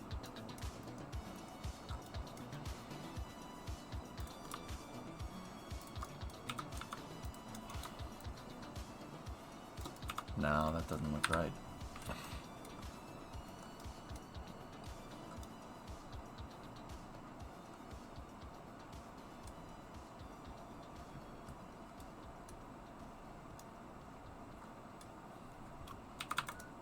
What if we just, you know, out of curiosity, what if we did this? What if we did do that way? You know, and we like had this up here. And we set that like that.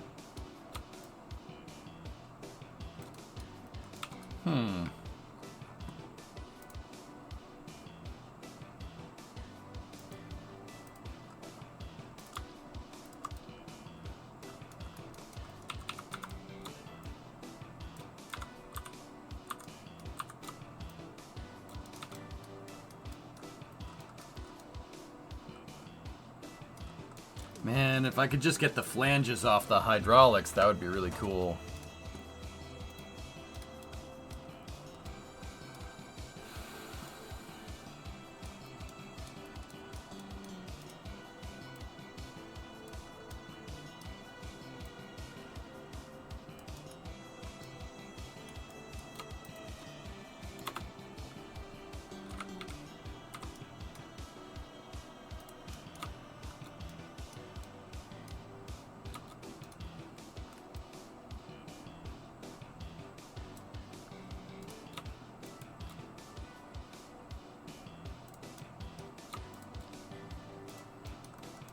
See, last is NSF with the SN26 test. I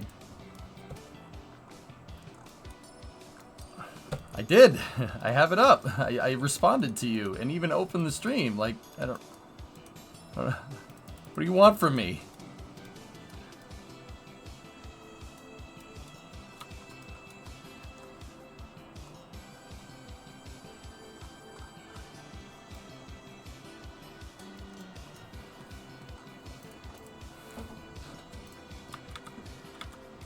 Show the stream.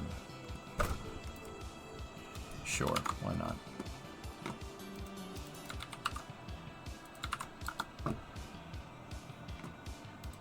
Here's a picture of a tube.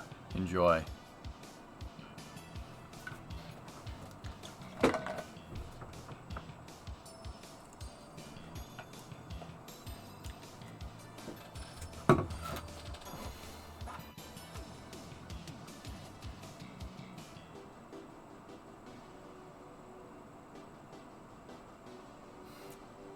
Tube.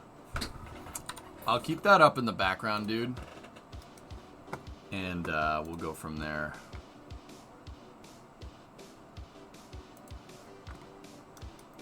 Here, let me put this over here like that. If it starts doing tube things, we'll check it. No, they haven't even started tanking yet. From what I can tell. Now, the real question is, how do we make that not look like we just duct taped some of these to the side of the vehicle? That's the real question.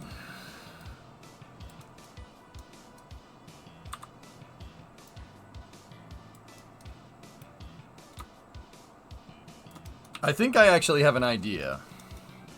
It might work. Let's take this and just absolute like that. What does that look like in the retracted position?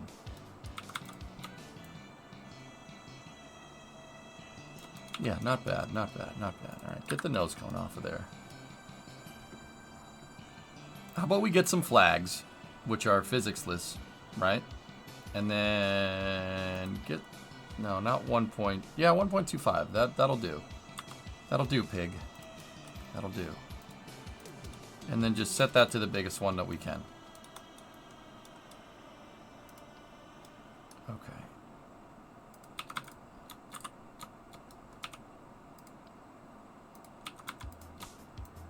What's the symmetry to get us totally around? Okay. Alright. Alright. Clip it into empty mark zeros. Well, I got an interesting idea here, Danny. Just bear with me, alright? So, if we take flags, right?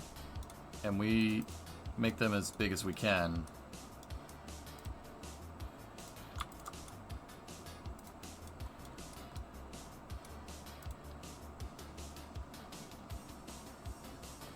Right? You do that.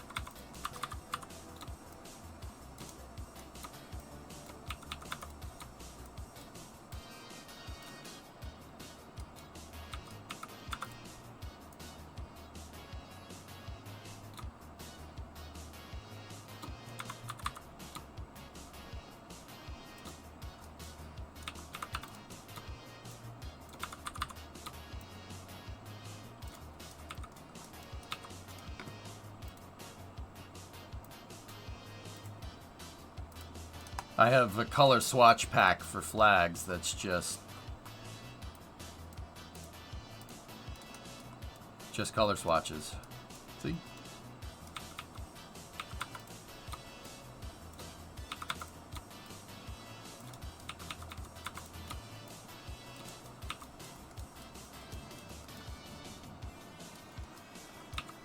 And then, because it's 1.25, we could take this nose cone right here.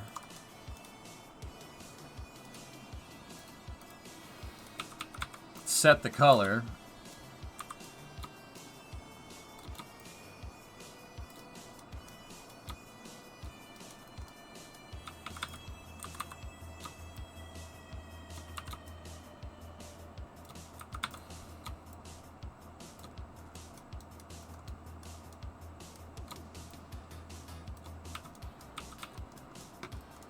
See what I'm doing?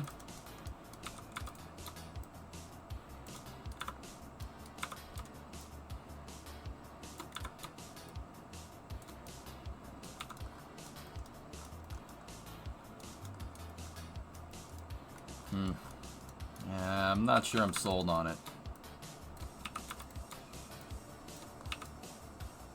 But that could give us a nacelle we could make a nacelle out of flags, and that could get us, you know, what we're looking for. But yeah.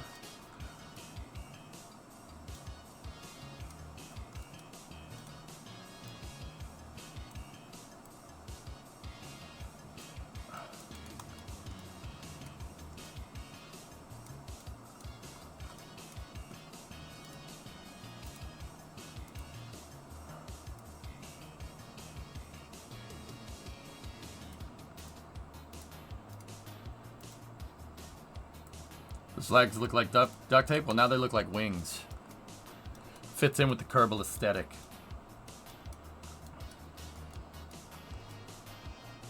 There you go. See what I'm talking about? We could do that.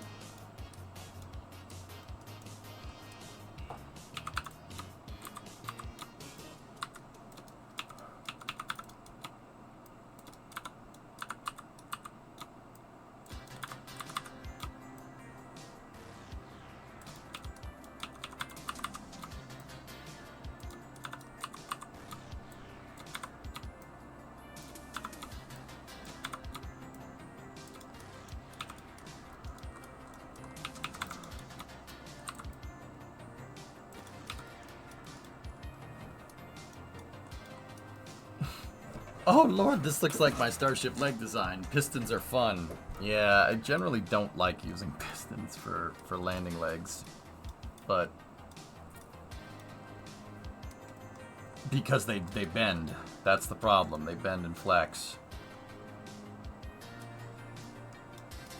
But I suppose, you know, what's the impact tolerance on that? 10 meters a second?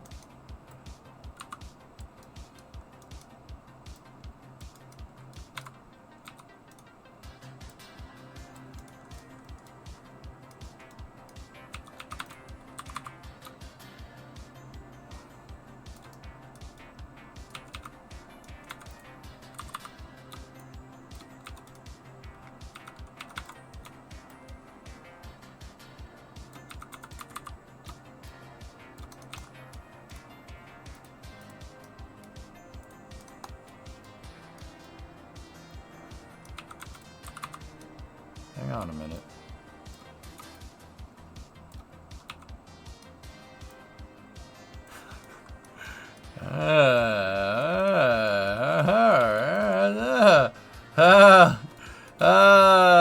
EJ's losing his mind. Or, well, it's gone. And it's gone. It's gone. It's all gone.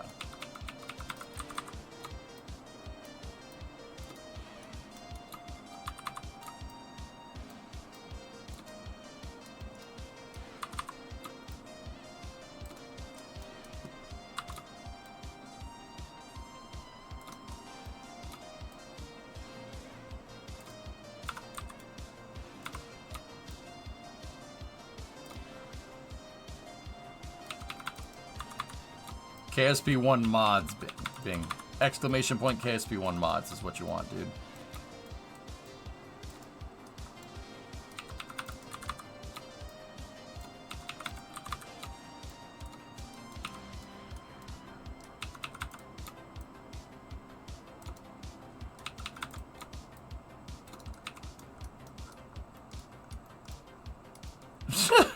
You know what? Like, for something that we kind of bodged together, that's not bad.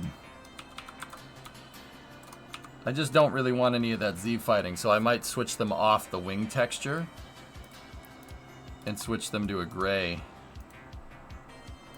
Actually, do we have the Nomex? Hold on, the Nomex. The Nomex blanket. The blanket texture.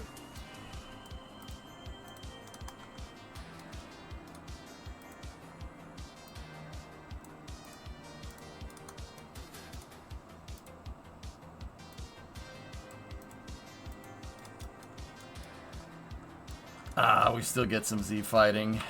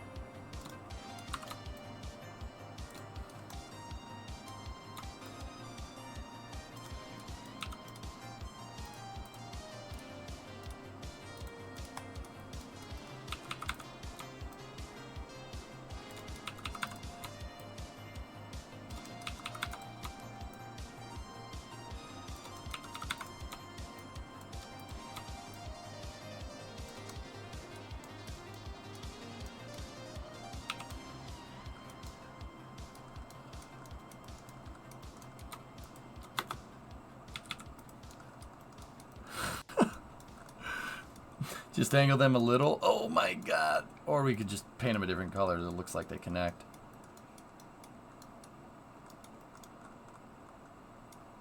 It's so dumb. It is. It's so stupid.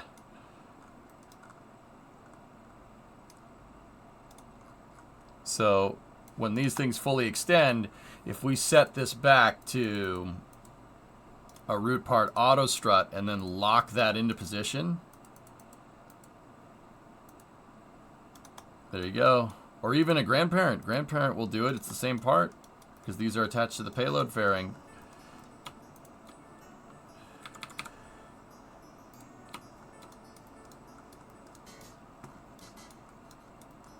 You're sorry. You're addicted to YouTube Shorts, Flacken. Stop it and do something productive during the day, please.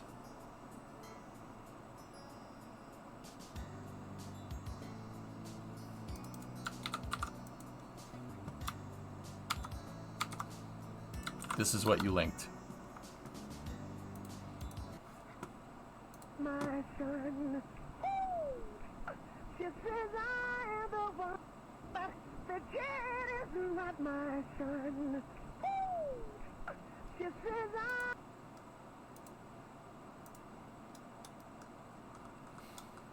See what I mean?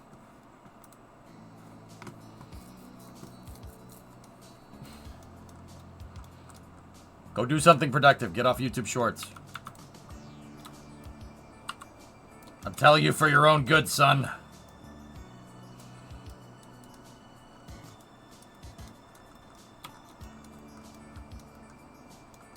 But it's not his son. You suck.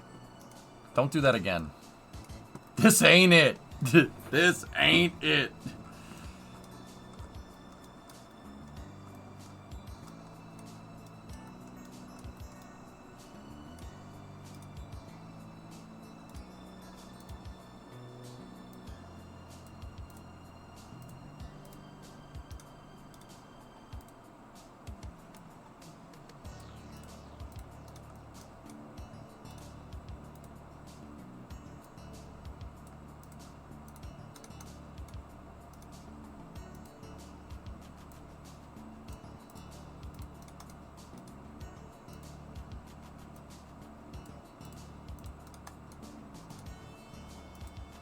Dunce Cap 1 ready for flight. I didn't think it was a dunce cap. I thought it was a party hat, you know, but Rocket, I'm trying to basically how's it's gonna jive with EDL and whatnot. I pretty much got this stable. The problem is, I mean, I'm not really getting good cross range from the capsule. Like, at all. Really, really not good cross range with this thing. Like,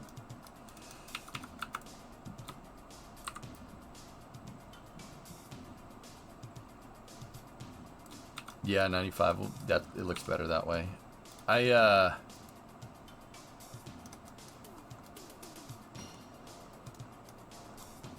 mean, when you scale it up, the Delta V will also go, I get up! And nothing gets me down.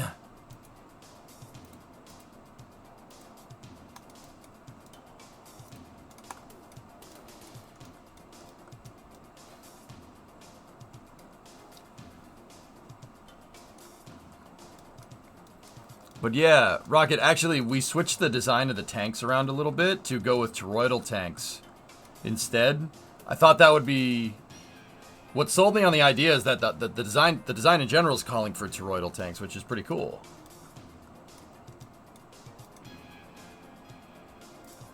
And we were able to fit more fuel tanks in there. I wouldn't expect too much cross range, but if you're saying you have none, then fair enough. It's not a lot. It's not the shuttle, that's for sure. Might as well jump. Can you do that again for science? No. No. Are you still going to use arrow spikes for the scaled up version? Yeah, we'll just use more of them.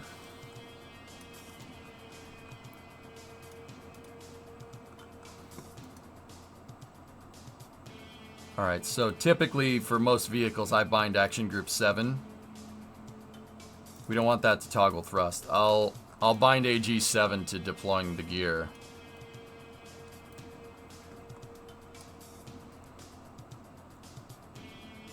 Extend piston.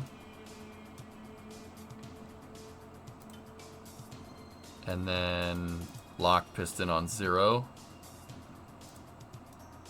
And then I'll set toggle RCS to action group 6.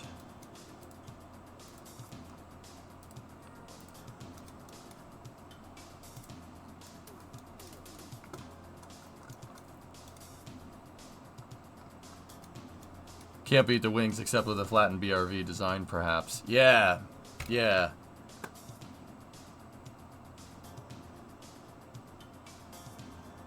Have you seen this video of Tesla's Optimus robot posted a couple of weeks ago?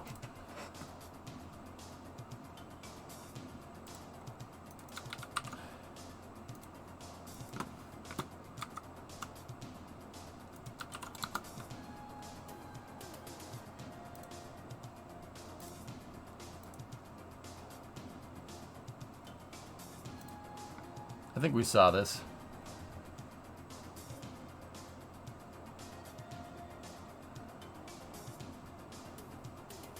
I didn't see this detailed of a version, though.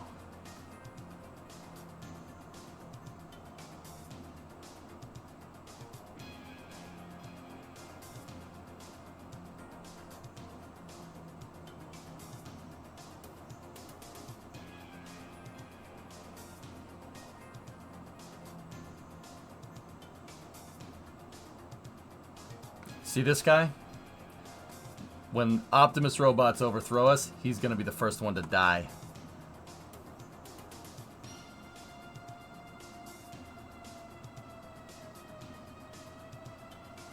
Dude, that's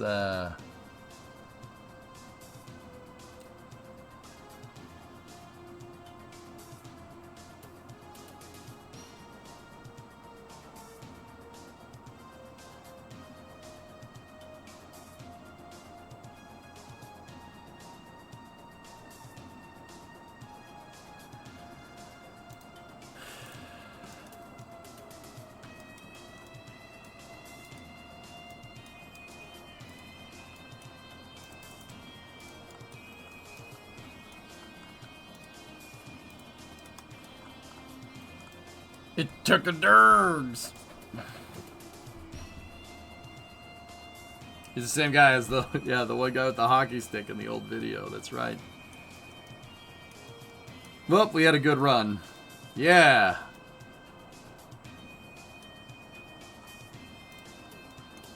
We had a good run.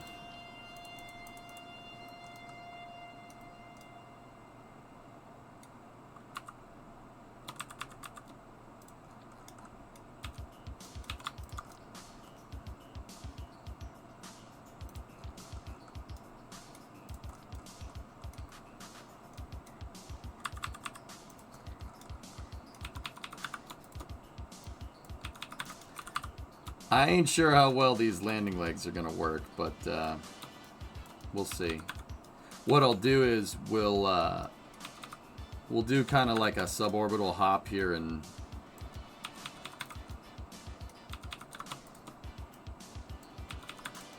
see if that gets us what we're looking for.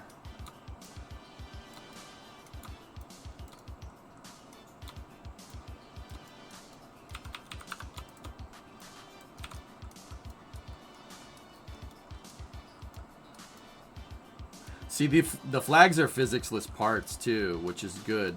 But I'm wondering if these will occlude. I know that nose cone will. I don't think that nose cone will.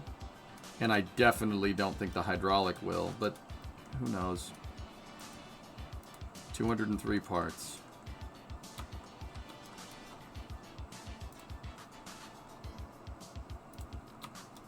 Can you believe that?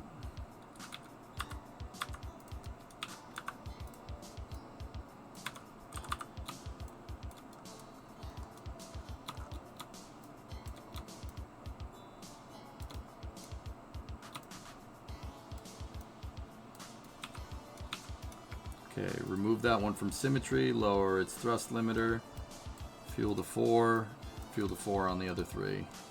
There we go. Move these up into the decoupler group. Separation group there. Take that. Do that. Good. Technique. Technique. Technique. Actually, I did this wrong. I don't bind AGs to 7. I bind engine shutdown to 7. So get rid of that. Toggle. Then set these. Toggle. And then AG9. Shut that off. And set that. Set that to extend piston. There. And then 0 is lock piston in place. So when we land, these things got to deploy, and then we have to really make sure that they all lock into place so the auto strut, the grandparent auto strut, works. The other thing that we probably should do is make sure that these guys got a strut to triangulate these so they don't bend.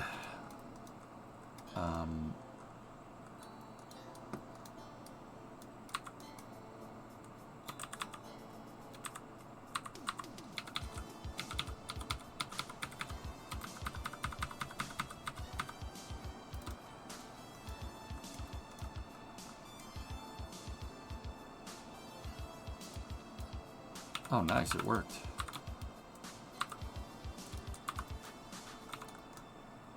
Cool. Alright, I think we're good for another flight, dudes. We just got to remember to rebalance the ore during landing. But then, you know what, let's do a hop, make sure these landing legs are working as intended. So, switch the editor. We have our weird landing legs. Damn, this thing looks strange. This thing's weird looking. Oh, gross. Did you see that guy's balls? Yeah, they were weird looking. Okay.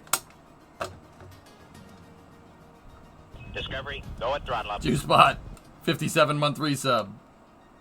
Thanks, dude. You watched it the other night. Nice. All right. Excuse me, one hop.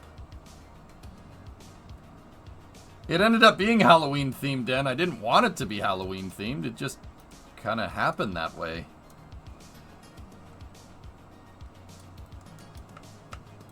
Okay, RCS, SAS enabled.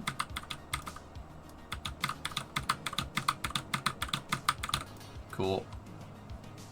Alright, this is a hop test. So what we'll do is I'll try to precisely land it over there somewhere. Doesn't need to be exact, but we'll translate over to the other pad. Ready? T-minus 10, 9, 8, 7, 6, 5, 4, 3, 2, 1. We got ignition and a release.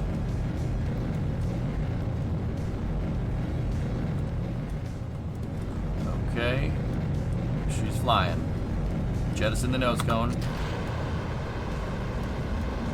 Probably should have given that parachutes because it's about to meet its demise. Yep, okay.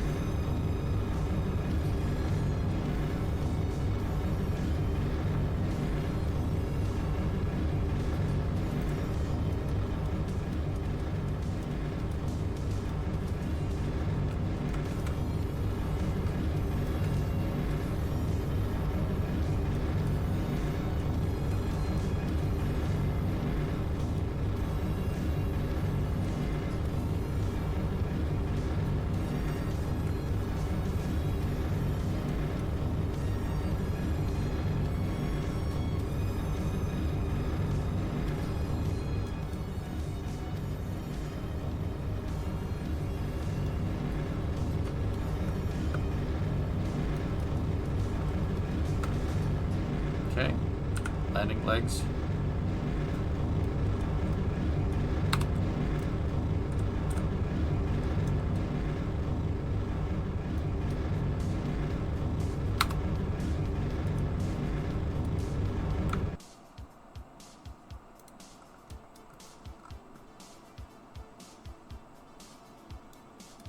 Will the weight of the extra fuel screw this test? No, Rowdy, I want it to have extra fuel because it's never going to be that heavy when we go to land it. So if it can hold this up right now, I don't see why it couldn't hold anything else up. In fact, now we're really gonna mess with it. Try with the robotics unlocked like that. Oh wow, that's not bad at all.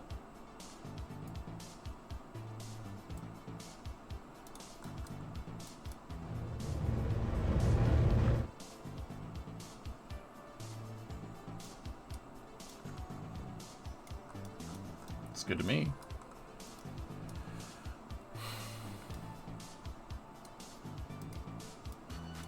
They will act as suspension. They'll act as suspension even if you're locked 95. But if I left the vehicle here, see our current extension is 307 and our target is 326. That's going to drift it when we go to do that. So locking it out, yeah, it'll still work, but yeah, not as good. Yeah, see, this is why I don't like using the hydraulics as landing legs, but it's okay. Might be better to have them, like, rotate down or something. Or we could make flip legs like New Glenn. Try doing a harder landing with them unlocked.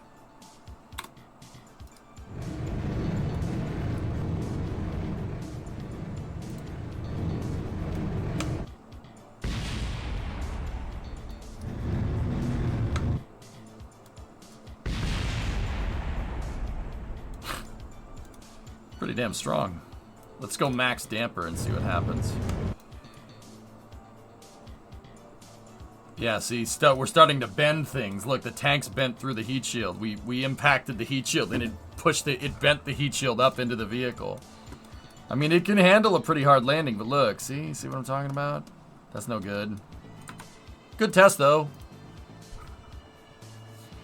It is heavy, but that's the whole point. Hey, drummer.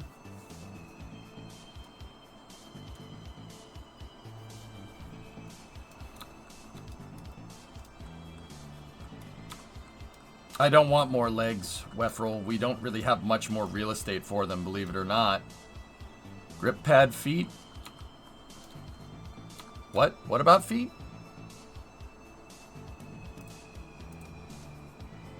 What's the impact tolerance on grip pad?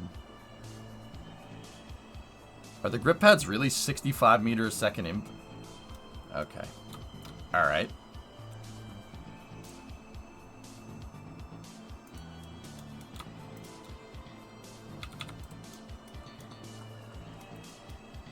And they can be circles.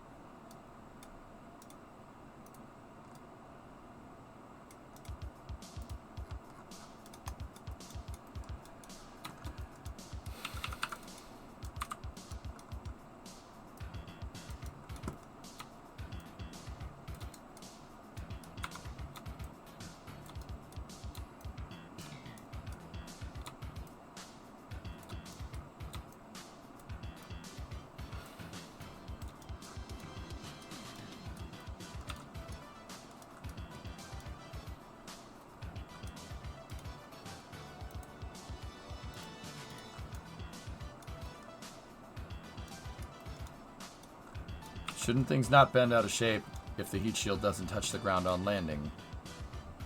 Yeah. I feel like things would bend out of shape if the robotics were locked. Well, the idea is that we don't have a hard impact, dude.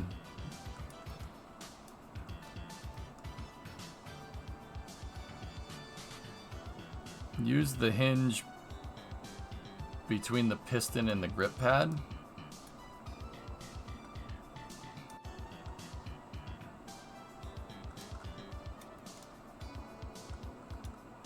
What's the TWR? It says 0.91, but that's not right. Yeah, 1.97. That's the thrust to weight. Yeah, see, that doesn't cover it up as well as the cone does.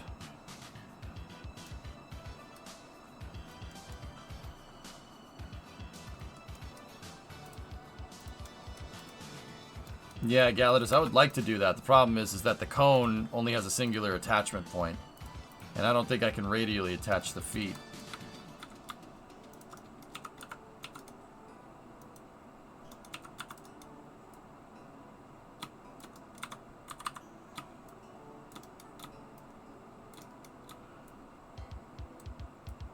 Yeah, the whole point of putting the cone there was so we can bridge the rest of the gap like that.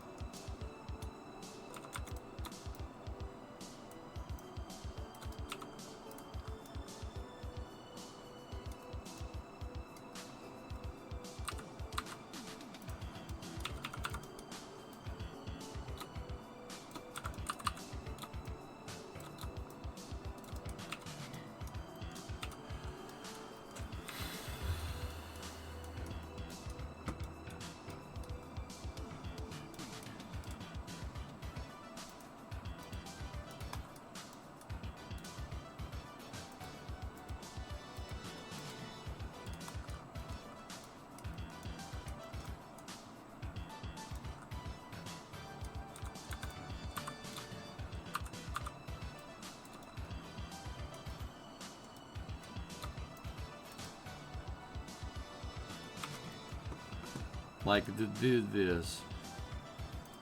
What the hell am I supposed to do with this? What am I supposed to do with this?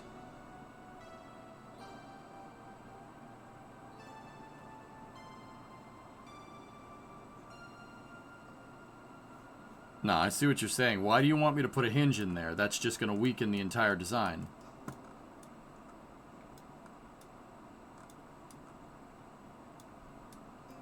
It's not Convair's Nexus, it's Chrysler's SCRV.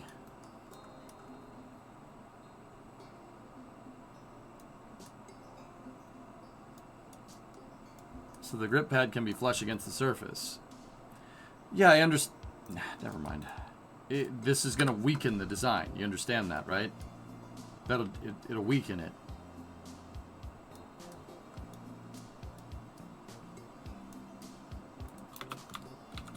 Because you're adding a hinge into the design, and they're very unstable. I get it. You want it to stay like, you want it to be like that. That's actually kind of cool, but you see, you put the nose cone there, so never mind. Oh, okay, no problem, dude. No problem. Everything's good.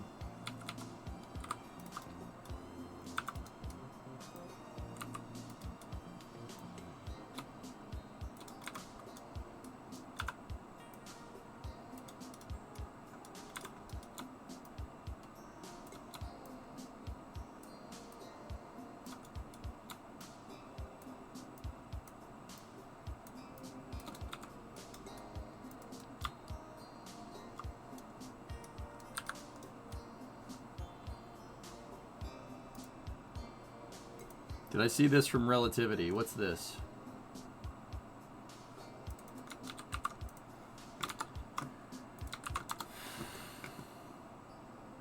What do we got? Yeah, they're test stands. Nice. These are new pictures, but yeah, they're doing a lot of work.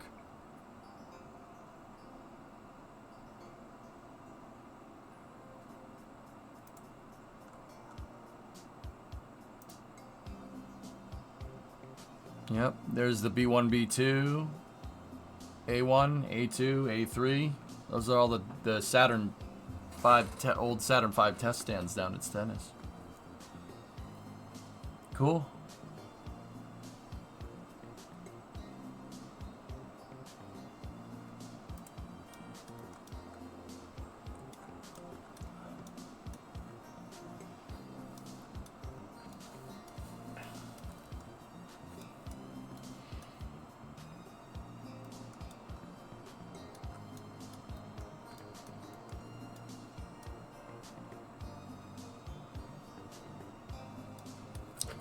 there some type of way that we can...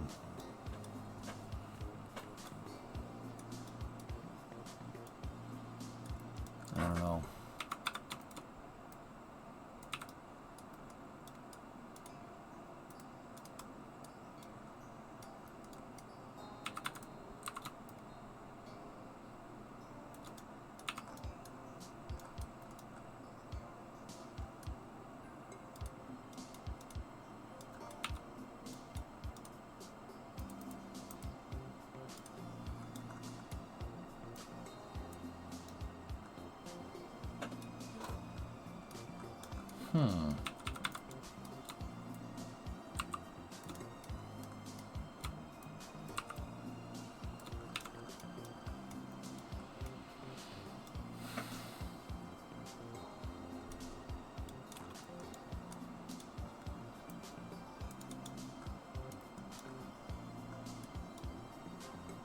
I hate that the damn landing leg is sticking out just a smidgen. Get freaking rid of it. Damn.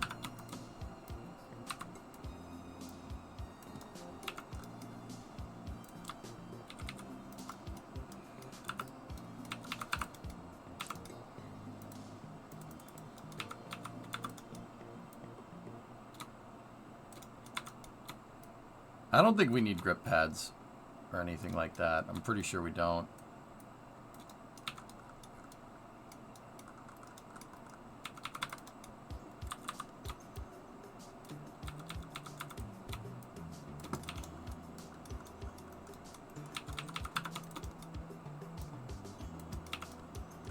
All right, let's try it again.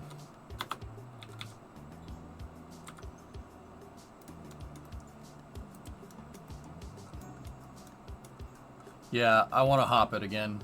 Excuse me. Excuse me. When hop? In hip hop.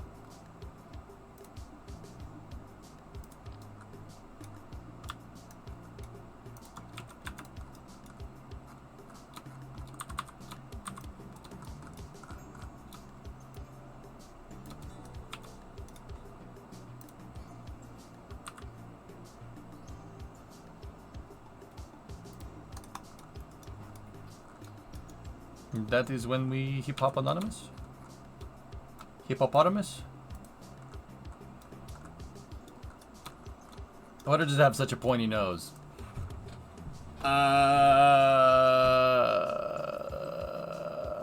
Because it's Halloween. No, that's what the original design called for. Believe it or not, having a pointy nose like this to break the air actually would make it more aerodynamic. It's the reason why, like, a capsule with a launch escape system has a really pointy nose. It actually pushes the air out of the way. That little tiny nose push the air out of the way. Or just because it's Halloween.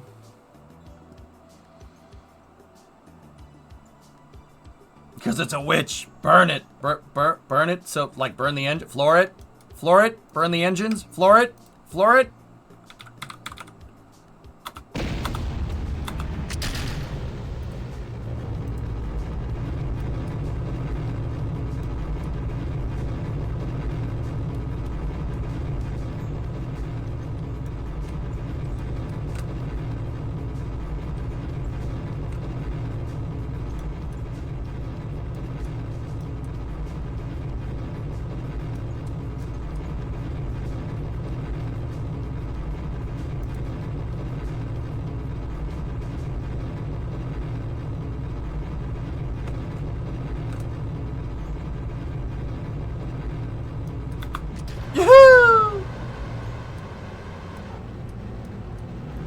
Hope that deploys in time.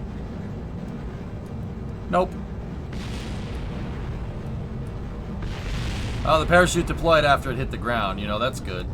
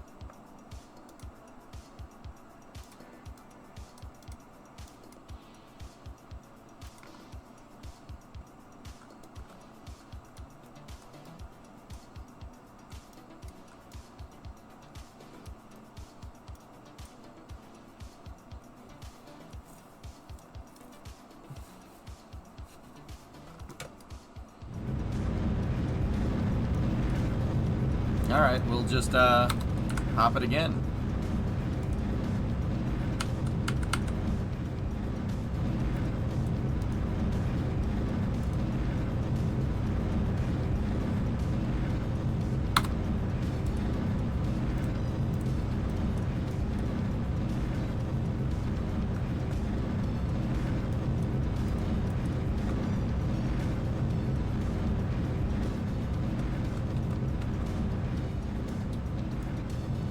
I mean, we do have a lot of Delta V. This thing is pretty much full.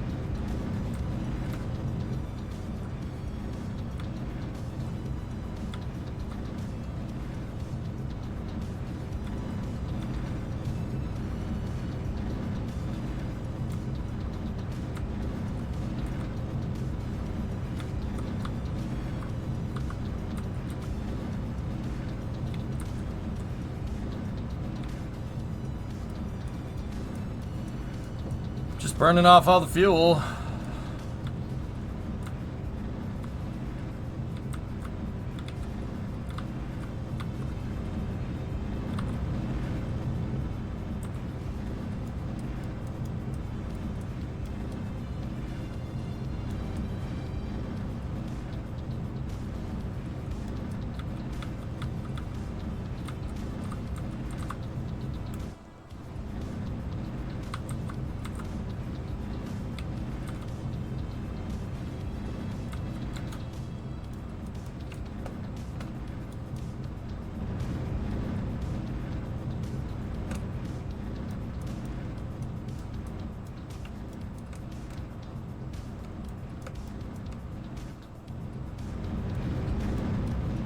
Alright, let's try test landing it now.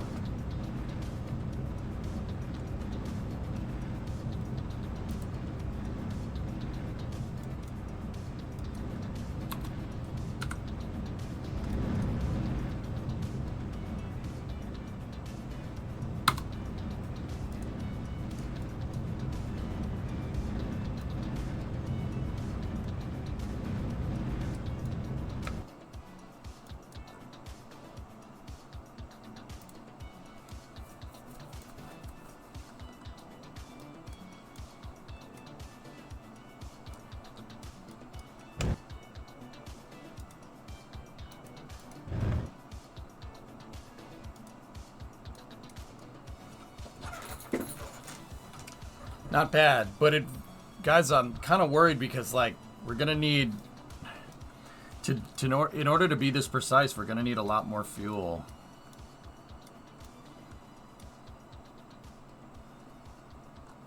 During landing.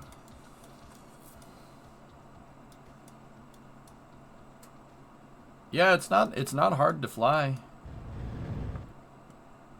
There's one other thing that I noticed. The legs are moving around.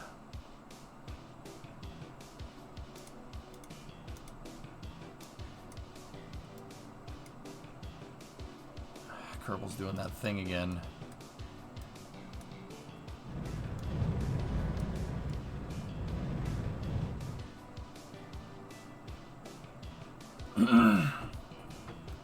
Yeah, it's moving around on the ground. See that?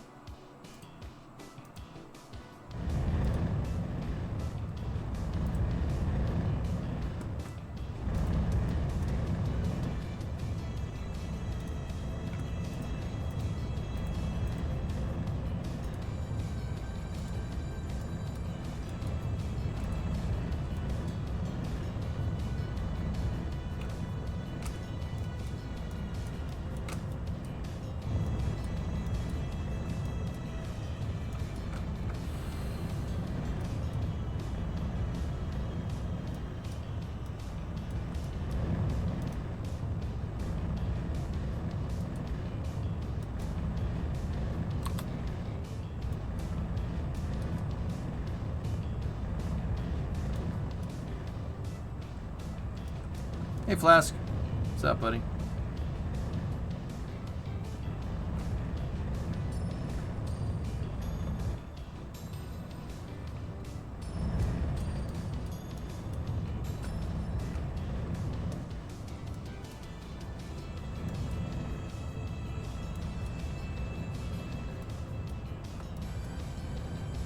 I'm gonna try something here.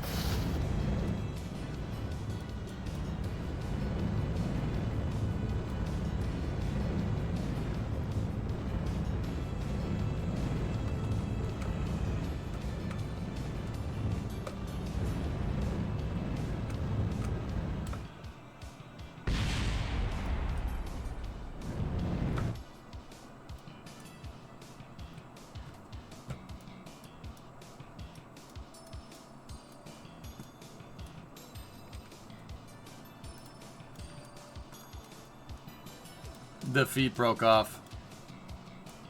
That's about as accurate as you're gonna precisely land something, but we lost it. We lost the feet. Dude, I might just not have those. It doesn't seem to be translating without the cones there, but if we revert flight, that was good. That was a really good test, actually. I mean, yeah, I don't know if we're gonna have those things there, you know? Like, do we need them? Maybe I'll just keep them attached or something. I don't know. Or, like, not attach them to the landing leg.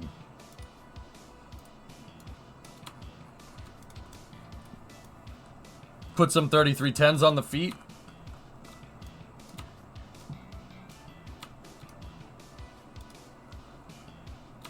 Nodders. All right, let's not do work in the VAB.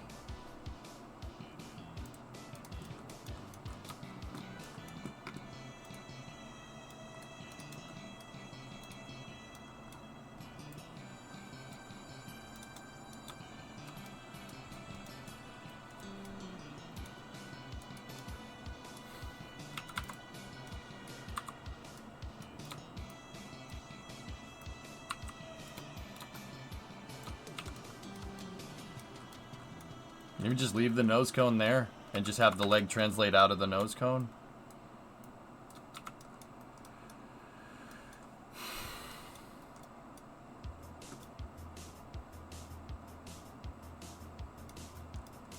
I just don't like that, but what are you gonna do?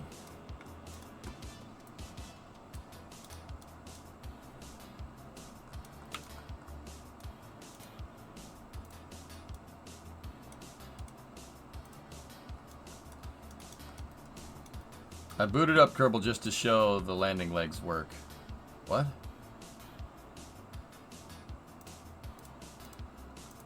What are these? What are those?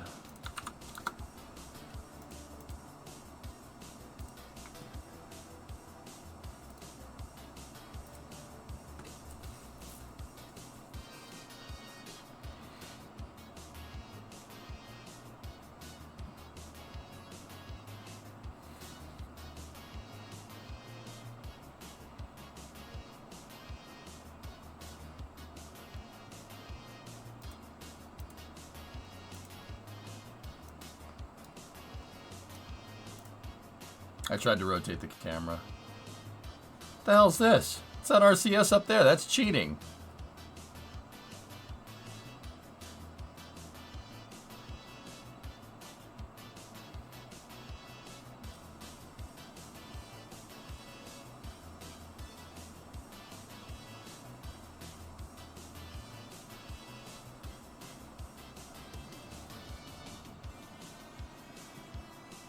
I can't see them, 95. You're not zoomed in. Zoom in, you fool!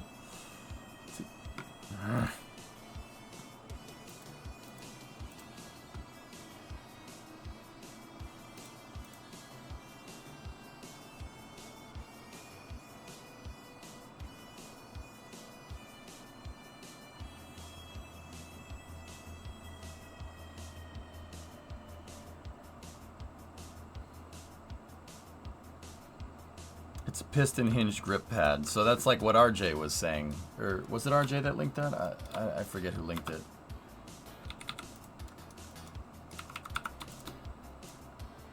I mean, I don't know. It was Creeper. Creeper linked it? Yeah. The chicken scratch drawing, yeah.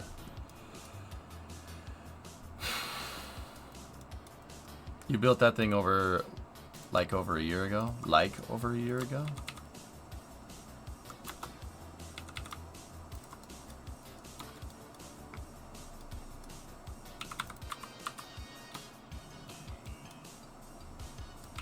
I mean, we'd need a cow controller for the animation now, but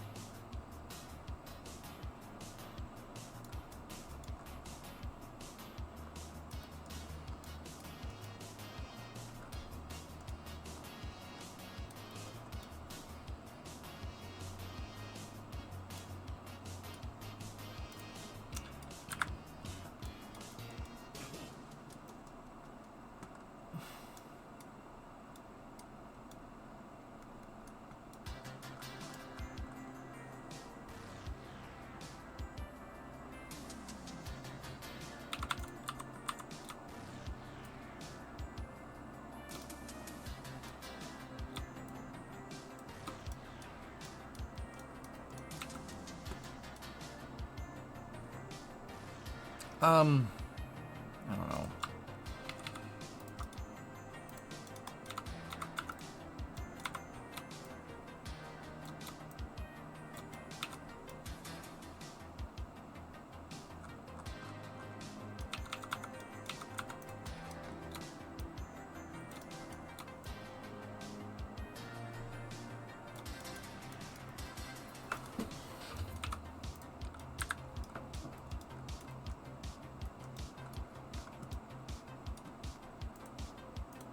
Let's reload. I don't know. The nose cones are good, but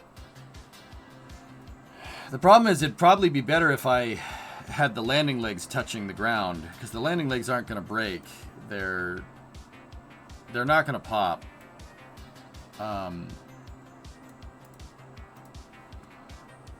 So maybe if I took this, right? We take this design. I mean, I'm kind of okay with the way these landing legs are. And then just click it once. Click it twice. Yeah. Dang it, fairings.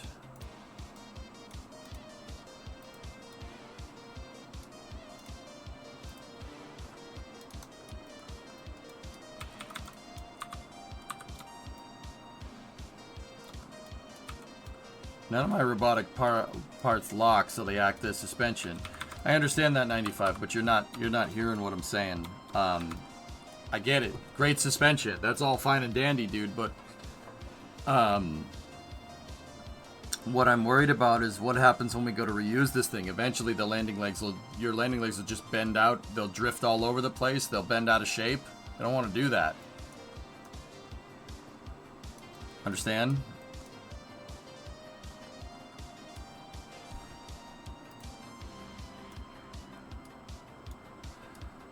Yeah.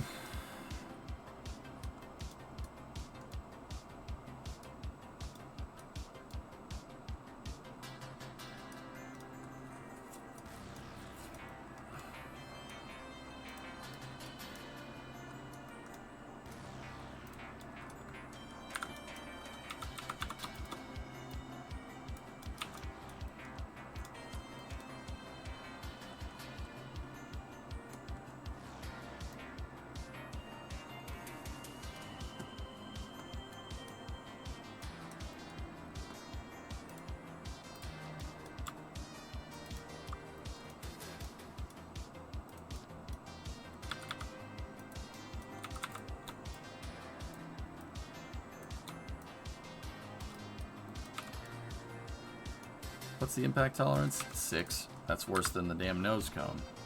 What about those nose cones? 10. That one's 10.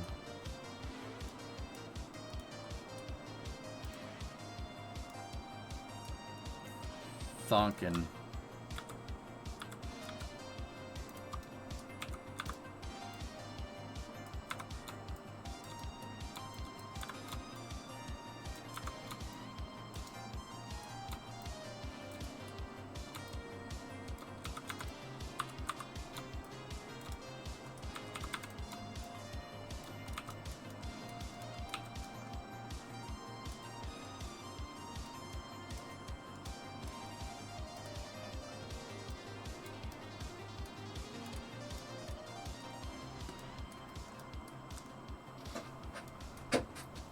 No, I think adding a straight damper in here is going to be just fine. That'll help us out some fears. I'm worried about, like, this is plenty strong, dude. It's just, okay, so the entire mass of the vehicle is going to be sitting on this, right? So if I put it, if I bring out a truck 95 and we go and I drive the truck underneath it, lift the truck up, pick the vehicle up, right?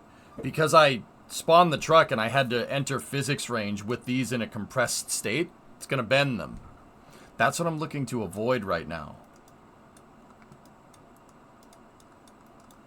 I don't want these moving at all. Let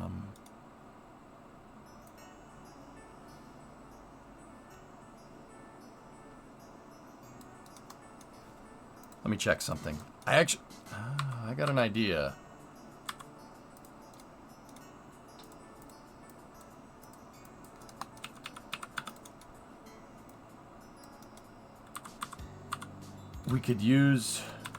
We might be able to get away with some same vessel collision action here. Just, yeah. Where does that ball end up when we're fully retracted? Oh yeah, it's up there. That's fine. Put it right there.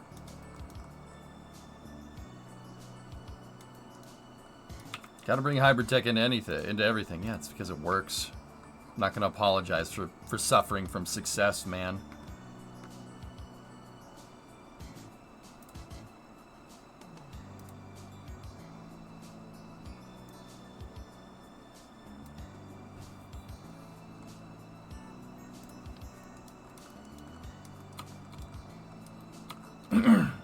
You did this on yours, RJ? It works? Good. Good to know. Here, we'll try this without any plate.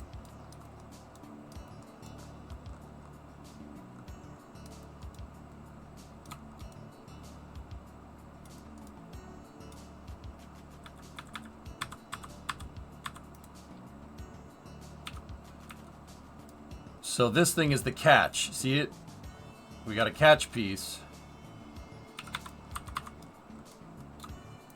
We put that right there.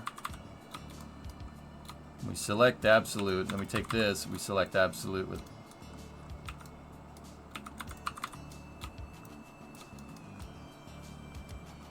Yeah.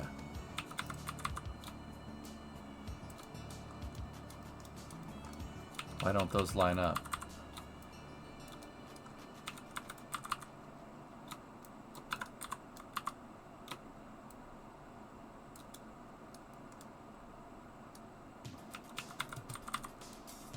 Those should line up exactly.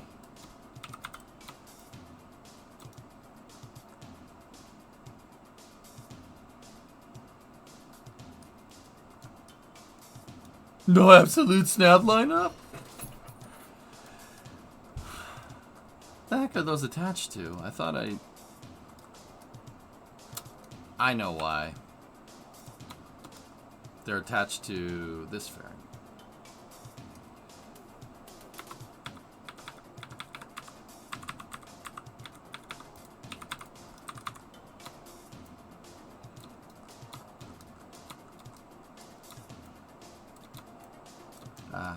Yeah.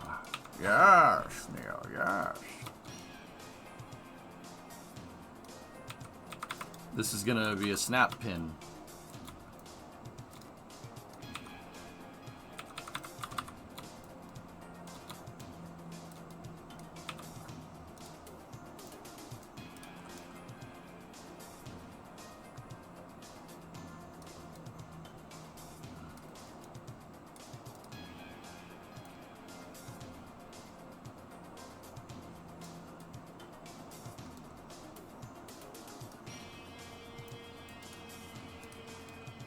Wait a minute.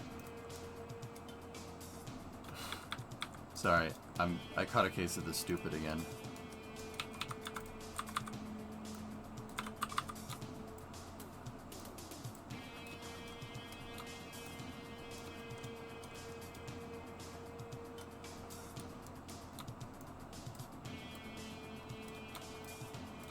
There.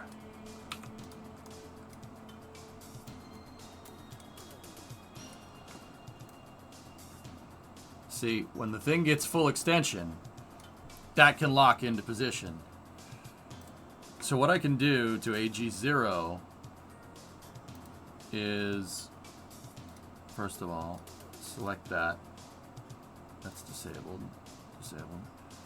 AG0, for the locking thing, we can enable same vessel collision.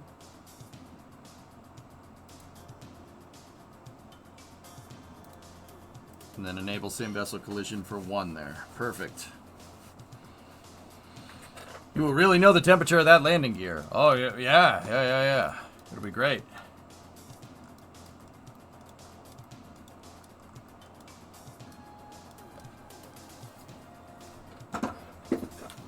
Hang on.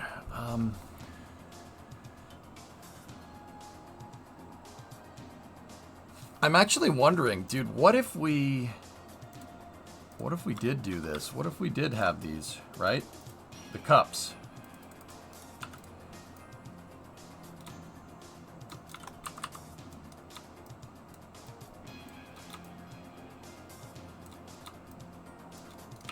Right? And then retract this.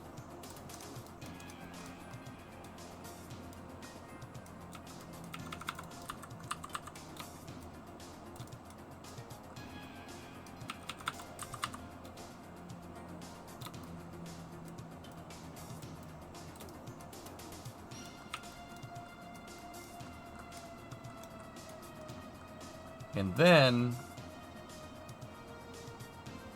take the ball, the RCS ball, and attach it to that. Like this. And then, you know, well, we gotta put these at the end of their...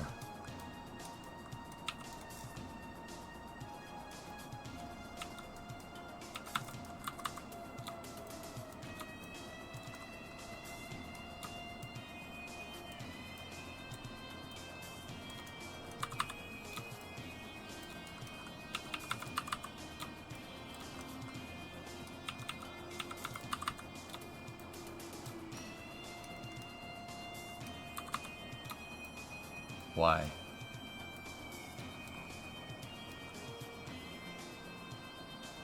Hey Dragon, I haven't tuned in for a while because of work. Is this build based off any particular real-world design?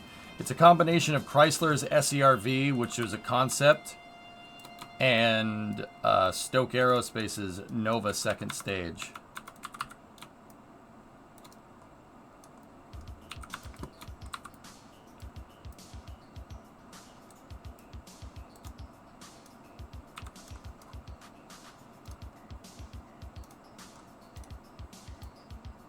And Dragon, it's actually pretty damn good. I'm just trying to dial in some stuff here.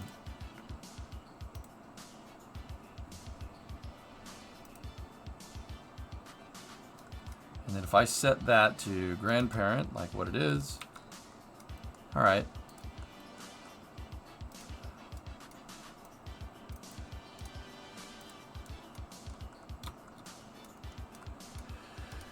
That might prevent those things from moving around. So we might not have to use grip pads. So set this like this, flip that around, save, switch the editor. Let's see if it does it, dudes. We're gonna do another hippity hoppity test.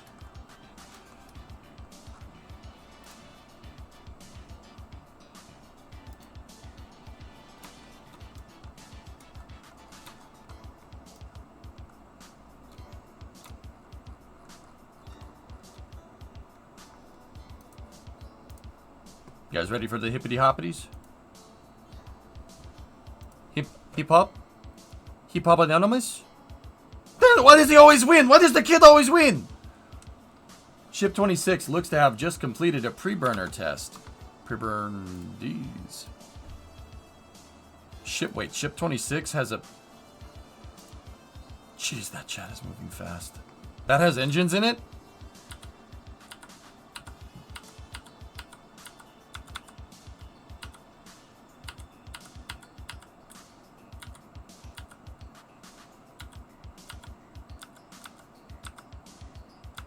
It has all 6 engines?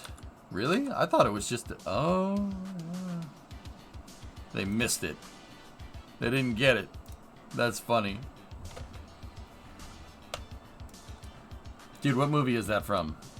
Which one? Why the longer nose cone? Because it's a party hat. Hip Hop Anonymous. Oh, Hip Hop Anonymous is from Big Daddy. Big Daddy. Alright, T-minus 10. 9, 8, 7, 6, 5, 4, 3, 2, 1. We're gonna go for hoppy test.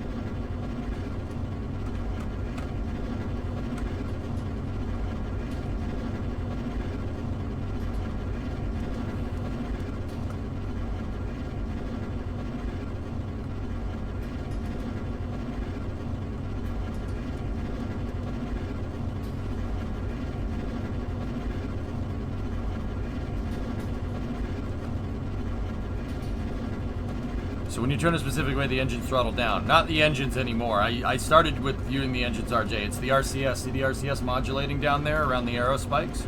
RCS keeps it on an even keel. It's quite literally one of the most stable rocket hovering craft we've made in this game. Also, it can do a neat party trick like this.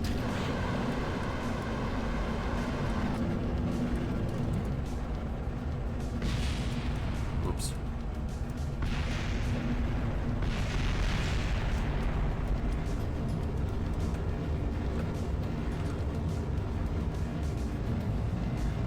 Impress your friends, protect your crops, confuse your neighbors.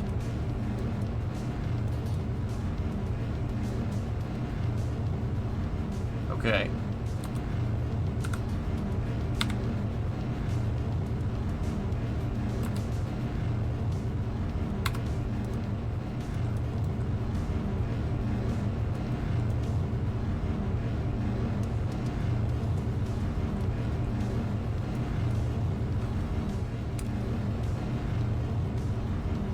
Well, it looks like we didn't get...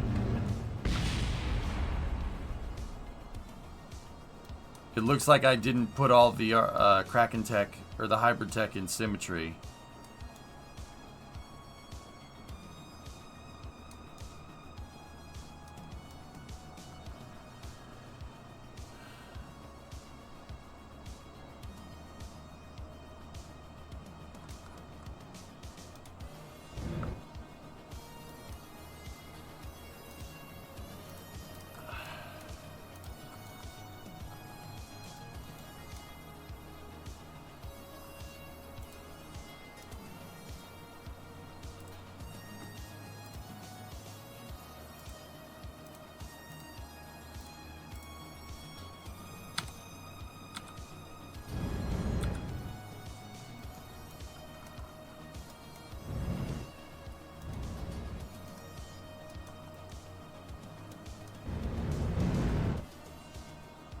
That leg is super strong, though, and it definitely isn't moving. Alright, we're going to have to try it again. Even NSF are confused as it seemed to be a single-engine burner test while depressing.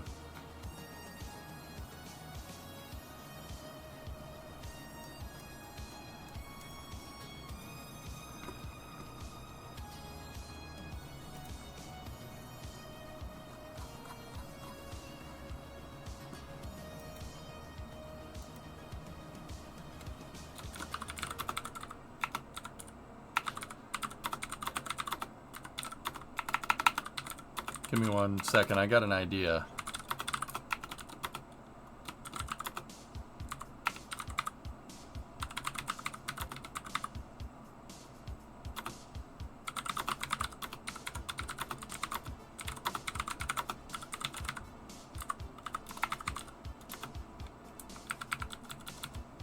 I have a theory. Let's see if they go for it.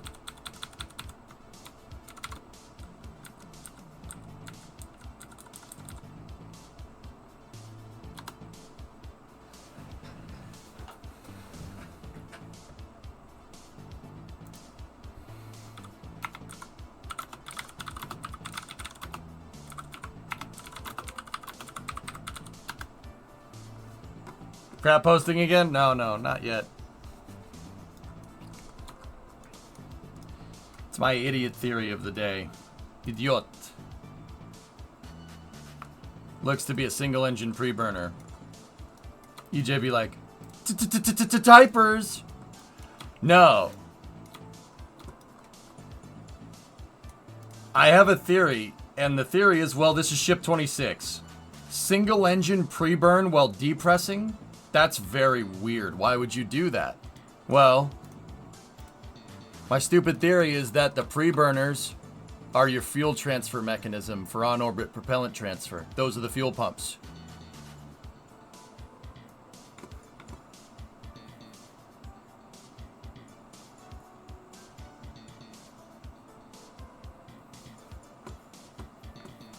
Think about it. Why would you run a pre-burner during a fuel depress? That doesn't make any sense.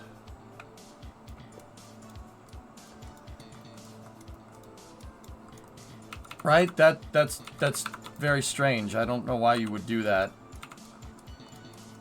So if you use the pre-burner as a fuel pump, then you're good to go.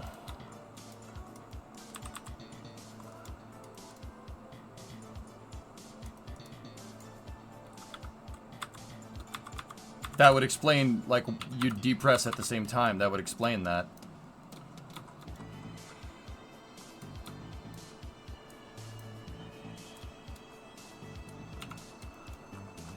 But, I don't know. What do I know?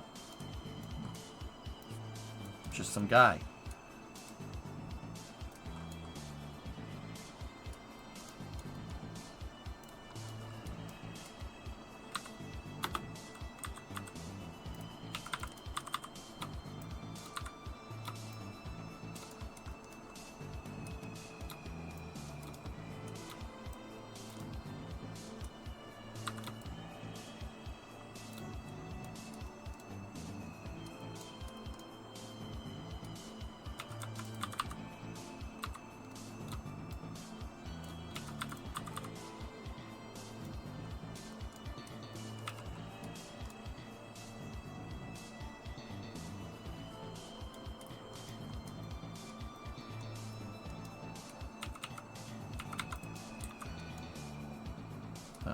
That's sticking out. I don't want that. Why is absolute like that for this? Hold on.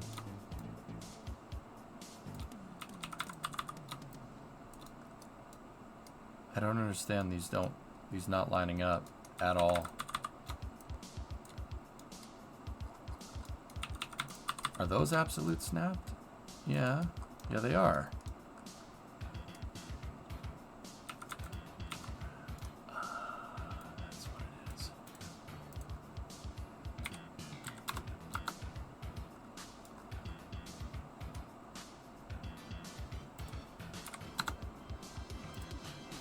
Yeah, okay. I see why it's doing that.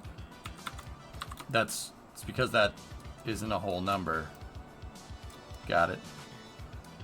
So if I take this and we absolute snap that down 1 and we local snap that down 1, and then we absolute that forward 1 and take that and local snap that forward 1 and then take the strut and move that over there for stability. So this is a locking pin to make sure that these things don't move. Alright, so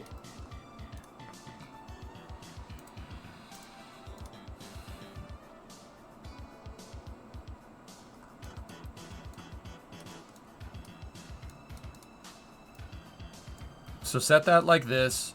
That's in the lock state. And then we got to find the ball. There we go. Set that to disable SVI. And then set this action group 1 enable there. And then just as a backup, set that to disable. There we go. Cool. Save.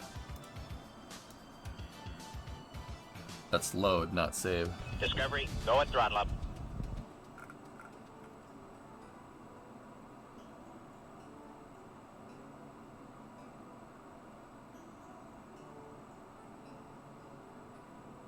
My theory in the NSF back channel has a bunch of reactions to it. 2 of them are the, oh, looking eyes. 2 of them are bird. 2 of them are the emoji. And 1 of them is horse. And Brandster with a 38-month resub. I think Das reacted with the bird, with a bird.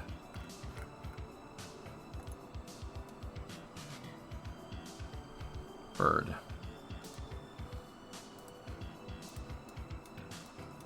Okay, let's try this again.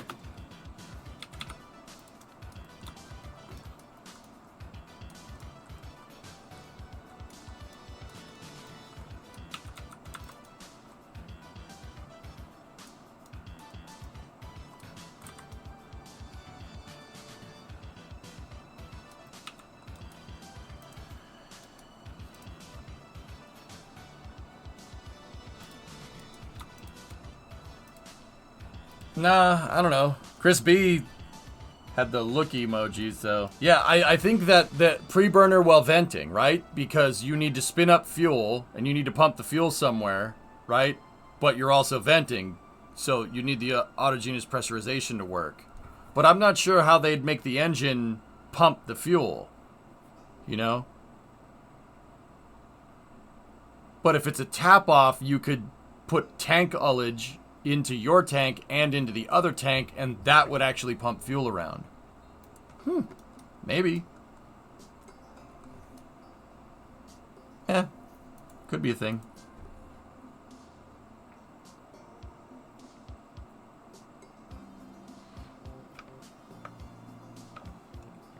They already have the plumbing from the umbilical, so all that system would need is an open-close valve. How would you get propellant into another vehicle, Blue? That's where I'm like, that's what I'm kind of like, huh.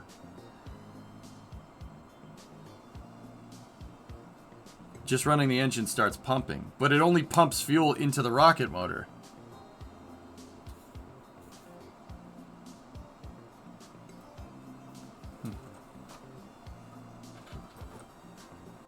I'm thinking the autogenous pressurization, if they vent and they yeah, I don't know. It's possible. Alright, whatever. Let's do our own fun test. We need to go up a little bit higher so that thing doesn't break.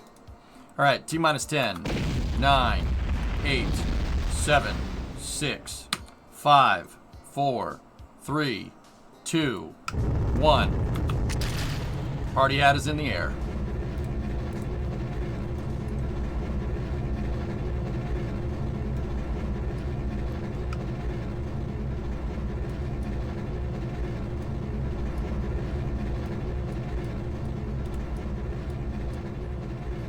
Let's get up to 500 meters and enter a stable hover.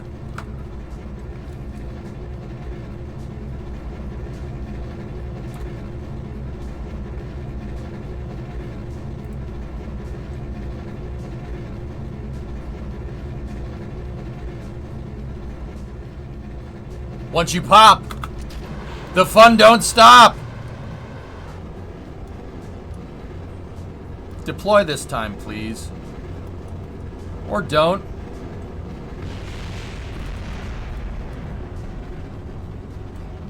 We know the engines have a tap-off for RCS. Also, if they plan on using the umbilical as a docking port, they can rig the entire engine to backflow. Yeah, maybe. Can you imagine a Raptor that has a it has pumps going to the Raptor, and then it's teed off, and pumps are going to back up into the umbilical. That would be something.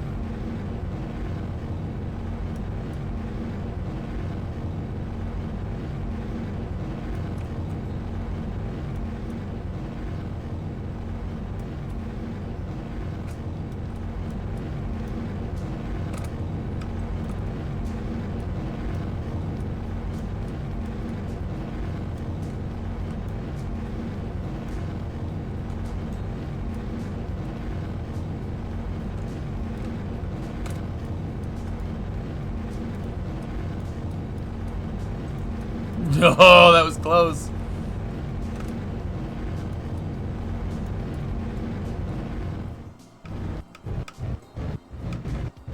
Just gotta burn the fuel. I was like, well, we're gonna crash, but we didn't.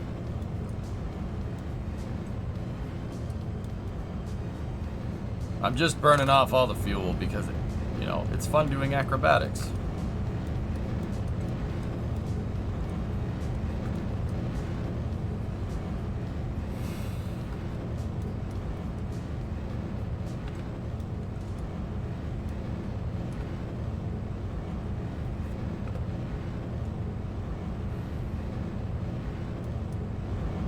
It's pretty dang stable, Tars. This is probably the most stable VTOL rocket I've ever devised, dude. It is very stable. It's really hard to crash this thing.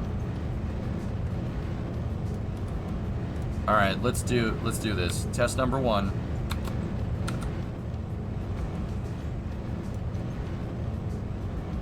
Make sure the ball goes into the cup. Ball in a cup. Ball in a cup. Okay, the landing legs are deployed.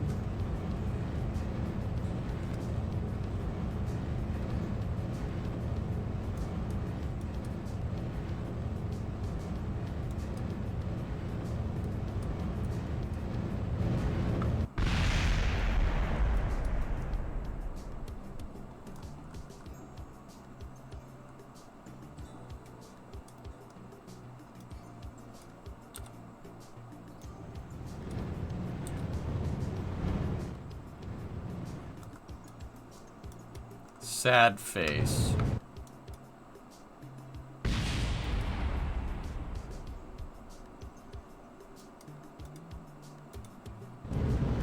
For real though.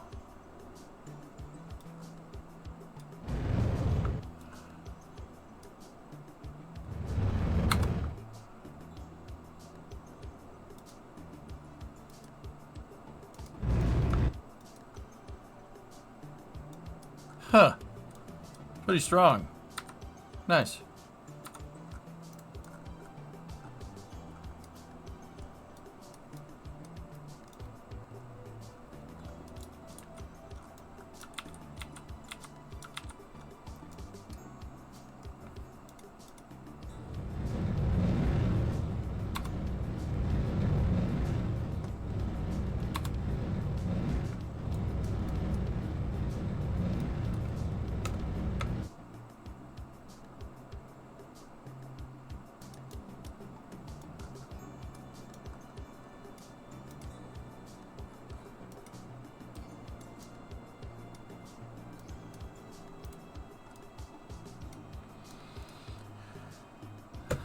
The more I see this, the more I think just get rid of the cones. Screw it. Put the hybrid-tech system right on the dead end of the landing leg so the landing leg doesn't bend. Alright, Antares. See ya, buddy. Yeah, just get rid of the damn cones.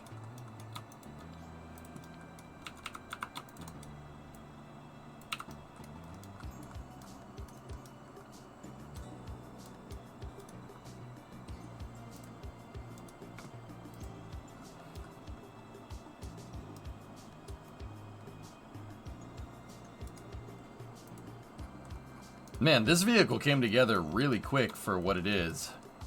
I think this is the fastest I've ever made an SSTO with reusability in mind.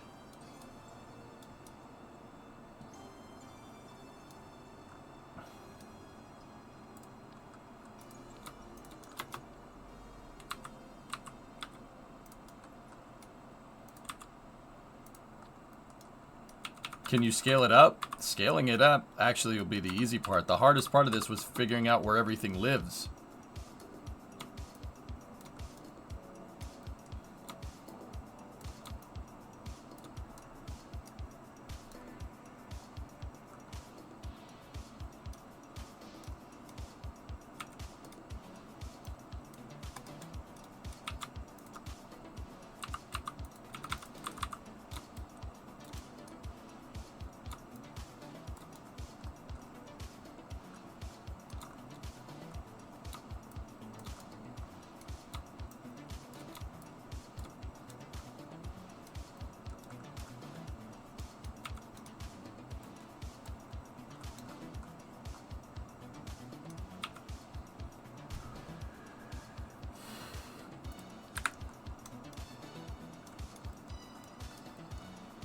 Still got to go full scale in only 3 days to do it. I said I could have a tech demonstrator, a flying tech demonstrator by the time Cities comes out. Hold on a second. That's what I said. Cool your jets there, pal.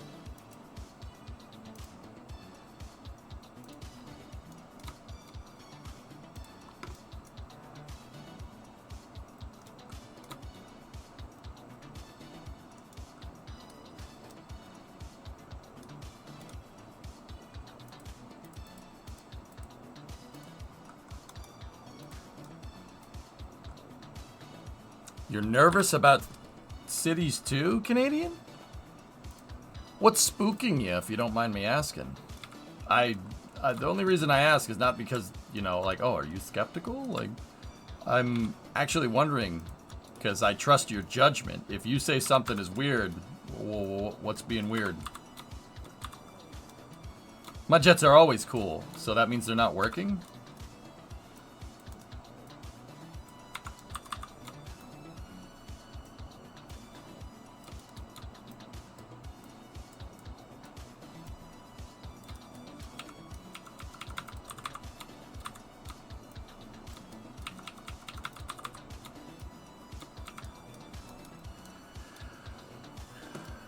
It's probably performance. Herd over 30 to 40 population sounds poor. Huh. And that's what somebody else says. Cities devs worried about possible performance issues at launch, probably because the dev says they can't hit performance target. It's a horror game. Thanks, PY. Thanks for the contribution. Interesting. Okay. Yeah, alright.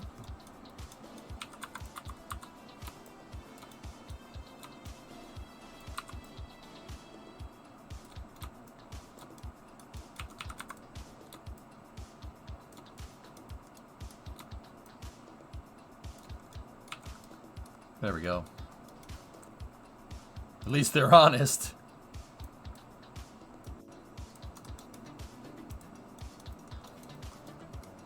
Alright, let's see if the locking pin works just like this. Discovery, go and throttle up. Somebody gave Canadian a sub, a tier 1 sub. Thank you. Alright, you guys ready? Let me just, crap. We gotta go back over here. Poo-poo. Poo-poo face. Or something. Duty face. It's your duty, poo-poo. Disable.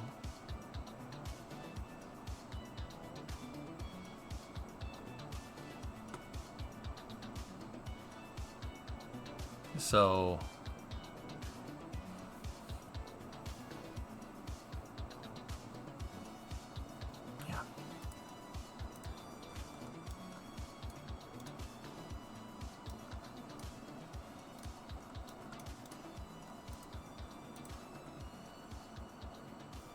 Yeah, I have a good CPU RAM, but my 2060 could be the nail in the coffin. Is it a graphics limitation or a simulation limitation? It's got to be graphics, right?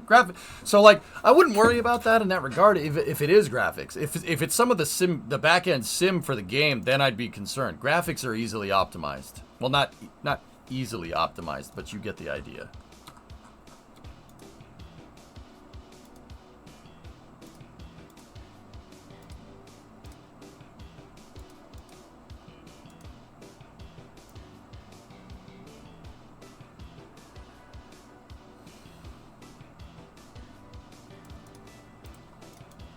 The rumors say it's simulation. If it's simulation, then we might have a problem on our hands, comrades.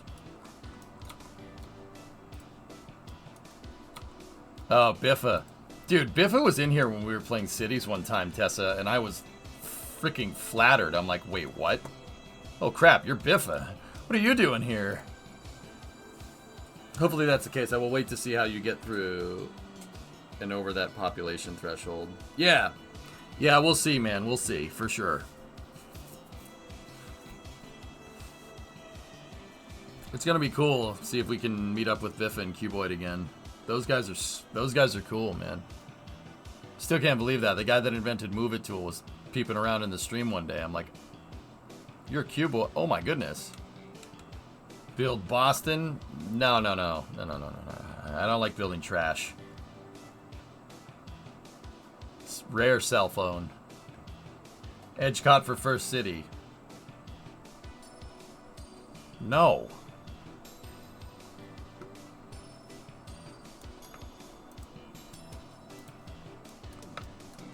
Alright, let's test it again.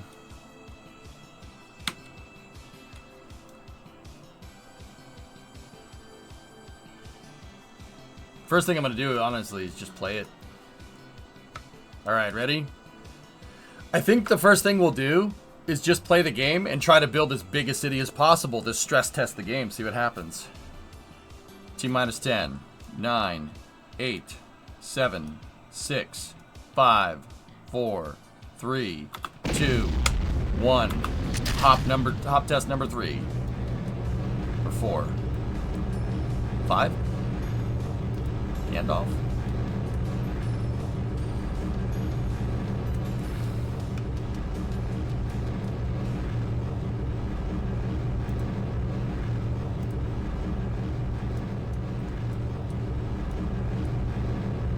Let's say 6. Alright, that's fine.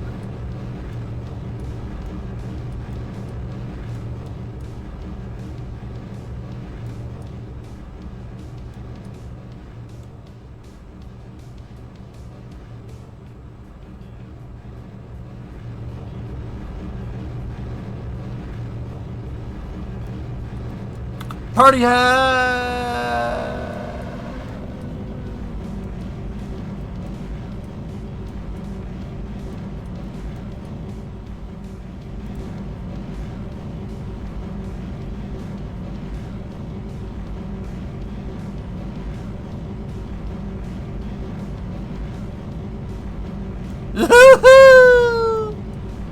Is the parachute gonna deploy, or?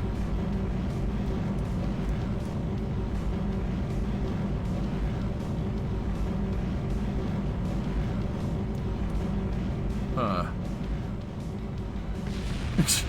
I think, oh, I set it to 50. That's backwards, huh? Alright, let's bring her down.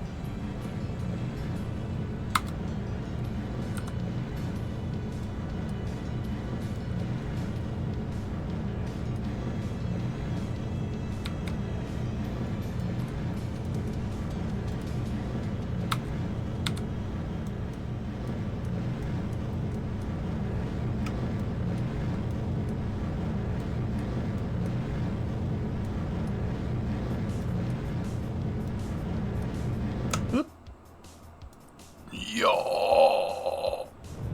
Oh!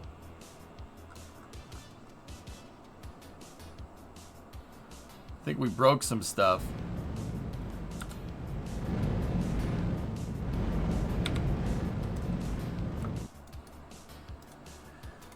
Oof!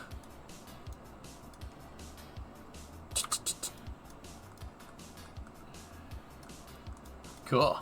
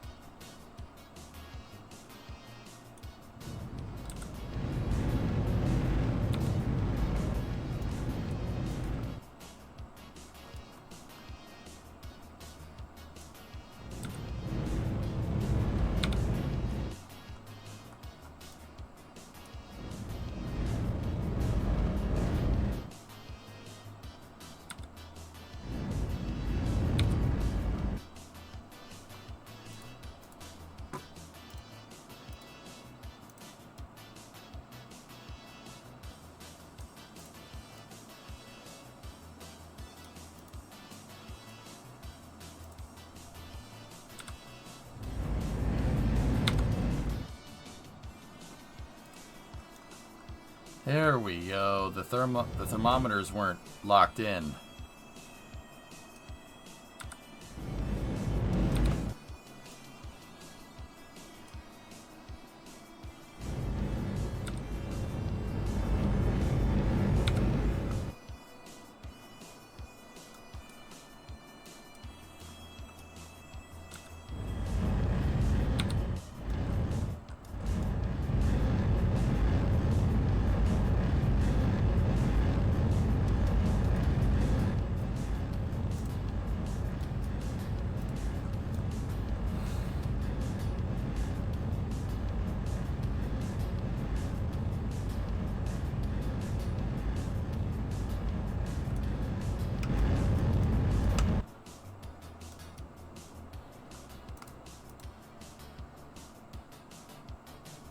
There's not many landing gear that will do that.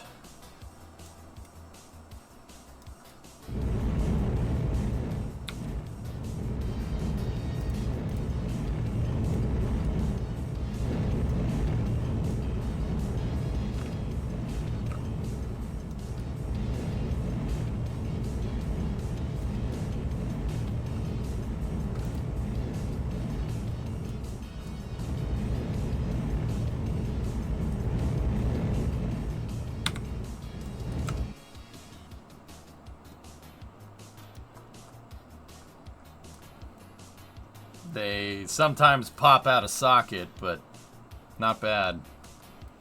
Do a flip.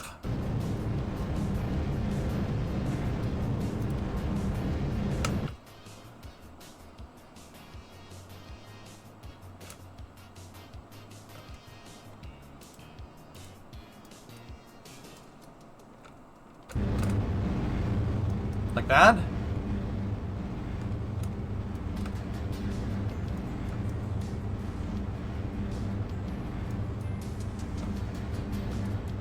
Yep. Oh, okay.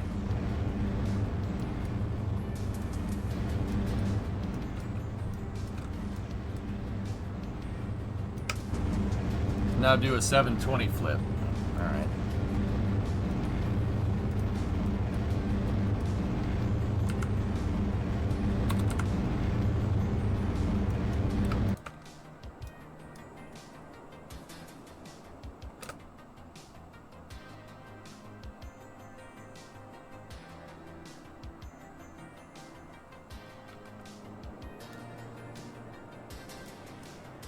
That good?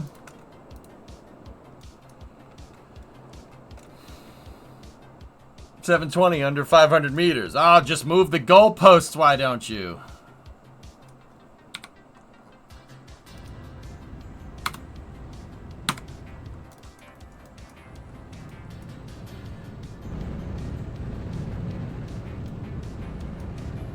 Pretty smooth flying, Fox.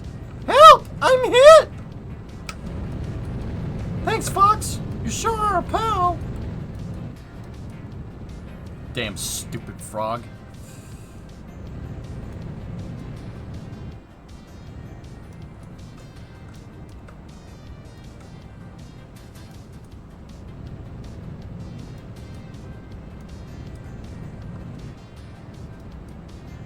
Use the boost to get through. Do a barrel roll. To barrel roll, press Z or R twice. Who has Slippy? Slippy sucks. Guy always, he's like, oh my god, I suck so much at this, but I'm still gonna go in and try to fight this guy. Oh god, please help me. Damn stupid frog.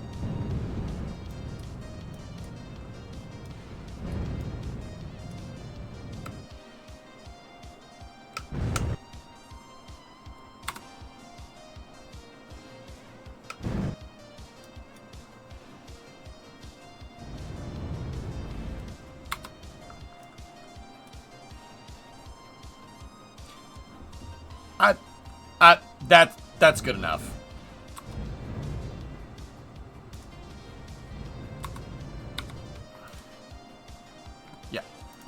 Yeah, that's fine. Yeah, it's because we don't have any mass in it. Most of the testing that we've done, Canadian, has been with mass, but that was not. That had nothing in it. That was easy. Easy peasy. We're good. I'm happy. That's pretty damn good, man.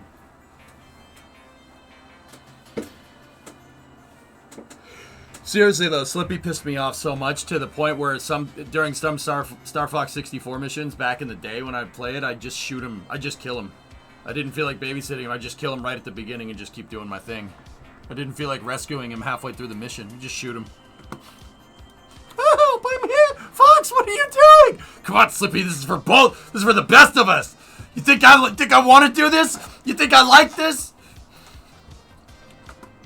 Giga Chad move. We have to call the weak. No.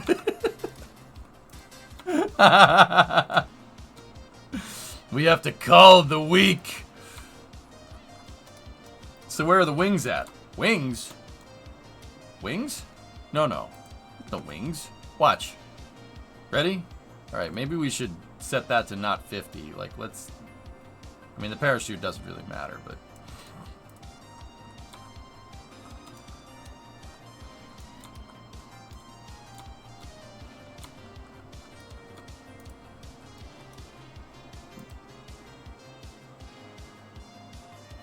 Alright. You are the weakest link. Goodbye. Dark EJ. What does that mean, Hellfish? Alright, let's roll.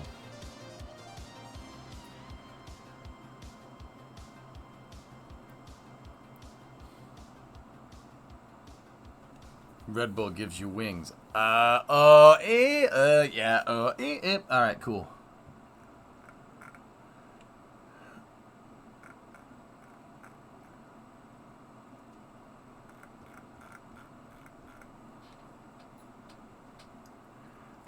We don't need wings.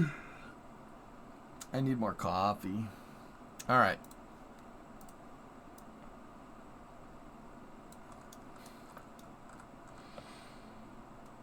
Okay, so enable SVI.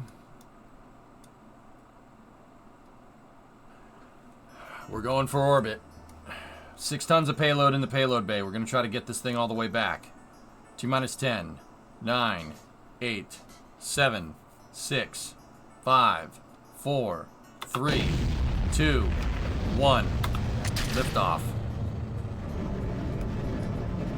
No.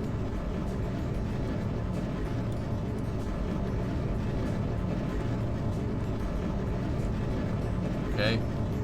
Roll pitch program.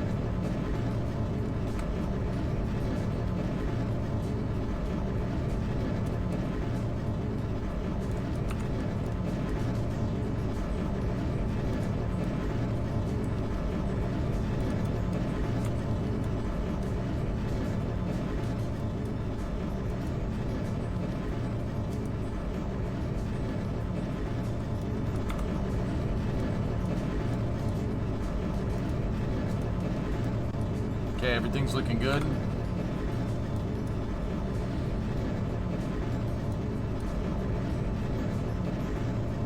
Single LES to orbit.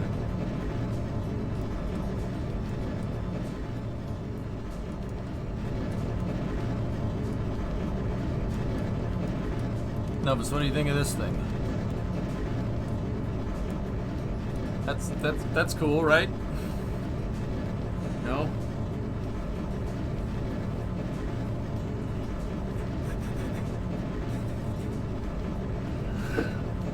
This thing's neat, right? Is it not? Okay.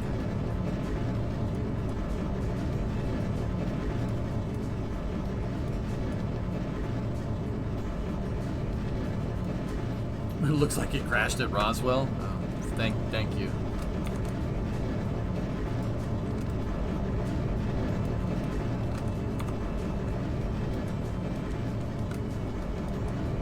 So how long until this morphs into DCX? Yes.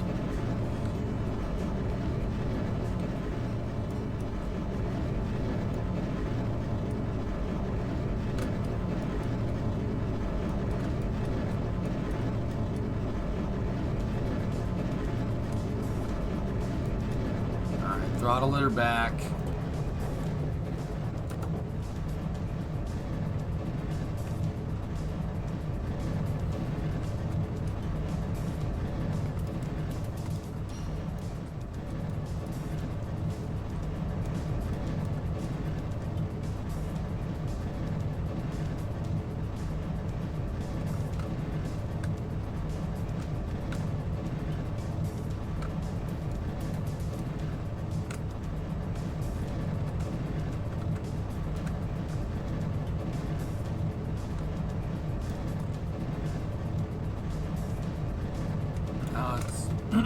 good.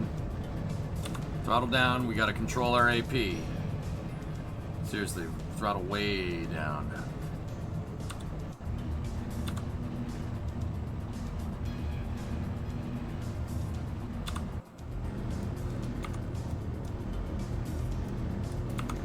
Okay. Stand by for party hat jettison.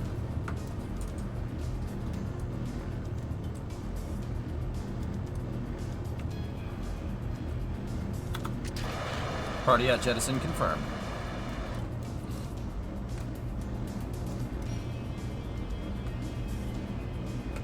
Gumdrop is now flying all by itself into chocolatey candy goodness.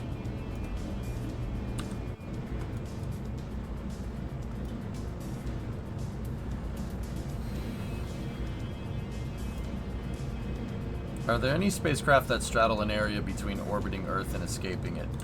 Not that I know of. Not that I know of, dude. I don't think so.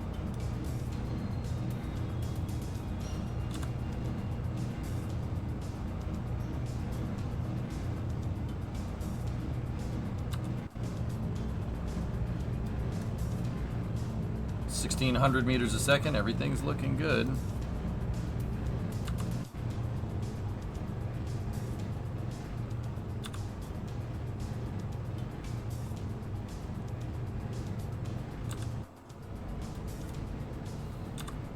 Got good control over the AP.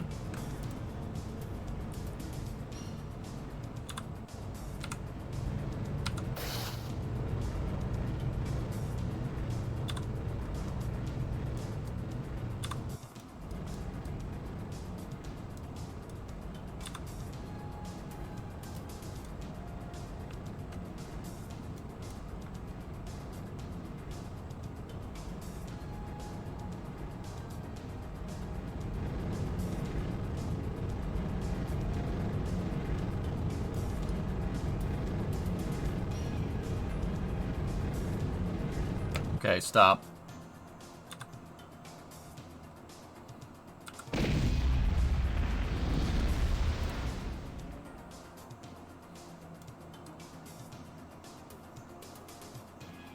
Not excited about that.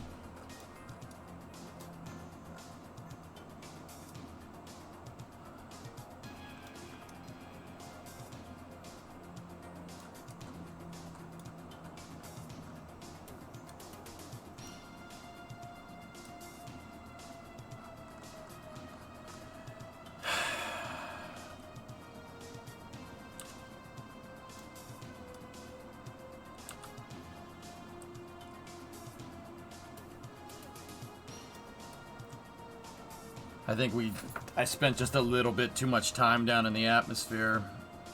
What is the mission? It's a test flight. I'm testing my SSTO.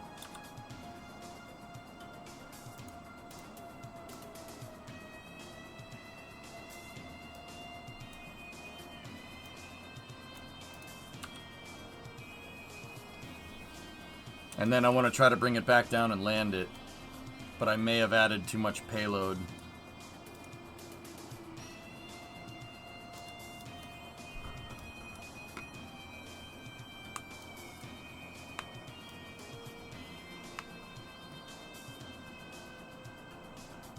Damn.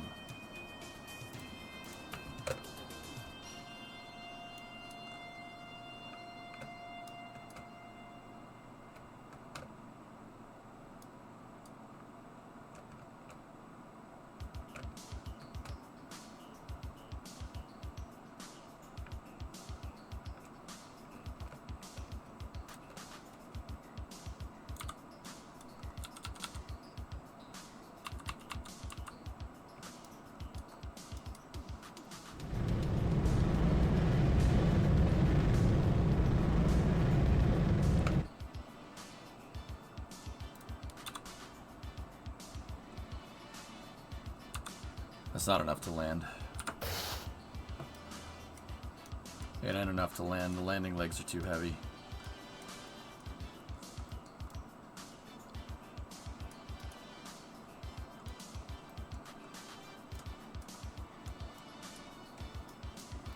How's it flying other than too much payload mass? Oh, it ain't bad. It flies great. Everything else is really good. It's just like any SSTO, you really have to dial in the ascent because this thing propulsively lands, or at least that's the plan. I might just go parachute the damn thing down and have it frickin' land next to KSC, like in the water, and just get a boat, fish the damn thing out. Done that before. I used to fish capsules out. I made a pier at KSP and everything out of airplane fuselages once. And that worked actually a lot better than you might think. And I did that with no robotics in the damn game, which was pretty cool.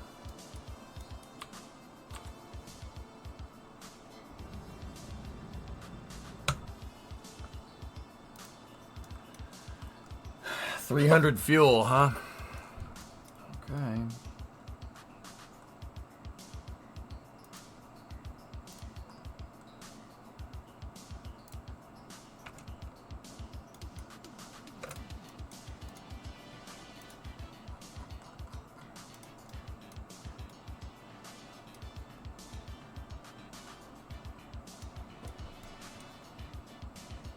Payload deployed.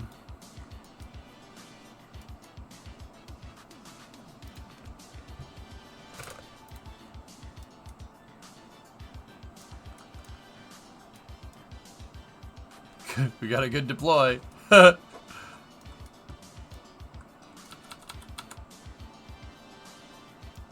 you spin around and eat the payload? That's what Starlink does.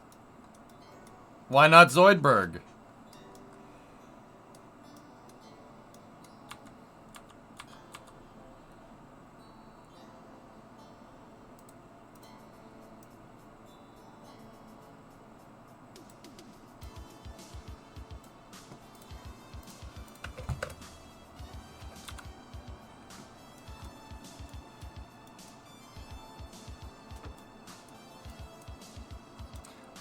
We might need to add more fuel and a slight overclock. A slightly higher overclock to these. Yeah, she's not... It's not, not doing what I want, dudes. Yeah, I don't think we have enough fuel to come back down. I mean, and if we do, it's going to be one heck of a hover slam. Well, immolated, I think they're going to switch to hot staging nowadays. I think they're just going to fire Starship's engines while Super Heavy's engines are still firing and kind of send it from there.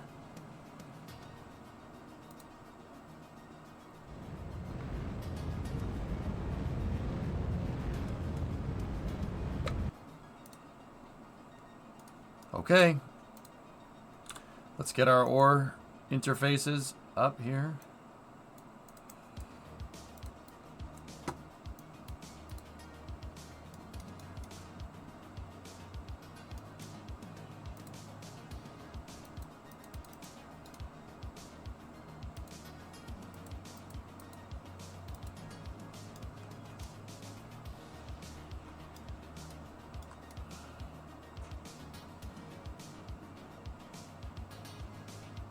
Okay. RCS on pitch and roll axis is locked out.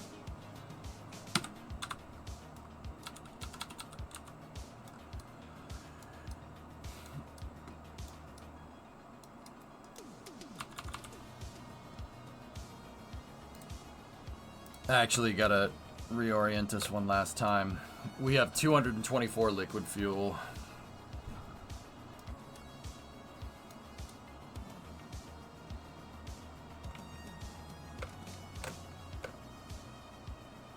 Okay, lock it out from there. Flip the vehicle.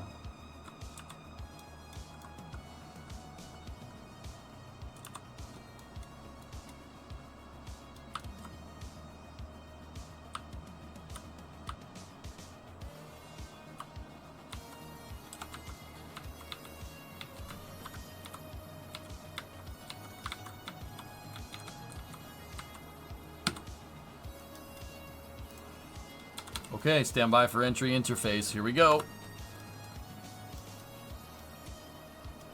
You have faith in this landing? Dude, we don't have enough.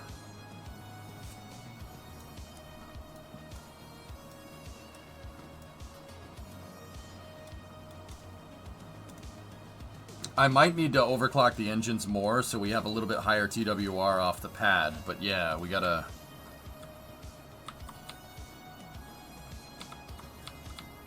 Because I still need some for attitude control with roll when we go to fly, so... We'll see.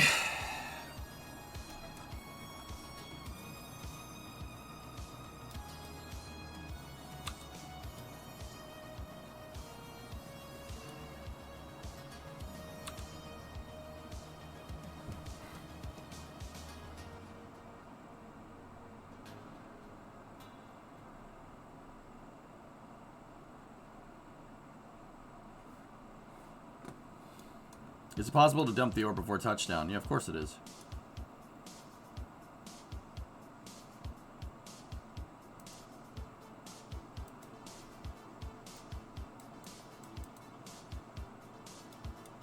Do you have 53 seconds?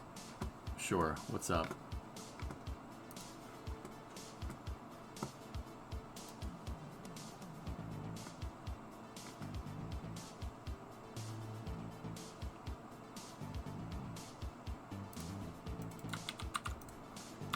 What's up, dude?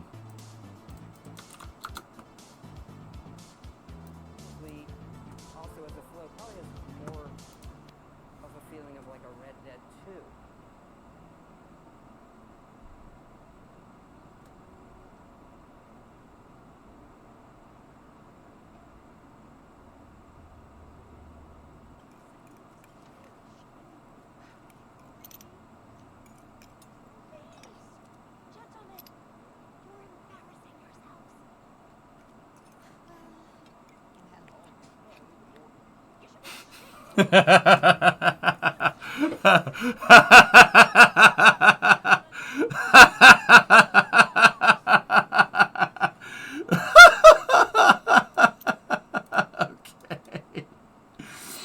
Oh, that's pretty funny. I mean, Red Dead, man, that game's a masterpiece. That's about as close to perfection as you're gonna get, dude. It's pretty funny, though. Oh, dear.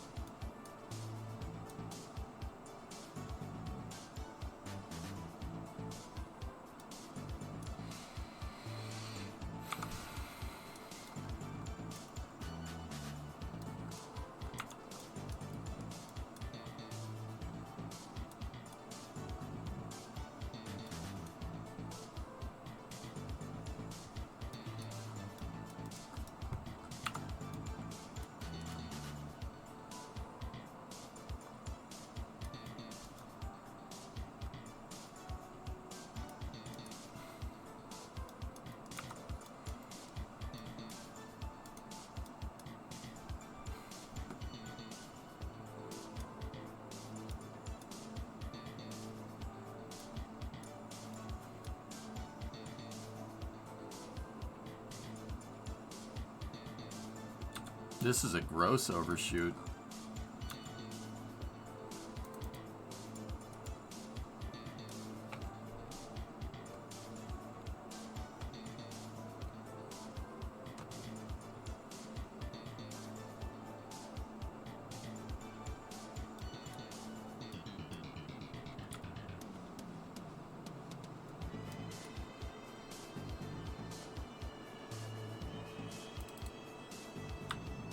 Discovery, go at throttle up.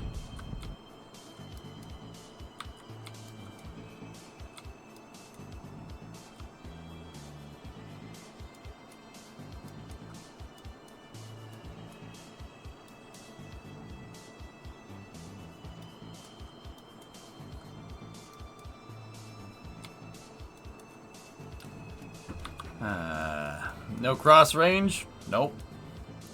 Hey, James. 49-month resub.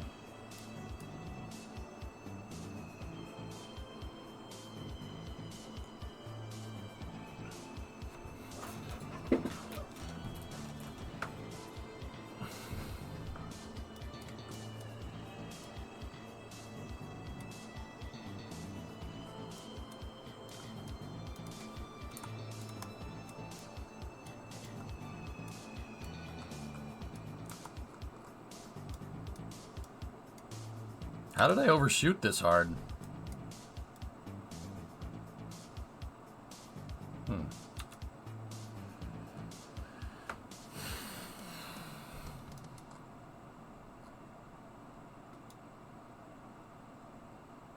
She needs more fuel.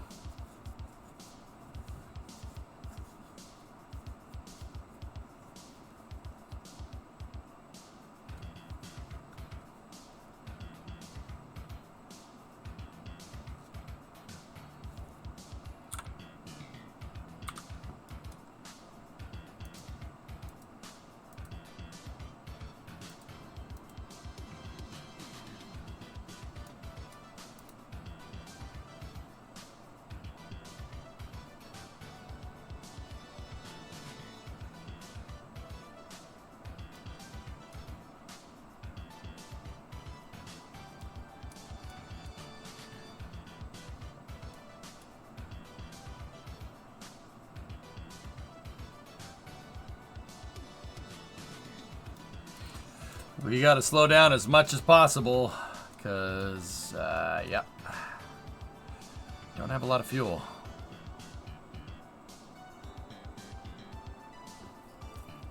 Five seconds of burn.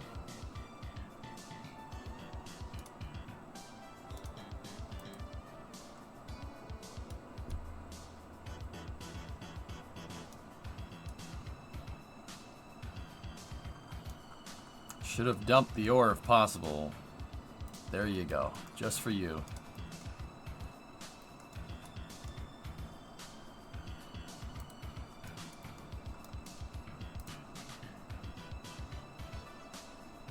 We're out of time.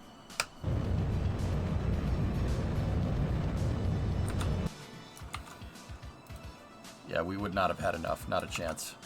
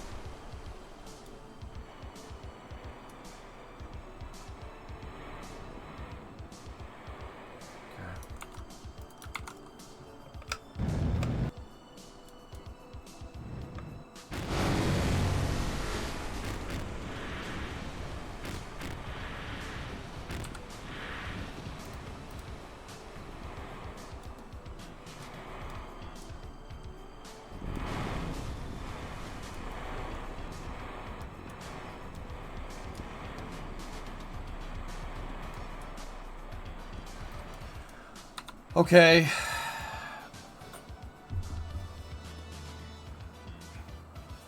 Okay.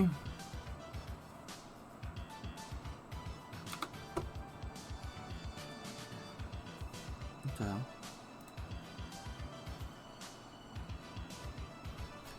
I was thinking we probably need about 30 seconds of burn time to do a precise landing.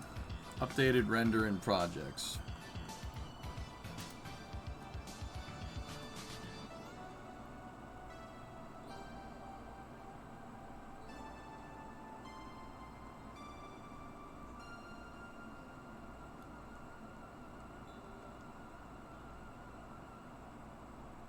Where the hell is the projects channel? Oh, there it is. Oh, nice, dude. Very cool. Looks good. Maybe have locked off tanks with 250 Delta V. Yeah. I can't believe I didn't think of this sooner. Nice.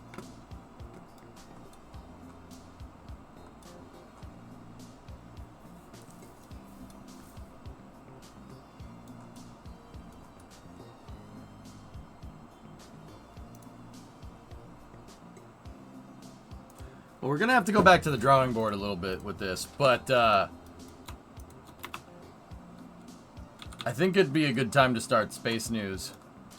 There's a couple of things we got to talk about with Space News, but yeah, it's getting there.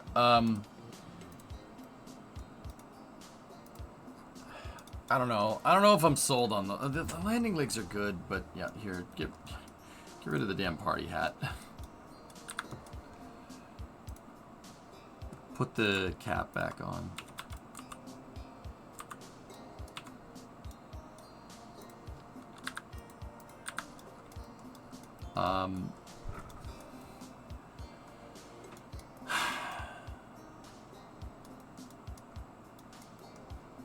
I saw that those flags were generating aero because they're attached to they're attached to the hydraulics, so they were, even though they're physics-less, they were simulated, which I don't like. That's not cool. I'm just wondering if there's any way to shave more mass out of this thing.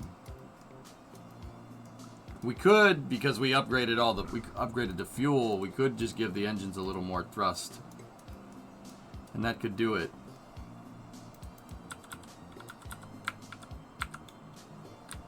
Landing legs. Actually, you know what? Don't save it. Just...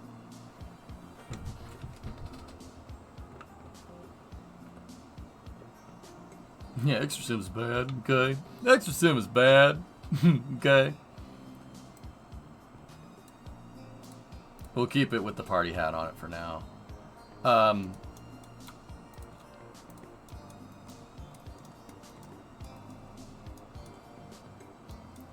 We just gotta find a way to make it a little more efficient. Alright, let's roll. So, guys, I'm gonna take a quick break. I'm gonna go grab a quick bite, and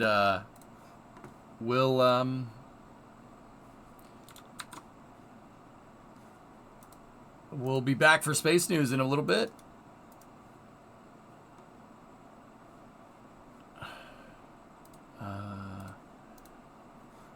Tee up those space news links, and yeah, we'll go from there. I'm just gonna go stretch around, and I will be back in a moment.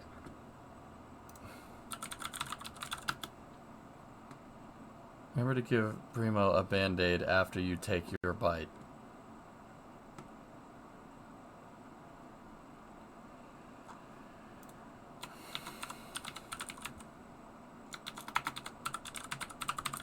I'm gonna put on the atmospheric penetration video again.